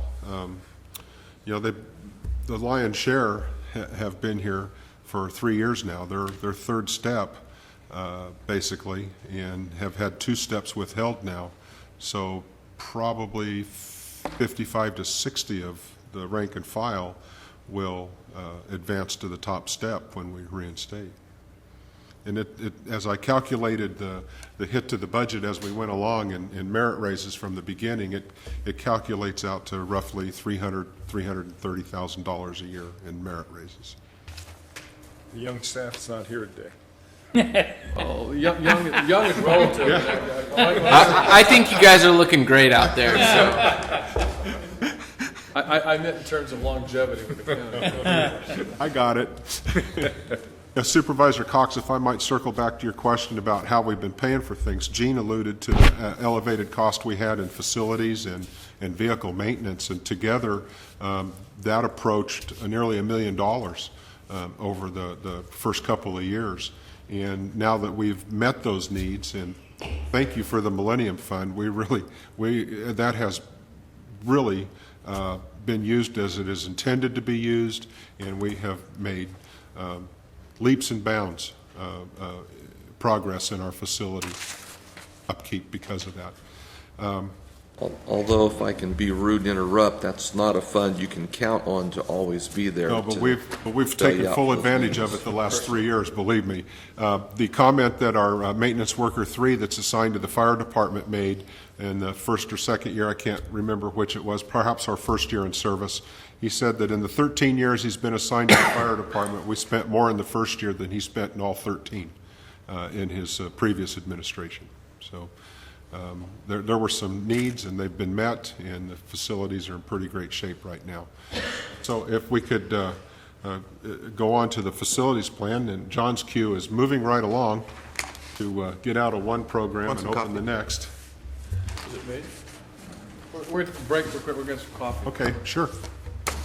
Caffeine. Okay. After lunch, huh? Yeah, I understand. Where is it?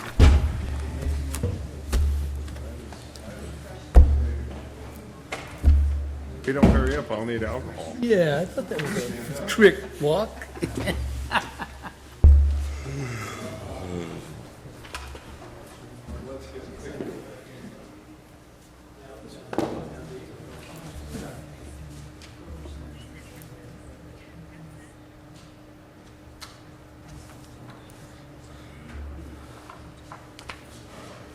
I'm ready.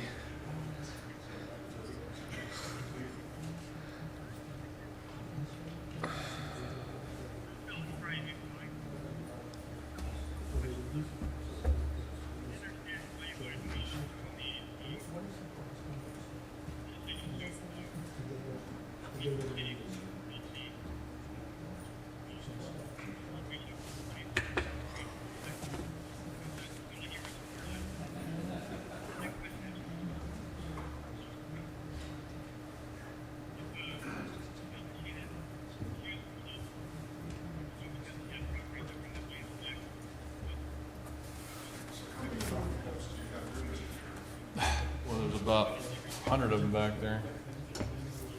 It's going to cost me more money. I know, I'm already behind the 8 ball over there. Because I rang that bell last week, and then they passed the thing around for the food baskets. Oh gosh. We got word from Iowa yesterday. It's going to be a girl. Congratulations. And it's Due date's when?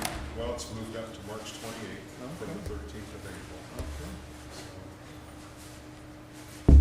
Everybody's doing good? Yeah. I think we'll be blasting off to Iowa come Easter. I'm sure you will. Great. First grandchild. Number one? Yeah. Wow. Late bloomers. Well, I'm still waiting too. I'm his age. we were married almost 8 years before our first was born. Wow. We were, skiing every weekend and, living life large there for a while. We went 3 years. Well, maybe we ought to think about it. You were younger when you got married. How old were you? 22. See, I was 26. So We're going to have great. people with a silver spoon in their mouths can play the gold. Yeah, they tend to, it's sort of like the Kennedys. You're going to that thing Saturday, right? I can only be there for about an hour. Well, that's okay. I mean, as long as I can't be there. I've got a funeral. I've got a memorial I've service. got I've been Imperial scheduled. Ambulance in Florida. Well, see, I'm going to go with the Imperial Ambulance, too. I want to remind them that I kept them in business. Looking for change to buy a But soda. they were. I got money from. I received money from. You want me to give you $1? I'll give you $1 so we can get us. Because they recognize they're very appreciative of what we did for them. Well, this ARW, they're not very appreciative. Probably gave theirs to Cam Hammond.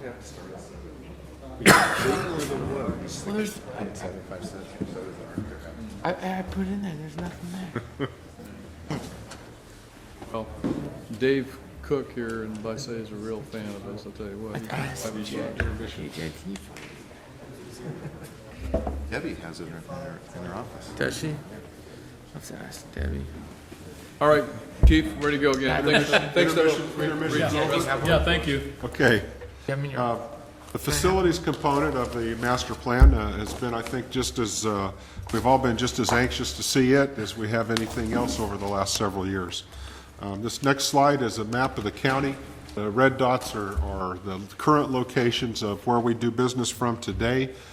As we go along through this, there will be some, I hope, better to see changes relative to several of the fire stations that we suggest we recommend actually to relocate. Overall, we have 31 facilities in the county fire department, 27 are fire stations, and 4 are support facilities. The newest fire station is 14 years old, and that's the east side of Porterville in Doyle Colony. The oldest fire station that we do business from opened in 1951, and that's the Strathmore Station. Our average age, 45 years. In fiscal years 6, 7, 7, 8, and 8, 9, the county spent approximately $660,000 in facility maintenance. The 6, 7 values is what RMA facilities staff's value represents at rehabbing the Three Rivers fire station so that we could reoccupy there. Facility condition overall, they're in sound, inhabitable condition. The exception is the Alpaugh Fire Station. That's the original building that is uninhabitable and unsuitable for continued service. It is scheduled for replacement this fiscal year. This is a picture of the Alpaugh Station.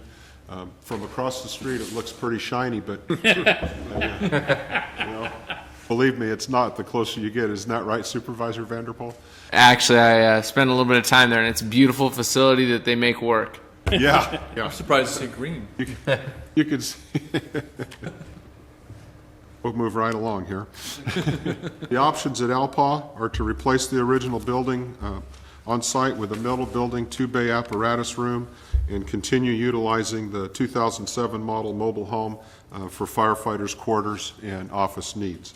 An alternative is to relocate the entire facility built on a piece of property that the Memorial District is willing to donate to the fire department in the county.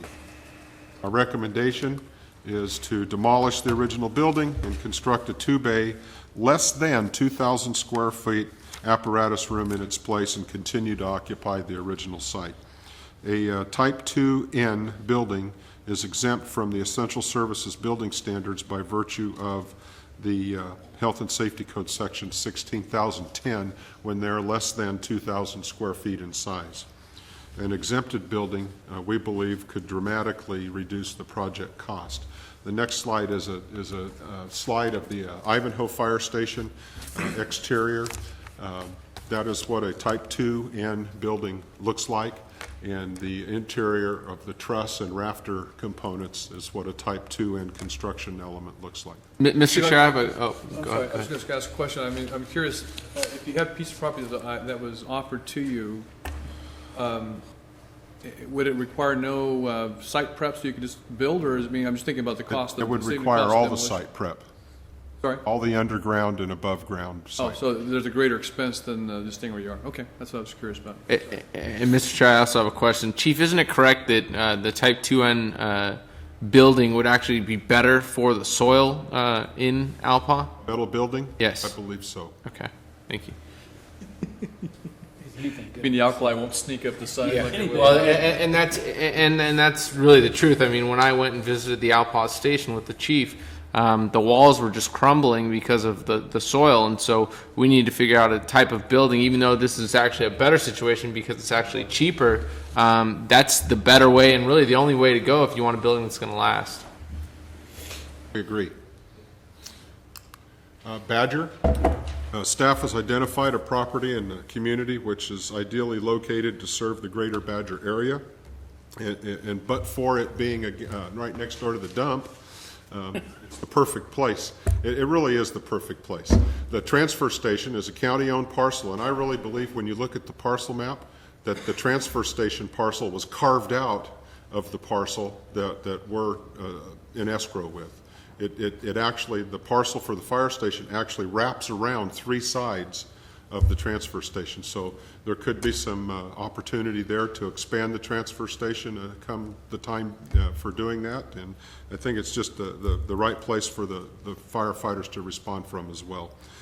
The acquisition process is well underway, and it was shared with us some weeks ago that it was anticipated by the end of November that escrow would be closing. So we are that close to having this piece of property purchased and being able to move forward with establishing a fire department presence. I may have found a volunteer for you that lives over on the Fresno side of the... Works for us. Terabella. This is a picture of the Terabella Fire Station. This is a new picture of the Terabella Fire Station. What I'd like to point out to you here is that's a new fire engine.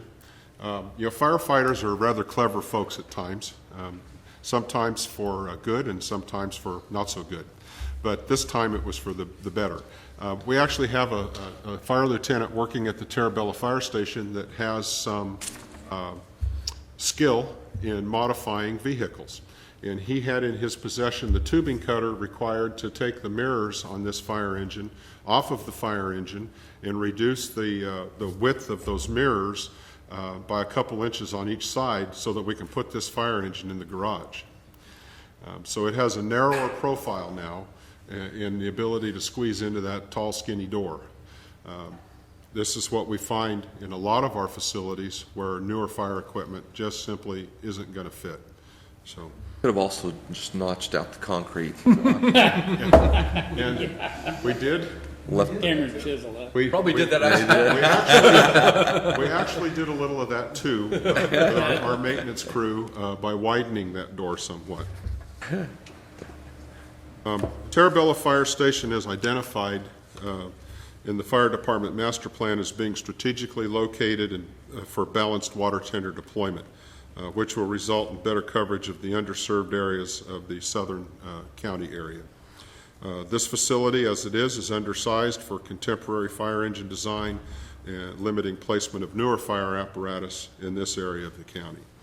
And to accommodate water tender placement and a more modern fire engine design in the future, it's recommended to build a 2-bay apparatus room adjoining parcel immediately west of the fire station.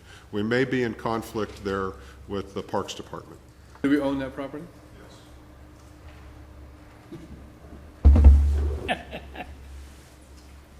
Visalia Fire Station, this is the CAL FIRE headquarters site at Lovers Lane and Walnut.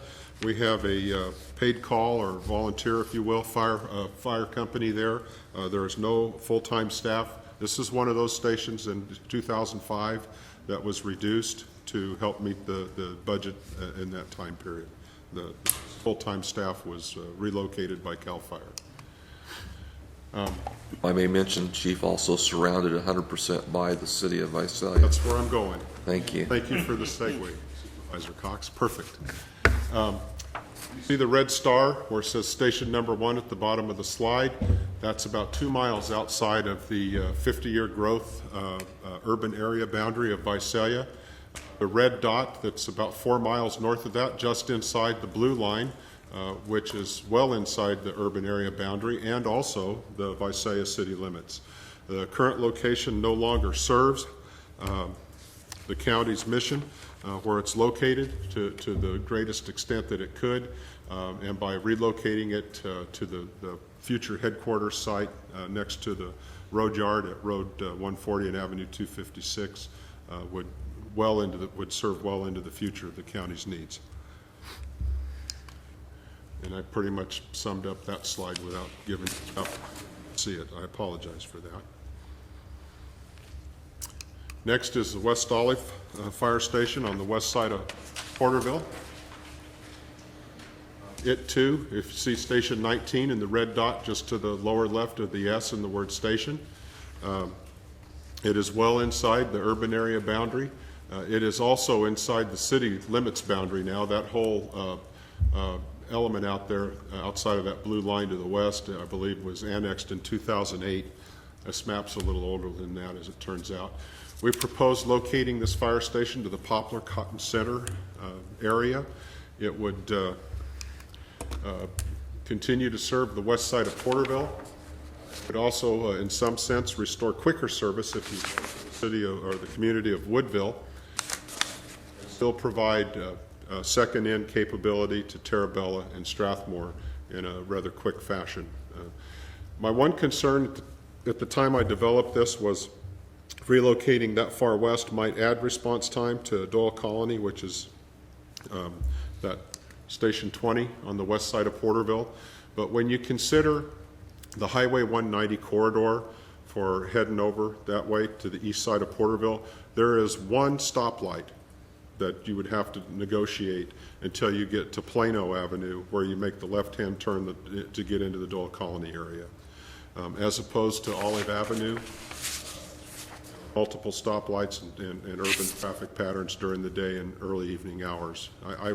I think depending on time of day, this might even be a quicker location for response to Doyle Colony. Dinuba Fire Station is the next one that we recommend relocation for. It is virtually on the doorstep of the city. It is inside the urban area boundary, 50-year growth identifier. It's about 1/8 of a mile from the city limits as it is. We actually have a very good working relationship with the cities of Kingsburg, Dinuba, and now Reedley. It's just in the last couple of weeks this board approved the Reedley mutual aid agreement that we've been working on for a couple of months. A relocation 4.5 miles to the south. If I could go back to the map to see where the star is, that's Avenue 368, and that's west of Sequoia Field, the Wiley Detention Center, the Juvenile Justice Facility, pretrial, whatever else we've got built out there in the way of county infrastructure. So that location would certainly serve our needs better in response, or provide a more rapid initial response to fire and medical emergencies at those locations. It would also enhance our capabilities at Goshen and Ivanhoe, and would still continue to serve the communities as a second-in engine of Kings River and Orosi and Cutler as well. We did look at a property a mile north of that location that was a full take on the Road 80 widening project, but it was just too small to accommodate the fire station, and it was turned 90 degrees different, but really the project would require for a fire station location on that site. After you took the 30 or 40 feet that the widening project represented off of the parcel, as the parcel is today, it might be workable, but when you take that frontage, that 30-foot, 40-foot frontage off of that piece of property, then you're left with not 123 feet, but more like 93 feet Oh, we had to take? to work with. Huh? That's why we had to buy the whole thing. But also, in that light, Steve, I think we should pursue how severely damaged that project will be to our existing facility. Yes. Because that could help to pay for some of the capital costs of relocating. We will do that analysis, and you know, it's a concern of mine that we'll be able to get the water tender out of the barn and close the garage door before we enter the traffic lane. That's the kind of thing that requires a full take. We'll work with Robert Newby on that one, and Jake. I skipped a page. The Tulare Fire Station, much like West Olive and Dinuba, see down there, Station 25 is inside the city limit and well within the urban area boundary of the 50-year growth anticipation. 1976, it was the right location. In 2010, it just simply isn't serving the county's need to the greatest extent possible. We recommend relocating Station 25 roughly 6 miles west, which would put it out about Avenue 216 and Road 68. There's a school near there. I don't know the name of the school, but there is a school nearby. And when we do that, that also places a third fire station west of the rail service that runs through the county. Station 1, as you see here on the map, that star up to the right, relocates to that location, and that's really what enables us then to move Station 25 that far west, because Station 1 then picks up the east side of Tulare where Station 25 is. And the new location for Station 25 continues to serve the communities of Goshen and Tipton on a second-in and third-in nature. About how far are those apart then, 1 and 25? Oh, gosh. Where it is today? No, I mean like where your stars are at. Maybe 10 miles driving distance. And optimum for spacing on your stations was 10 to 15 miles then? Pretty much. That's what we're kind of stuck with that where our stations are today. We have, in this particular area, you know, Goshen's another 10 or 11 miles north on the highway, and Tipton is 10 to the south. Pixley's 5 south of Tipton. You know, Early Mart's another 4.5, 5 south of Pixley. It's that Highway 99 corridor that we're acting here when we talk about the fire stations of Kings River, Goshen, Tulare, Tipton, Pixley, and Early Mart. So.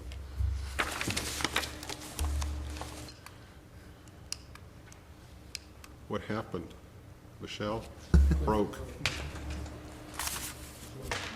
Broken.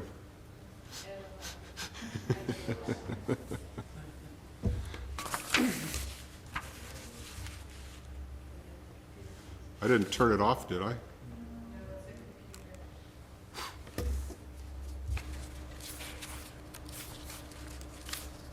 Up when you get to Keep going. another one.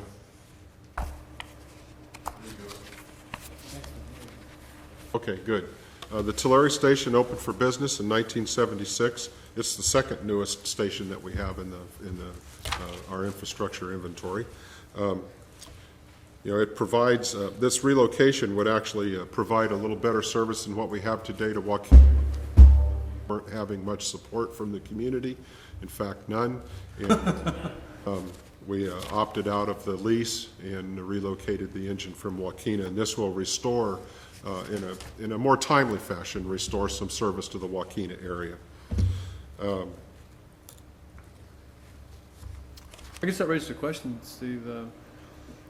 Since you had trouble getting volunteers at the Joaquina station, does relocating these stations create any issues as far as getting volunteers to I would expect not. Maybe a couple, but I would expect that the nucleus of the community fire company will remain intact. There may be a couple that just can't find their way to the new location on a training night, whatever the reason, and typically I think we'll find that they were marginal. Generally, they're pretty well dedicated to serving the community, so they were serving Joaquina from the existing location. That's where the response was coming from. So the next location that we reviewed is Strathmore. That's the Strathmore station. We actually have a new patrol-sized engine there now in place of the yellow one through the agreement that was approved by your board here just again a few weeks ago. The Strathmore Fire District bought a patrol-sized vehicle and in the process of donating that to the fire department as a consideration for our service to the fire district. Excuse me, did we ever finalize the agreement with Strathmore? I believe you have. I meant the operating agreement. Didn't you go to me? Was signed? Oh. Yeah. I want to expand on the Strathmore deal. What we're trying to look at is down the road. It's a fire district. It's kind of unique compared to our other stations. So what we've done is we've left them funds to accumulate so we can have a match to build a new fire station. As the chief pointed out, this is one of our oldest station. And I think, 10 years or less, we should be able to look for a new The Strathmore Fire District revenue stream is $20,000, give or take a couple thousand on any given year. And what we've been able to do is to help our needs and help the fire district at the same time by allowing them not to have to pay with their revenue cash, if you will, the cost of supplementing the cost of what we do for them in the way of service. We help them with a grant. They got a USDA grant for this fire engine that they've bought, and then they put up the balance in cash out of their reserves. Came to about $156,000, maybe just a few dollars less than that, but nonetheless, I think it was a good cooperative effort, and it solidifies our relationship there. It allows that board to contribute more than they have been in the vein of offering and providing service to their constituency.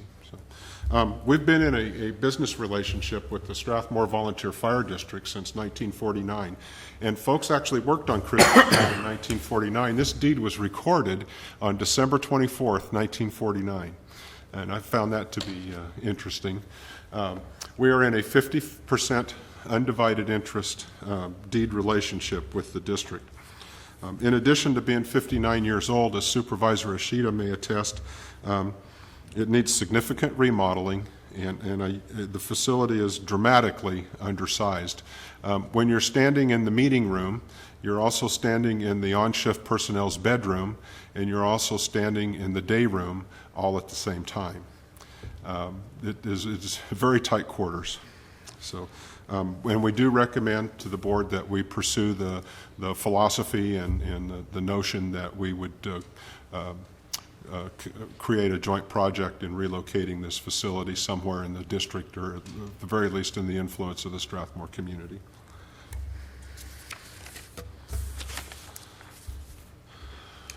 Next is our fire dispatch, emergency dispatch, FireCom. This is a picture of our facility co-located at Mooney Grove with the radio shop. It is our emergency dispatch facility. It's a remodeled portable office co-located there nearby. The radio shop, Supervisor Worthy, quit smiling at me, please. No word, there's no trailer. You're going to make me tell. Very limited space. It's recommended to be the first facility relocated to the new fire department headquarters site after building the Visalia Fire Station. This is our support and supply center, also known as the warehouse from time to time. That's the formerly the Woodville Fire Station. It is inadequately, it does not adequately address the space needs for the fire department supply and storage needs.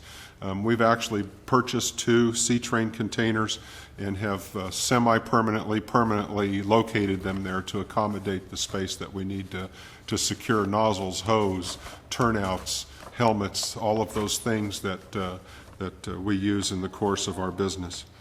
Did you get a permit? Pardon me? Get a permit? I'm sure we did. Did we get a permit, Jake? Don't answer. Yes. Yeah, he nodded his head. Your big Our report. recommendation is to build this facility at the fire department headquarters site at the same time or perhaps soon after the emergency dispatching facility is relocated to Road 140 and Avenue 250. Now, Chief, Go ahead. I was just going to, excuse me, with the relocation of this facility, is there going to be any service remaining in Woodville? Or are we going to rebuild that station, reopen that station? Any desire to, or are we going to serve that with the relocated Porterville station that will go to the Poplar Cotton Center area? The Poplar Cotton Center station is intended to be the service to Woodville at this time. If I might back up to the picture, note the garage doors. They are exceptionally small, and we frankly, I don't believe we have a fire engine that will fit in that garage today due to the depth of the stall and the narrowness of the doors. Would take significant remodeling. We'd have to turn that into a single bay, and if it were deep enough, the length of the fire engine were to be accommodated. I looked at that Strathmore engine that they will dedicate to the county. That engine is basically on the same size as a full-size engine. It's just shorter. They're wide. They're big vehicles. They're not like the little ones we used to see out here, and they pump water out in the parking lot. They're big engines.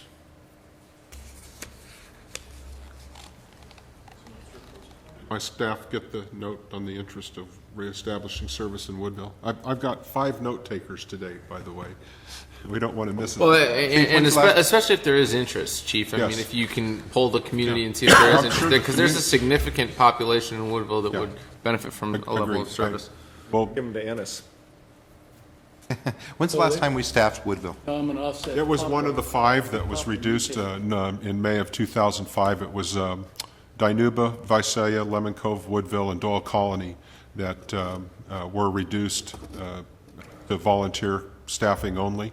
And I might add that due to the support of this board that we've been able to reestablish staffing at Doyle Colony, Lemon Cove, and in part Dinuba. Yeah. Can you go back to the map of Porterville? Porterville. You know, we are currently in negotiations with the city of Porterville over a number of issues. One of them is we're trying to come up with, they're wanting to expand the redevelopment area. They're also considering bringing in the unincorporated area into the redevelopment and then eventually annexing it. That would mean our Station 20 wouldn't be needed. We wouldn't be servicing those folks sometime down the line. But in the meantime, if a part of the negotiations, if we offer Station 19, could we use Woodville on a temporary basis? I know you said that it might not be big enough to accommodate an engine. Do we know for sure? I used to be one of the timesheets that covered that area. And my name is Ted. The engine was parked in the far bay, Chief, if you could show the picture. Which one? You want Woodville? Woodville. The engine was parked in the far bay, and there was so little space between the engine and the wall that the firefighters had to climb in through the passenger side. There was those old Ford cab over engines, nothing that we have today would fit in there. Okay. So it just is very tiny. We'd have to do like we are in Alpa. We'd have to knock this one down and put something back in its place. Okay. Forward now? Okay. Well. Administration, I think, is where we are now. We currently lease space from Farmersville. We just entered into a new term on the lease of 5 years.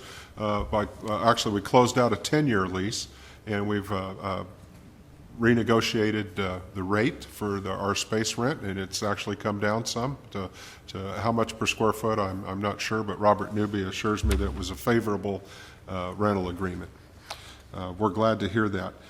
We are co-located with the county EOC, the Office of Emergency Services, the EOC for our disaster management activities located at the fire department headquarters. We have little to no room for staff expansion as the demand for management service and the fire department leadership grows, and the recommendation is for this to be the last phase of the relocated fire department headquarters functions to be constructed at the new headquarters site on Road 140. Questions about the When's the lease up? 5 years from now, basically? We just got in about 3 months ago, May, 6 months ago, perhaps. Pavement replacement. Many of the 27 fire stations need significant asphalt replacement due to deterioration of the asphalt overlay. Over many years, the necessary upkeep became unmanageable, and the result is we have potholes, your favorite, and missing and missing material, exposing the base layer to water penetration, which has created further and more dramatic deterioration over the driving surfaces. We think that there are 5 of them that we could perhaps save with a reseal if we don't wait too long. That's Kings River, Lemon Cove, Rich Grove, Tipton, and Orosi. The West Olive Station, for some reason, it has worn differently from one side of the building to the other. The north side appears to be in pretty decent shape, and we could possibly reseal that. The south side is a mess. Total replacement needs at Lindsay, Posey, Camp Nelson, Dinuba, Tulare, and Pixley. This is the pictures of the fire stations that we think we can save with a reseal. Not a lot of checking to be observed. Lemon Cove may be marginal. I'm not sure the picture does it justice, but we'll see when we get to that point to evaluate projects. Partial replacement, as you can see, the north side on the right, the 2 pictures there is the driveway at West Olive, and on the left picture is the south side along the water tender stall. You can see it is worn completely different and with the same traffic flow and pattern. Total replacement needs, you can see there Dinuba's actually got its own pothole there right in the middle of things, and when it rains, believe me, that gets real spongy. Pixley, it's checkered up. Tulare, Lindsay, Camp Nelson actually has a little garden growing in the cracks that are found on that compound, and then Posey. It's that new water permeable surface that's so in these days. It's very green. Yeah. But then, I'm sorry, Bill, but I was just going to say, but I suppose there's a certain amount of strategy. If you're looking at relocating stations, we might want to try to somehow lengthen the life of these rather than full replacement. Now, I would expect that none of these relocations are going to be immediately achievable. It's a $2.3 million project according to the architect plan that we have developed now as a cookie cutter facility for these locations that we've mentioned. Dinuba, West Olive, Tulare, Visalia are all have the same elements and function of use associated. Dinuba's had to be purchased because of it's not moving. Yeah. Sure, I think we need to go with a new cookie dough. The what? Yeah, new cookies, different cookies.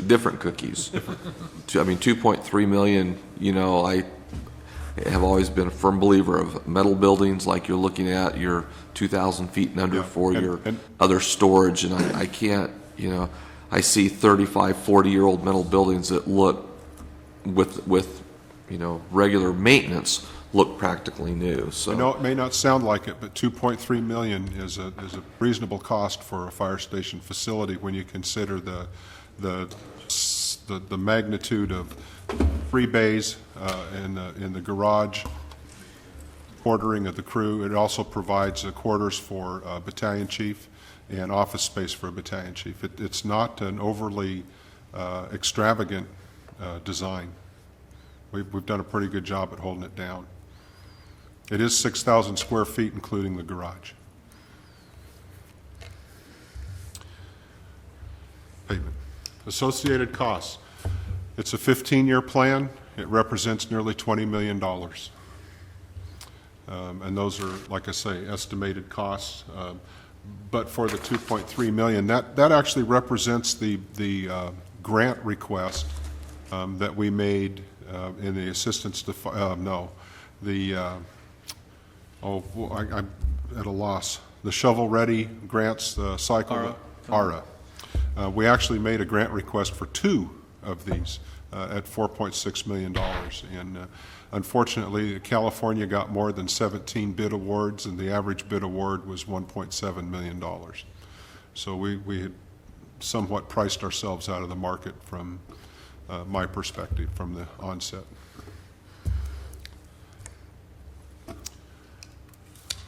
That brings us to the questions and hopefully the feedback piece, gentlemen. I really don't have a question, but I think one of the reasons that we wanted to see this and see the spatial relationships between the stations is the coverage looking at.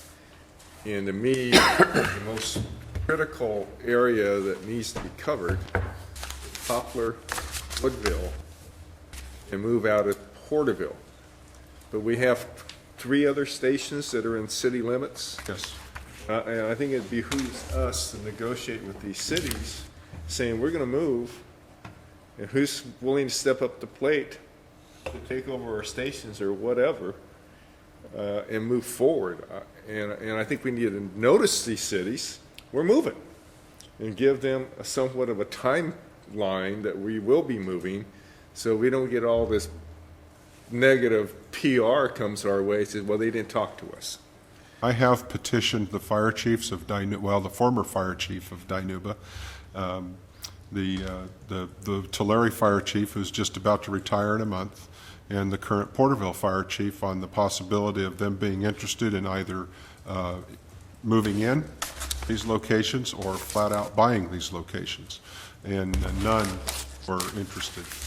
Scheme of where their master plan efforts have. Yeah, I think Porterville wanted to go over on J Street further, further south. Dinuba's got plans of something more west than south, and Tulare, I think, is building northeast. Yeah. Well, I think maybe our plan of action is saying, noticing them that we're moving out of Porterville. We've got 2 years or 3 years, we're gone. It'll force them to make plans on what they're going to do. Porterville does have a fire station within a mile, Station 2 in Porterville, mile and a quarter away. Mike? Newcomb and basically Putnam. And Morton. Morton, yeah. Their Station 2 is on the west side of Porterville. But I think the order of the move is going to be depend on the cooperation we get from the different cities. Chief, can you go back to the list real fast? Which one? The second to last slide, before the one before question. So, no, go one forward. Well, the one with so all the this money year, on it? this year we're doing Alpha and Badger. Then the next priority, or the first station after that, will be Visalia? As a station relocation, yes. Yes. And that as a station relocation. So that's just the station and the fire crew. That's not admin. That's not bringing your admin folks from Farmersville. Correct. That's not included. Administration is a 2.5 down, second from the bottom, right? Right. And that's associated with the Visalia, the work out by road camp, by the road yard, right? We're going to do the station and then we're going to add the administration? Is that the? Yes, not in that order.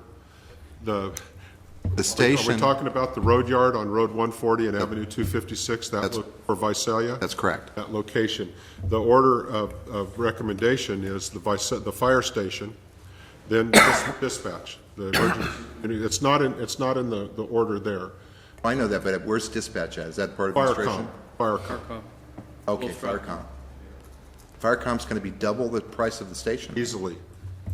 With the electronics and the technology that has to be plumbed into the building that. Now, if we could pursue the consolidated, the consolidated dispatch. You read my mind.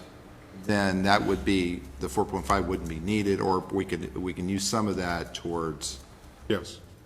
Yeah, this does not address the opportunity that we might have with the municipalities to consolidate into what I will refer to as a JPA-provided dispatch service, or internally with the sheriff's office. You know, one thing we need to talk and think about is, we only get 2.5, maybe 3 a year in Millennium. So, we're doing Alpine Badger. We already have, I think, the 2.3 put aside for Visalia, right? So we know we have that. It's how much do we put aside for fire per year? Is it $500,000? So we're able to build a station every 4 years? Is it $1 million, 150, so we can build a station every 2 years? 1.32 is the recommendation. But those are the type of discussions we've been having.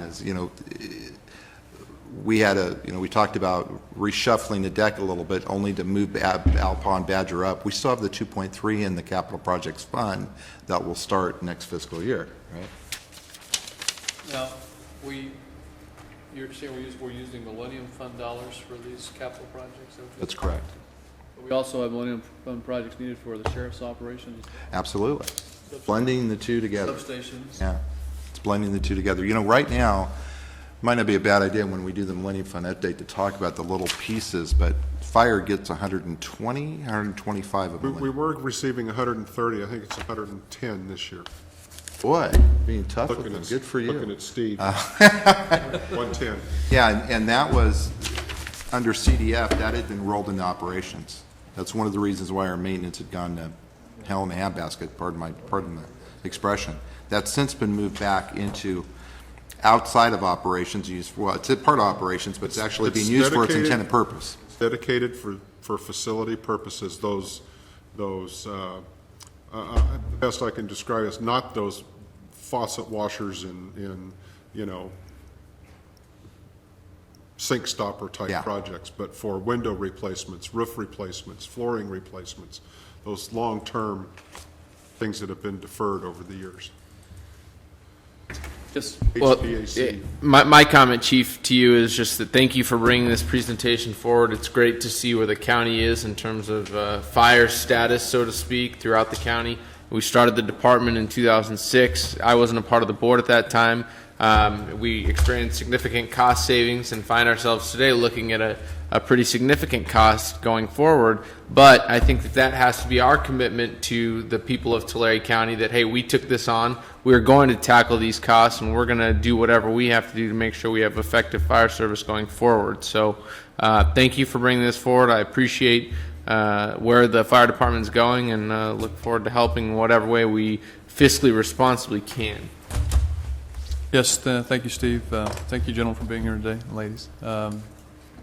Good project. Glad we brought it forward to take a look at it, and gives us some things to mull over and think about. And I'll be in touch and hope. one of the thoughts that crossed my mind. Visiting with you once again. Yeah. It goes back to the concept of growth in the county longer term, and one of the things I'm thinking about, like if this last building boom, we came about this close to in some of our unincorporated communities of having what looked like to be some rather substantial growth. And I was thinking like of Traver, for example. I mean, much growth in Traver could trigger the need for a substation, fire station, kind of a combination, something up there, because it's quite a ways from Orosi, Kings River. Yeah, clear over to, well, that's right, we have got Kings River there. But I mean, especially in the substation, it goes all the way from, Orosi clear over to Traver. But those are things to think about too. I mean, in the mix is where the growth areas would be in the county, and some of that's we don't really know for sure. But maybe having contingent plans. In the event that you have this much growth in this area, then we would need to look at that certain point that would justify this kind of another plan or something. And maybe it's something less, maybe it is a combined effort with a sheriff, fire combined, something like that. But, you know, just some thoughts, because That was the intended plan, I believe, at Cotton Center, was a joint use facility. Bill Hader was promoting that with sheriff, fire, post office, might have been... Dog catcher, Bill Cox is, dog catcher, street paving, That Supervisor Cox is sidewalk and We stuff. were just feeling fortunate that somebody wanted to move in with us. No, thanks, you guys. We appreciate the update and keep up the good work. I think we're pretty. Do we have to? I think we've got a good next time we staff have to here. receive the presentation? no, it's a work, Okay. it's a workshop. Just a workshop. Okay, great. Thank you all. Take Thank care. you very much. Thank you for your patience.